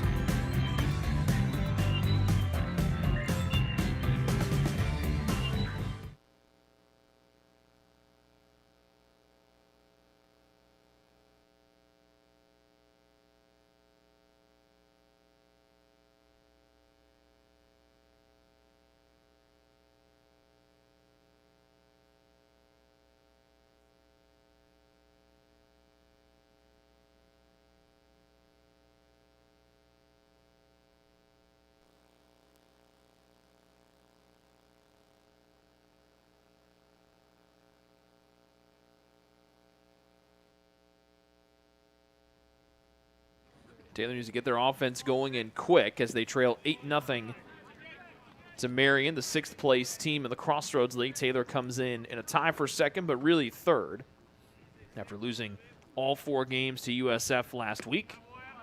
TJ Bass will lead off the 4th. He's ahead 2-0. Second plate appearance for Bass. He'll be followed by Connor Crawford and Brett Lawson after Marian scored 4 in the top half of this 4th inning. Off speed from Nolker makes it 2-1 with a called strike.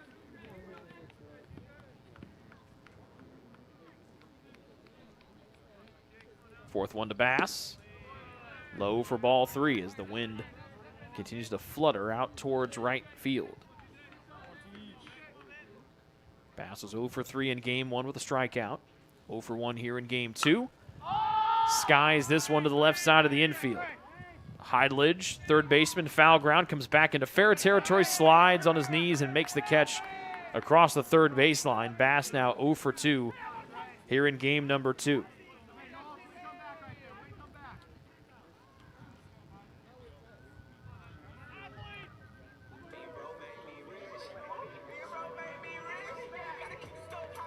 And the batter will be Connor Crawford. Some tough breaks for Taylor offensively here tonight as Crawford tries to break out of this big slump that he's been in since the St. Francis series. 0 for 1 in game number 2. 0 for 11 in the last 3 games plus, and takes a low strike here from Nolker. Crawford had been one of the best batters for the Trojans this season, batting over 300. Backdoor breaking ball, steps out of the way, does 9 and white. It's 1-1. Has been stuck in a rut here for the last handful of games, seeing his average dip below to 288, losing almost 20 points off of his average. Good pitch on the third one from Nolker, makes it 1-2. Nolker quickly works here. The fourth one inside, almost handcuffed Crawford. He steps out of the way, and the count is even at 2-2. 1 out, no one on in the bottom of the fourth of this 7-inning game number 2, and the Trojans trailing 8-0. 2-2 from Nolker, belt high but outside the plate. Winchester trying to bring it back across. He was unsuccessful in doing so, and the count is full to the Taylor right fielder, Connor Crawford.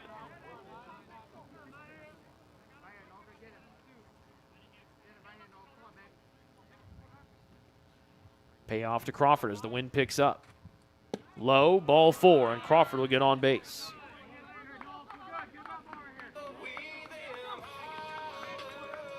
Fourth walk allowed by Nolker, but Taylor has had just 2 hits on the night here in game 2, and one of them the property of the man at the plate in Brett Lawson.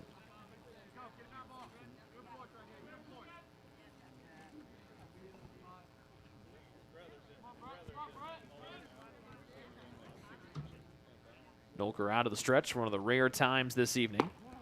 Lawson backs out of the way, ball 1. Brett with a bunt single, his only time up, was forced out at second base in the second.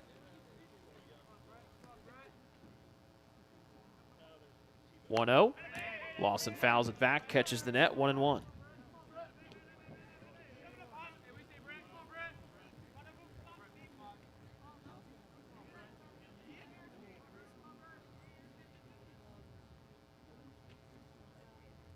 Nolker first base side of the rubber. Crawford with a safe lead at first. A ball and a strike to Lawson. Breaking ball in the opposite batter's box makes it 2-1. Vandermolen, the man on deck, if Lawson can find his way on here. Or avoid a double play if he would be retired. 1 out and a runner at first. Inside, Lawson will softly bounce it to the left for strike number 2.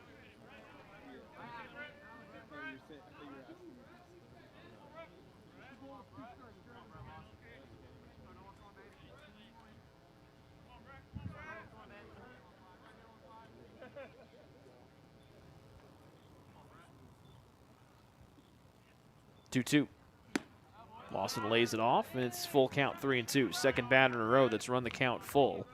All 3 batters here in this inning have gotten 3 balls to their count.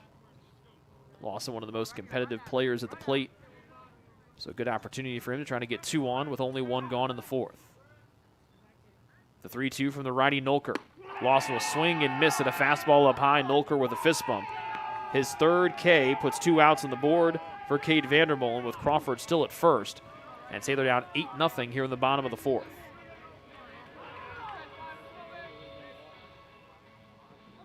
Left fielder, Cade Vandermolen.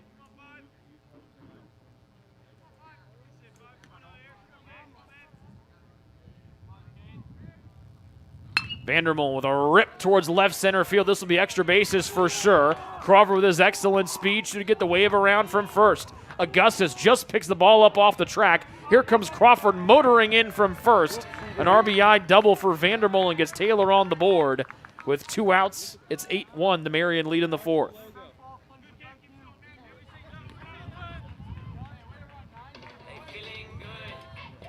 Nice job by Vandermolen to bounce back after hitting into that double play his last time up. 3rd extra base hit, or 2nd extra base hit for Taylor here in game number 2. And can the Trojans start putting together a little 2-out rally here maybe?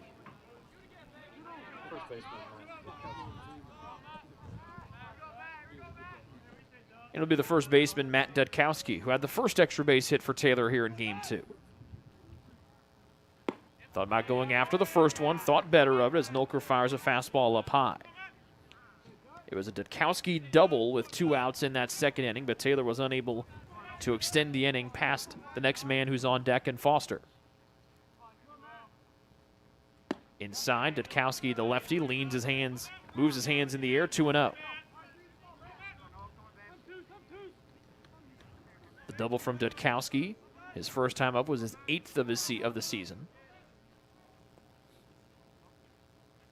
Vandermolen second after the RBI double. Scored Crawford from first. Dudkowski pops this one up to the infield. A bunch of guys come in, and making the play will be Porchelato. And that will be the end of the Taylor threat here in the fourth. But one run comes home on the Vandermolen double through 4. It's Marian 8, Taylor 1 on the Trojan Sports Network. What limits you? Too small, too old, insecure, broken. You have no limits.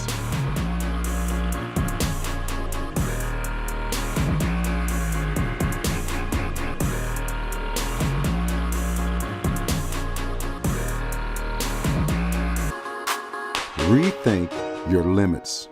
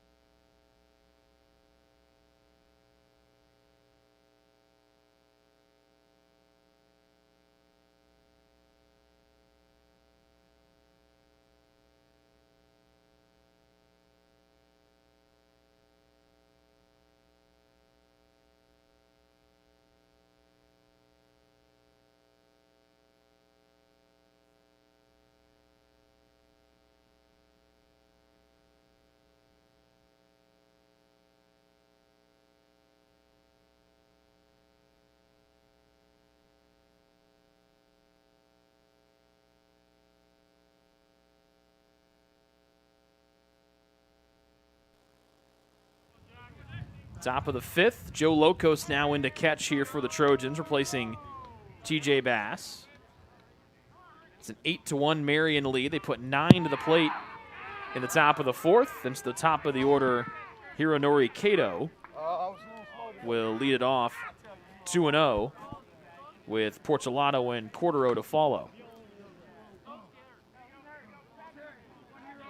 Ryan Otis, Taylor Baseball Hall of Famer in the crowd today. Josh DeGraff, more likely not, a future Hall of Famer in there as well. Brian Moore, a fantastic shortstop in the stands today, watching their team take on the Marian Knights. 2-1 after the third pitch strike to Cato.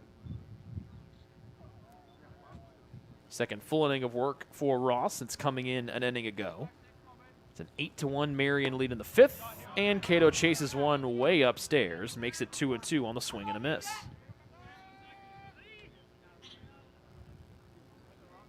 That is one of the coolest things about being around the Taylor baseball program, is seeing how involved the alumni are, no matter how many years ago they graduated. Nice breaking ball that Cato just flails at up high. A strikeout for Ross, his 4th since coming in last inning.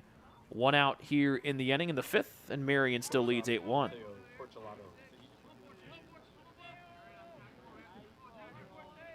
And it brings up Porchelato, who's 1 for 2 here in Game 2, batting for the 4th time. Off speed from Ross at the knees, outside corner for a called strike.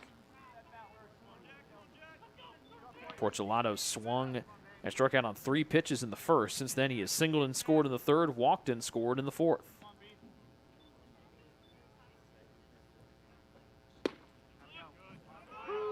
Second one called for a strike as well.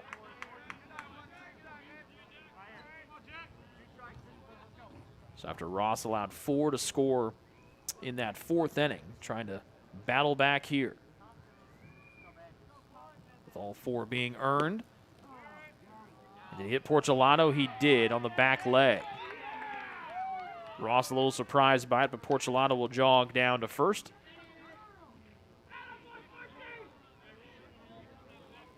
He's now reached base safely in 3 consecutive plate appearances. Left fielder, Caio Cortero. And the batter will be Caio Cordero.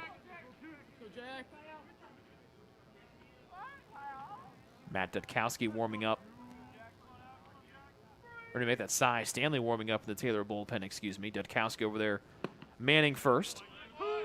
A strike at the plate. Here to quarter up.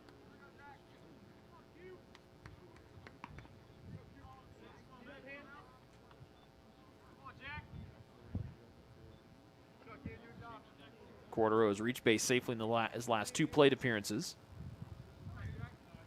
A strike with 1 out and a man at first. Inside. Ross misses the inside part of the plate, 1-1.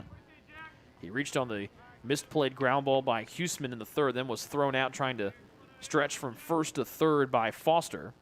Laid down a bunt single last inning in the 4th and scored on a pass ball. 3rd one. Swing and a miss on a big breaking ball from Ross. Cordero, nothing could do to find it. 1 ball and 2 strikes.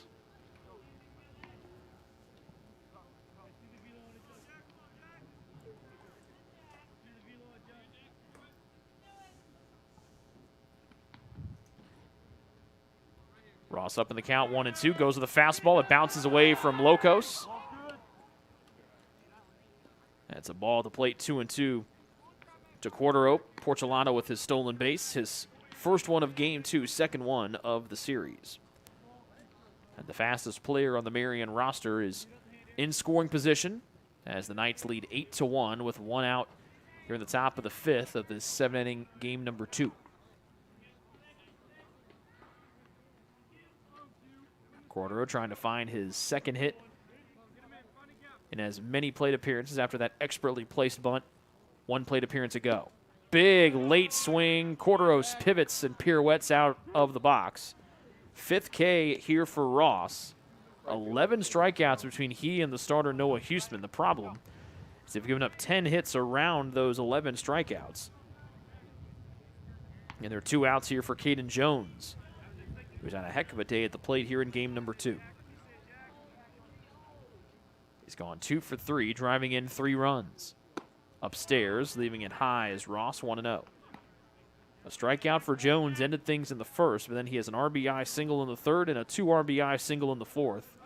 He's also come around to score in both of those times he's gotten on base safely.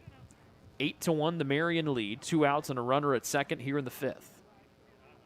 Kick can come home as Ross. Locos can't bring it back across the outside part of the plate. 2 balls, no strikes. And those are the only other changes. That is the only other change defensively for the Trojans.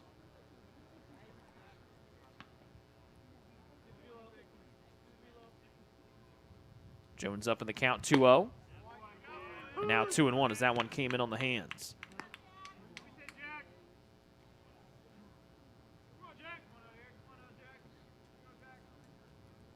Ross trying to get out of the inning with no damage done and have Marian scored no runs for the first time since the 1st.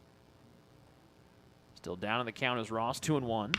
Little slapper up the middle, charging his Nepp at 2nd. Fields and throws. Did Dudkowski pick it? He did. And they will get Jones out at 1st. 1 runner left stranded after the hit by pitch. To the bottom of the 5th we go. Time dwindling for the Trojans as they trail Marian 8-1 here in the 7th-inning game number 2. Best One Tire and Auto Care Upland is proud to support Taylor University Athletics. Located at 148 South Main Street, Best One is open 6 days a week. Owner Mike Pearson and his staff offer replacement tires from brands like Bridgestone, Firestone, and Goodyear. Customers can also shop for tires from the comfort of their home by using the online tire finder. When it's time for mechanical repairs, Best One's ASE certified technicians can perform a wide range of services to get their customers back on the road. And those same technicians can do repairs on fleet vehicles as well. Taylor Athletics says thank you to Mike Pearson and everyone at Best One Tire and Auto Care Upland.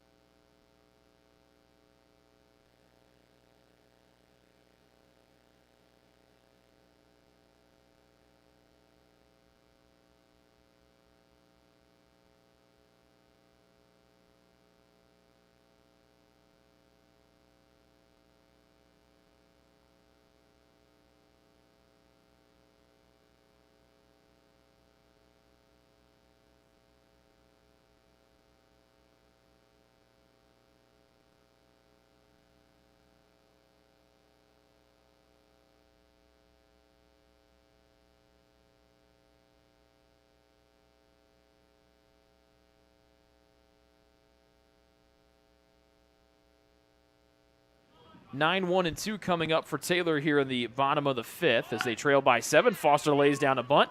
Heidledge was playing back. He charges Fields, and they get the speedy Foster out at third. We saw that work for Lawson in the second. Heidledge was on point there, ran and made the play. 1 up and 1 down for Taylor in the fifth.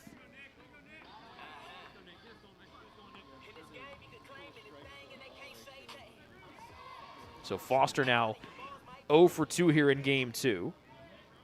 Shortstop, Nick Rushi. And the batter is Nick Rushi, who's 0 for 1 here in game 2. Fastball misses at the knees. Ball 1.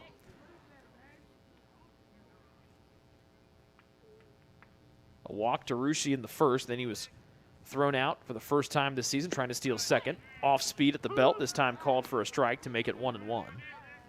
And then Rushi struck out in the third to lead that inning off. Hard hit to the right side. Jones going back, ranging back, jumps and makes the catch back and above his head as Rushi retired for the second time in a row. That looked like it might get over Jones's head. The wind has died considerably here since we started things off a little after 3 o'clock. And so Rushi is retired, and there are 2 outs for Taylor here in the fifth. And the batter is Camden Knepp. The lefty Knepp missing away is the righty Nolker, 1-0.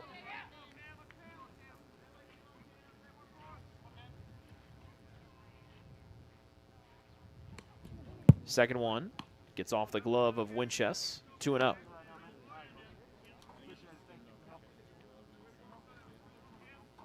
Knepp walked in the first and then popped out softly to Porcelato in the third. 2 outs, nobody on, and a strike to Knepp on the outside corner. Makes it 2-1. Here in the bottom of the fifth, with Taylor trailing 8-1 to Marian. Knepp lines it foul to the left and out of play.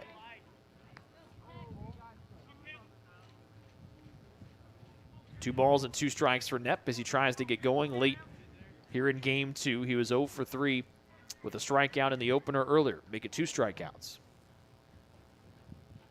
2-2. Bouncing in short is Nolker, 3-2.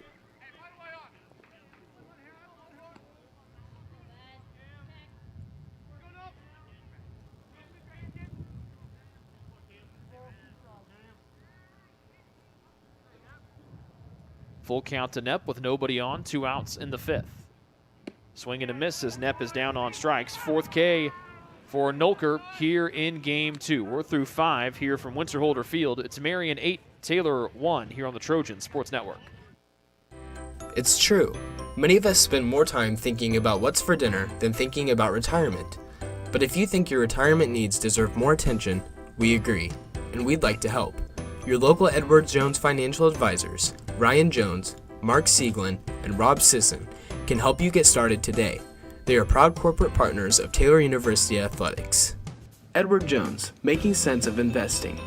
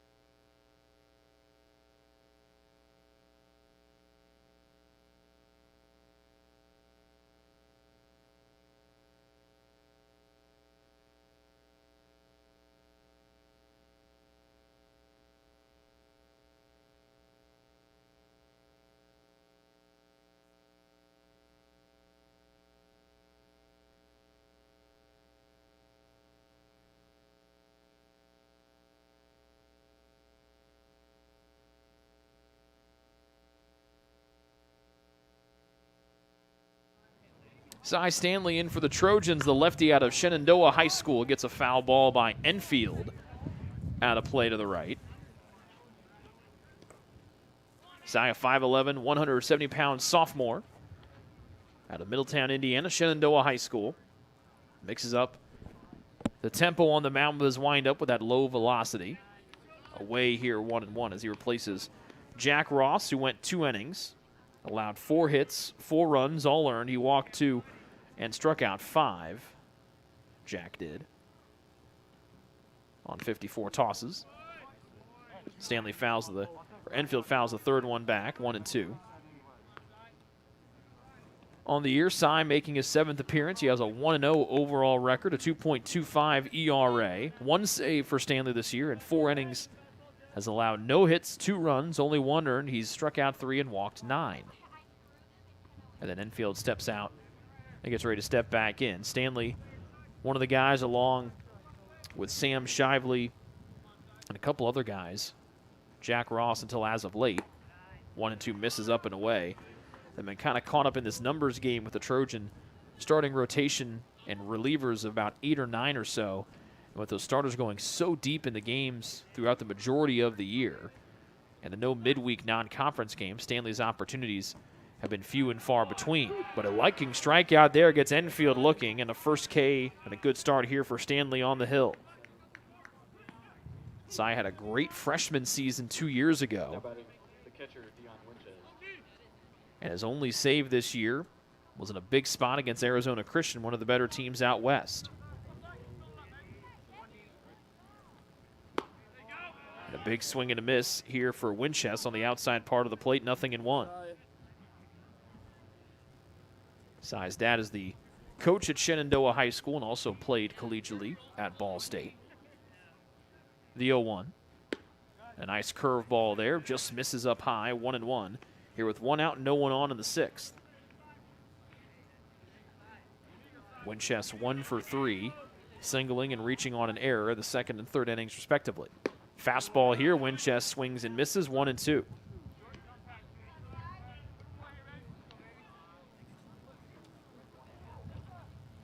It's an 8-1 Marian lead as they bat here in the top half of the 6th of this 7-inning game number 2.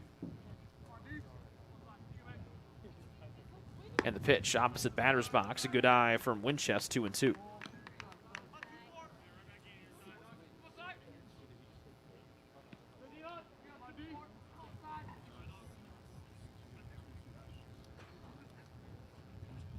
Two, swing and a miss, and Winchester upset with himself as Stanley gets his 2nd straight strikeout since coming in to start this inning off. And he'll face Bryce Davenport looking to sit Marian down in order for the first time here in game number 2. And also be the first time that has happened on the day, period. Stanley right down Main Street for a strike to 11 and blue Davenport.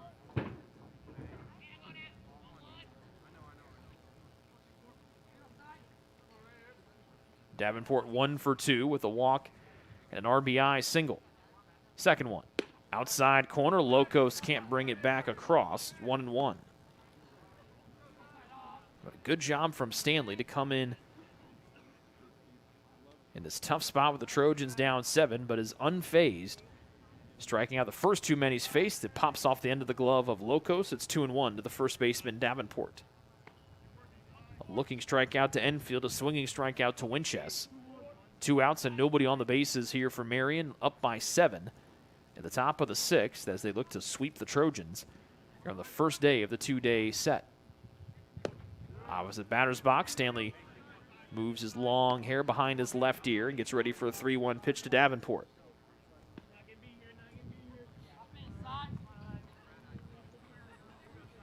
The 3-1. Inside for ball 4 to Davenport, and there's the first base runner on here for Marian in the 6th.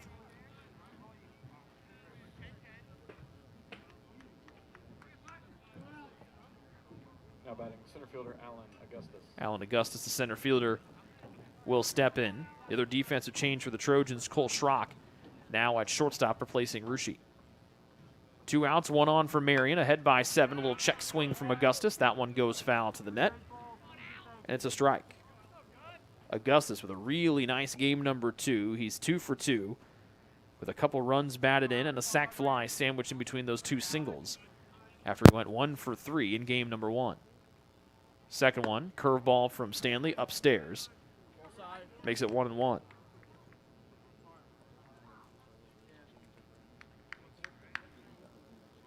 Stanley leans in. Looks at the runner at first. Now twice. Comes home and fires a fastball and a swing and a miss by Augustus. We talked about that varying tempo and timing. We've seen Stanley quick pitch like he's ready to rock and roll here. We've also seen him stand with one leg on the mound like a flamingo at the zoo and then bring the pitch home. He's up in the count 1-2 to Augustus. High and away on a fastball 2-2. Really nice job here for Cy. Has been rarely used this season, but has answered the call when his number was called. Answered the bell, I should say. Runner at first. 2-2. Augustus swings and misses as Stanley gets 3 Ks and leaves a runner stranded in the top of the 6th. To the bottom of the 6th we go. Taylor down 8-1 here against Marian.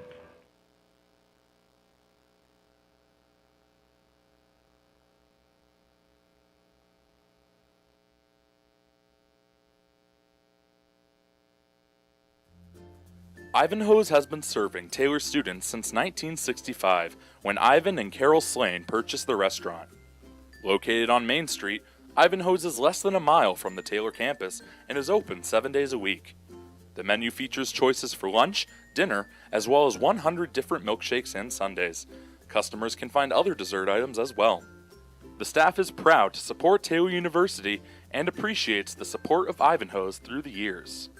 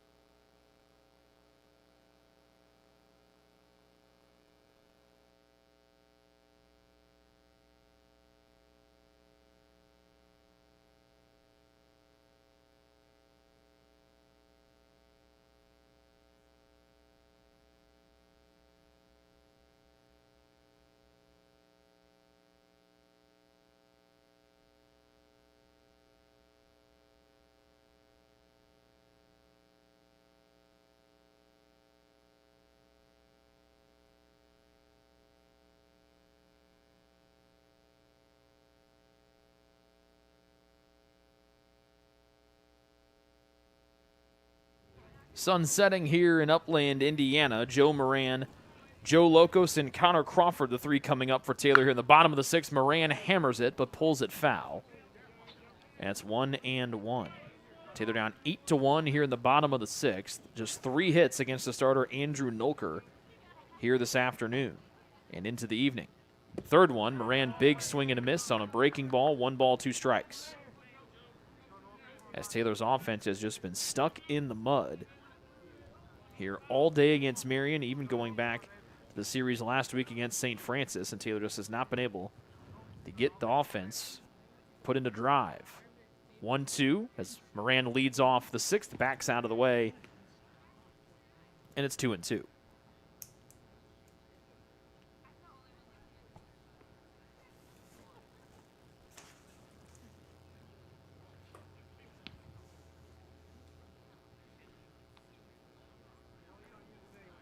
Moran has been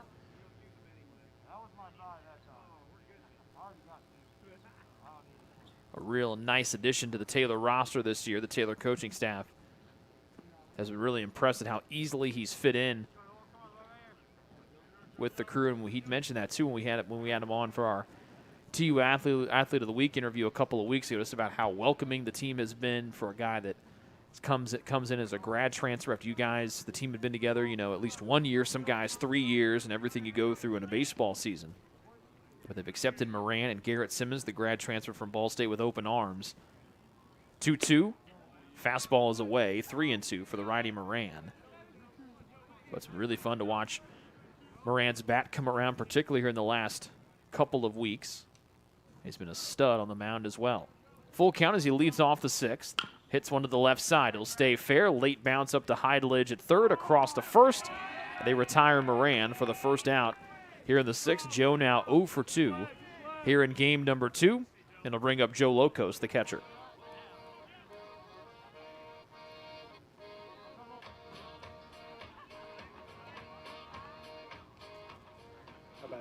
This next pitch from Nolker will be his 100th of the night. That's a strike on the outside corner to Joe Lokos. Joe came in to pinch hit, flew out to the right fielder, Caden Jones. He's only at bat in game 1. Has come in to replace Bass behind the plate, and he quickly falls behind 0-2 after Nolker deals in a breaking ball to the inside corner. 0-2. And a foul ball will go to the parking lot. Lokos will stay alive. Joe came into the day 1 for 3 at the plate, playing in his 11th game of his freshman season. Nolker peers over his black mitt, likes the third sign from Winchester. Another 0-2 comes home. It's in on the hands. Good eye from Lokos for ball 1.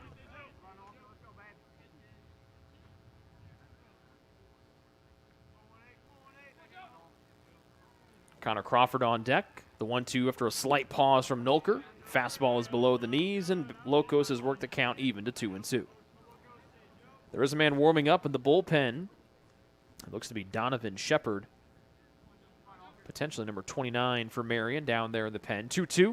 Lokos will hammer this one towards left field. Cordero chasing it on the line. Dives and makes a catch as he goes full extension up the left field line. Lokos look to have one for extra bases. Cordero had other ideas, and there are 2 gone for Taylor here in the 6th, as the Trojans just cannot get anything to go their way today.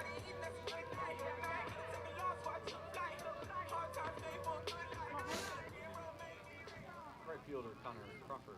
And he'll bring up Connor Crawford, the right fielder. Sun almost completely set behind the Kessler Student Activity Center behind us and to our left. Crawford, big swing and a miss, way in front of the curveball from Nolker. He's got an ear-to-ear smile on the hill. Crawford walked and scored his most recent time at the plate. A breaking ball here at the letters called for strike 2 from the righty Nolker, who's putting together a stellar outing this evening. He came in with an ERA just a shade below 5, a 1-2 overall record. And opponents were batting .225 off of him as they get Crawford to sky one to Augustus in center. Came back, now comes running forward, makes the catch to his left with Jones dancing behind him. And the Trojans retired in order for the 2nd inning in a row, third 1-2-3 inning by Nolker here in game 2. 6 innings complete to the top of the 7th. Marian out front 8-1 here on the Trojan Sports Network. What limits you? Too small, too old, insecure, broken. You have no limits.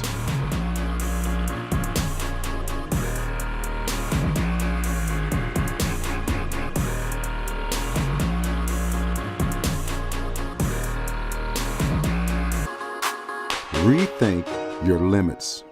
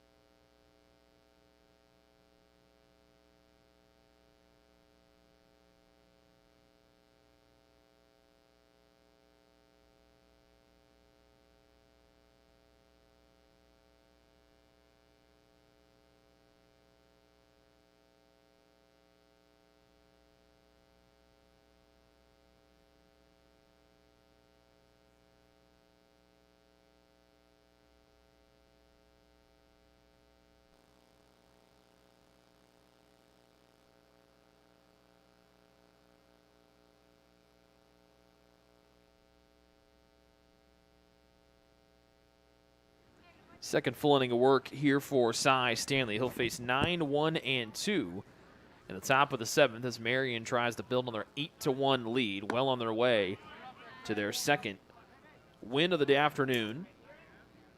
Swing and a miss on the second one. 1-1 to Heidlich, who struck out 3 times today, twice against Houston, and then 1 against Ross. And Stanley would like to make it 4 for 4. He falls behind, though, 2-1.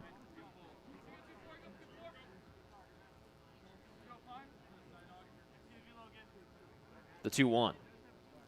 Swing and a miss upstairs on a fastball, 2-2.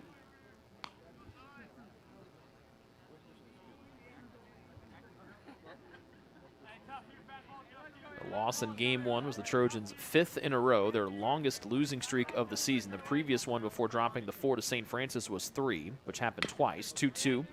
Little roll over left side. It goes foul with Lawson there to snag it. Count remains at 2-2.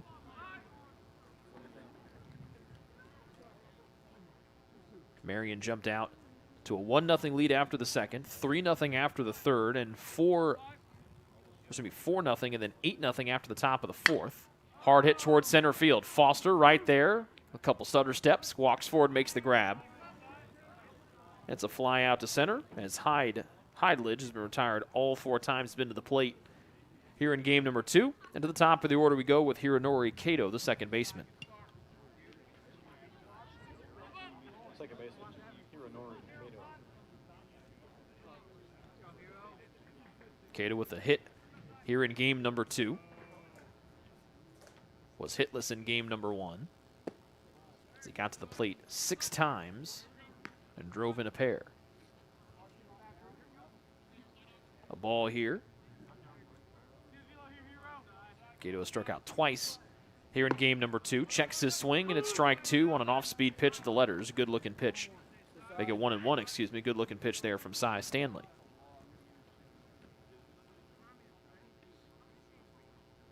Kato walked and scored in the 4th. Third one from Stanley. Locos can't bring it back across the outside corner. It's 2-1.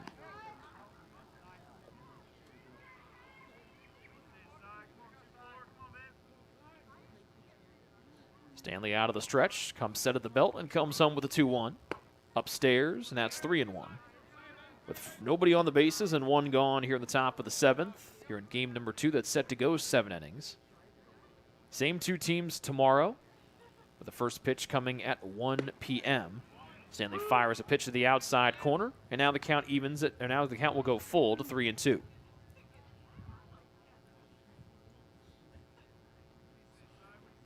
Stanley asks Locos to resend in the signal. He does, and the payoff from the lefty. In, and a strikeout as Kato steps out and tried to pull it to right field. He comes up empty. 3rd K for Stanley. Make it his 4th, excuse me. And there are 2 gone to the top of the 7th here for Marian.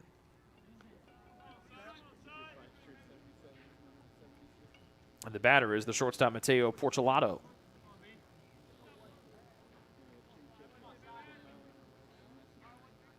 Lefty versus lefty here. Off speed as Stanley leaves that one up high. We talked about Stanley's father being the coach at Shenandoah and also played at Ball State. Well, his sister Meg, no slouch on the softball diamond. She'll be a part of the team a spring from now in 2022. 2-0 up high to Porcelato. Talked with Cy about how his sister Meg was doing this year. Said she's been struggling a little bit at the plate after hitting just a bunch of home runs the last couple of seasons. 2-0. Off the end of the bat, hard towards left field. Playing in was Vandermolen. It might sail over his head, and it will as it bounces onto the warning track. Porcelato, with his second hit here of game number 2, hits the brakes with a 2 RBI double. The top of the 7th will continue here for Marian.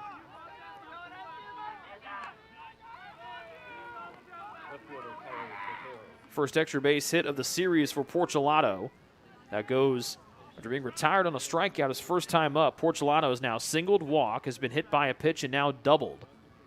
That's his team-leading 13th double of the season, and it extends the top of the 7th and brings up Cordero, the left fielder.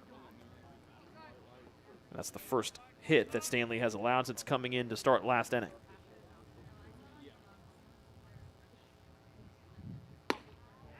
Fastball just a little off the plate to the righty Cordero, 1-0.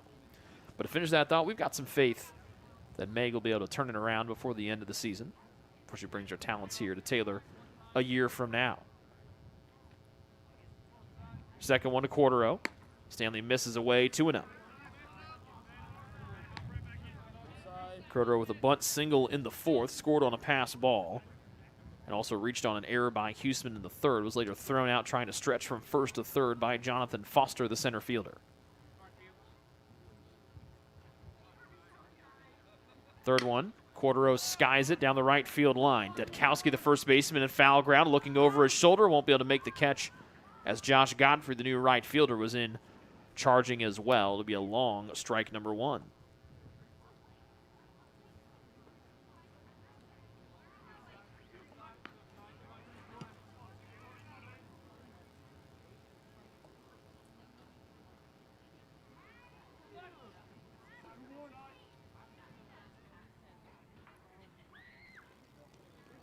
Cordero 1 for 4 here in game number 2 after going 2 for 4 in game 1 with a double and a single. Cordero up in the count, 2-1. Hard hit left side, right to Lawson at third. He vacuums it up, sets his feet, fires across the diamond to Detkowski, and Stanley able to work around a 2-out double. To the bottom of the 7th, Taylor needing 7 runs to force extras and 8 to win it. Down 8-1 here to Marian. Ivanhoe's has been serving Taylor students since 1965, when Ivan and Carol Slane purchased the restaurant. Located on Main Street, Ivanhoe's is less than a mile from the Taylor campus and is open 7 days a week. The menu features choices for lunch, dinner, as well as 100 different milkshakes and sundaes. Customers can find other dessert items as well. The staff is proud to support Taylor University and appreciates the support of Ivanhoe's through the years.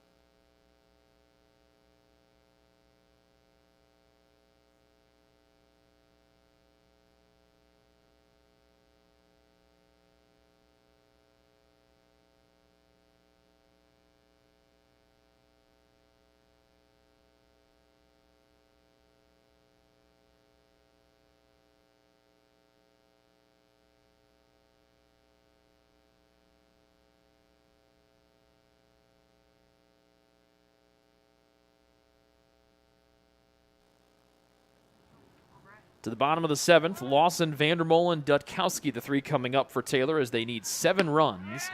The force extras down 8-1 here in game 2 to Marian. Going for the complete game will be Andrew Nolker, who's been nothing short of outstanding here in game 2 tonight. First pitch was a strike, second one is a ball to Brett Lawson. Nolker trying to get his 3rd complete game of the season and move his record to an even 2-2 in his 7th start here of 2021. Backdoor breaking ball. Lawson pivots out of the way. It's 2-1. Brett 1 for 2 here tonight, with a bunt single getting his way on in the 2nd, and they struck out swinging in the 4th. Just 3 hits all night here for the Trojans as Lawson will golf this one out of play to the right. 2 balls and 2 strikes for Lawson, as Taylor's offense had just 5 hits in game number 1. They have just 3 here so far, just underway here in the bottom of the 7th. A 2-2. Lawson swings and misses at a fastball outside. Nolker happy with himself, as he should be, with his 5th strikeout. And there's 1 out for Taylor here in the 7th.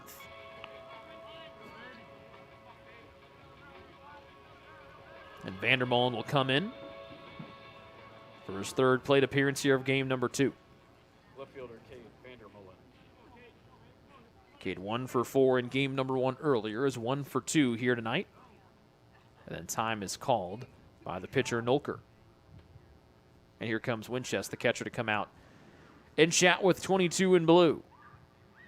A sly smile from Nolker as he covers up his mouth with his mitt before talking things over. Now, it's interesting that they both cover their mouths with their mitts and they turn their backs to everyone that can see them. So I'm not really sure what the reason is to cover your mouth with your mitt when you've blocked everyone from your view. I don't think anyone has X-ray vision down there. If they do, they probably need to tell somebody about that because that makes them a superhero.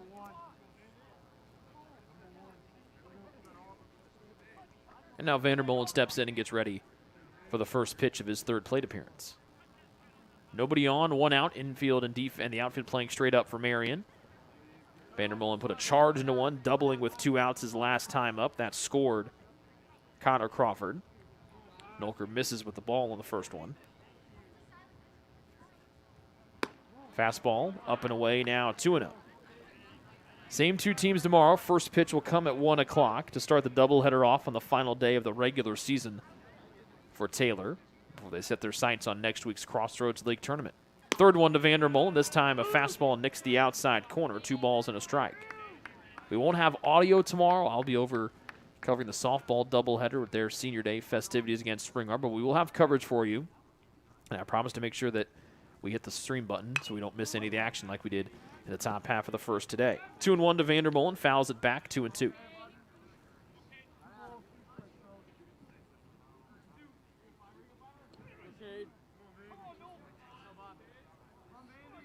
One out, no one on. Bottom of the 7th. Taylor down to their last 2 outs, trailing 8-1. 2-2. Vandermolen check swing right back up on a high ringer.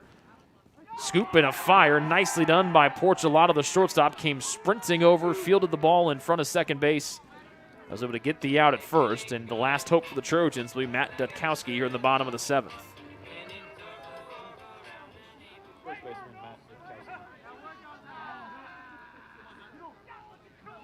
A real high ring there on the swing from Vandermolen.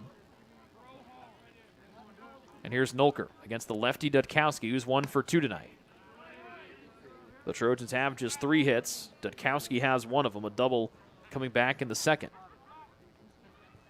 Here's Vandermolen doubling home Crawford in the 4th. And a bunt single from Lawson in the second. Since then, the Trojans have been hitless in the last 2 innings plus, and they're in danger of being retired in order for the 3rd inning in a row. Swing and a miss from Dutkowski makes it 2-1. Since that Vandermolen double,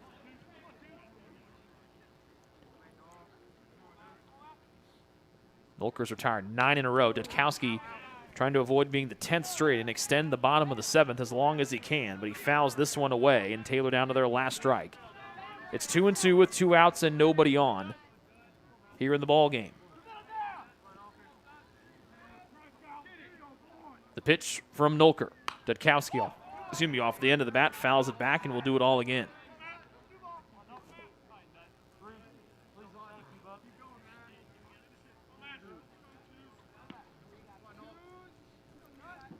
Still 2-2 to Dutkowski. Base is empty with 2 outs in the bottom of the 7th. Nolker pauses, comes home. Dutkowski swings and misses, and Nolker will get the complete game shutout, retiring the last 10 batters he faces here as Taylor falls tonight in Game 2 by a final of 8-1. We'll take a break and come back with the Ivanhoe's post-game show after this here on the Trojan Sports Network.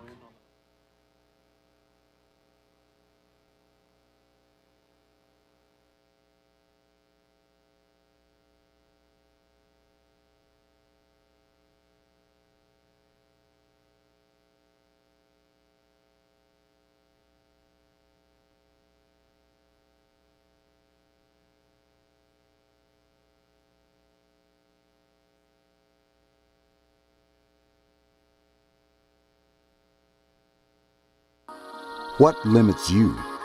Too small, too old, insecure, broken. You have no limits.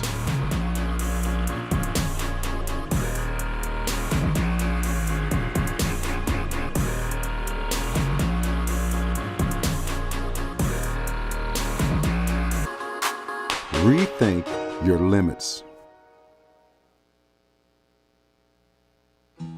Best One Tire and Auto Care Upland is proud to support Taylor University Athletics. Located at 148 South Main Street, Best One is open 6 days a week. Owner Mike Pearson and his staff offer replacement tires from brands like Bridgestone, Firestone, and Goodyear. Customers can also shop for tires from the comfort of their home by using the online tire finder. When it's time for mechanical repairs, Best One's ASE certified technicians can perform a wide range of services to get their customers back on the road. And those same technicians can do repairs on fleet vehicles as well. Taylor Athletics says thank you to Mike Pearson and everyone at Best One Tire and Auto Care Upland. The decision you're making is about so much more than where you'll spend the next 4 years. It's about how you'll live the next 40. So let me break down the Taylor University experience. We integrate faith and learning to become well-rounded, lifelong learners, while delivering a deeper knowledge of our specific areas of study. Whether you're producing award-winning films, building satellites for NASA, or preparing for a national ethics debate, Taylor will push you to excel in your field. But excellence isn't always about having the right answers. Sometimes it's about asking the right questions. Taylor is interdenominational. That means we can't always fall back on specific church doctrine to settle issues. We rely on Scripture and the dynamic nature of iron sharpening iron to better know the God who's not afraid of our question. Much of this happens in the small town of Upland, Indiana, the place where Taylor does life together. But don't let this small town fool you. The schedule is packed with things to do, and through these activities, faculty, staff, and students become more than individuals occupying the same address. They become a community. But this community isn't limited to the campus. We travel, boy do we travel. We are ranked as one of the top 10 schools in the country for overseas experiences. But it isn't just about the going. It's about the sharing of those experiences and being challenged by those who come to Upland as their international experience. Taylor is one of a few Christian colleges that expects all students to have a relationship with Jesus Christ. Now, this doesn't mean Taylor is a Christian Disneyland full of cardboard cutout perfection. Taylor is full of real people with real problems, and living together can get kind of messy.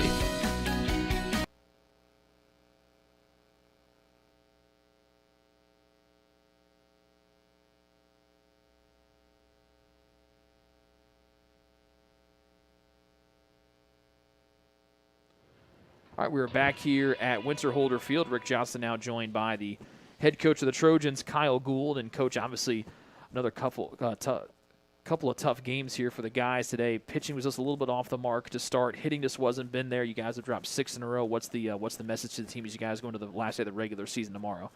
Yeah, I don't know. I mean, we're credit to Marian. They did a really good job. Both their starting pitchers, worked fast through strikes and changed speeds. They both did a really good job. Their hitters were in there and competitive. So, credit to them. But we're I can't imagine. We're just not playing well, Rick. We're not doing anything well. We didn't do anything well today. We didn't pitch well. We didn't play defense well at all, and our bats were really bad. And again, credit to Marian, but I don't think we played well in any facet of the game. How do you have to look at this? I mean, you guys have played over 40 games, close to 50 games this year. You guys are getting ready for the league tournament next week. How important and what do you guys have to do to take the 2 games next week to kind of act as a springboard for next week's league tournament? Yeah, we just have to play better. Like, nothing really matters if you don't play better. And if we're going to play like that, it's going to be 2 games and out in the tournament. I'm not sure who we could beat the way we're playing right now, to be honest with you. And again, Marian played great. That take nothing away from those guys.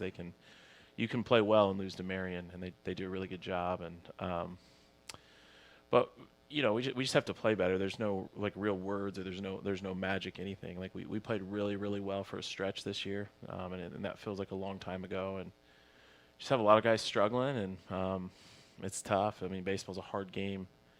And it's a tricky game, so, I think you just have to approach it with optimism. You have to believe that you're one big swing or one big pitch or one big play away from turning things back around and being the team we know we can be. It's not where we're at. We're really struggling, and again, hopefully we can get something going tomorrow, something positive, and get going in a better direction.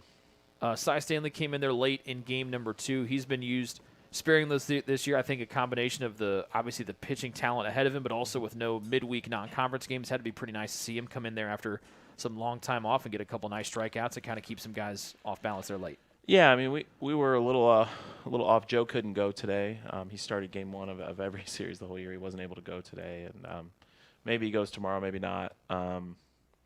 So we just went to Luke, who was ready to go, and he's usually throws game 1 on Saturday, and we just never got any footing going on the mound. I mean, it was, I think, 13 freebies and the walks hit by pitch in the first game. You're not gonna beat anybody doing that. But yeah, Cy threw well there and had 2 clean innings. The guy got hit the double off and we left him there. But Cy had a great freshman year, and he's had some struggles this year. He's had some really good moments this year. But he threw on Tuesday. We had a JV game. He went in and threw a couple innings, and I know Justin was really pleased with the way he threw, and so we felt good throwing him out this weekend. So it was good to see him have that command back, and hopefully he can take that into the postseason. 2 things away from the field, we saw a lot of big-time former alums here. Brian Moore, Josh DeGraff, Ryan Otis, who's in the Hall of Fame. DeGraff, a future Hall of Famer, if my opinion's worth anything, which it isn't. It's got to be really nice to see. We saw a lot of the younger alums come back a couple weeks ago. Now we got a couple of the old guys back here. Ryan Otis just hangs around because he lives here. Yeah. But what's it like to see some of the old guys come back around? Yeah, I haven't gotten to see Josh in a while. We keep up and we text and talk a little bit. But he was here with his wife and his little girl, and it's great to see him. And I think he's going to be here tomorrow. I think a few more of those guys might be. And then Brian Moore may not be in the Hall of Fame, but he was one heck of a player. One of the most competitive guys I've ever been around, and great shortstop, leadoff hitter, stole a lot of bases, just a really good player. And it's always awesome to see those alums, and of course Ryan was here, and I think there will be some more tomorrow, and that are all. It's fun to see them together, and it's fun to see that the connections they made here are still meaningful in their lives as they get older. So I do wish Josh DeGraff was pitching tomorrow. So Marian does not. We all do. We do. I was a great coach every day he pitched. That's for sure. He's a great pitcher, better guy. So.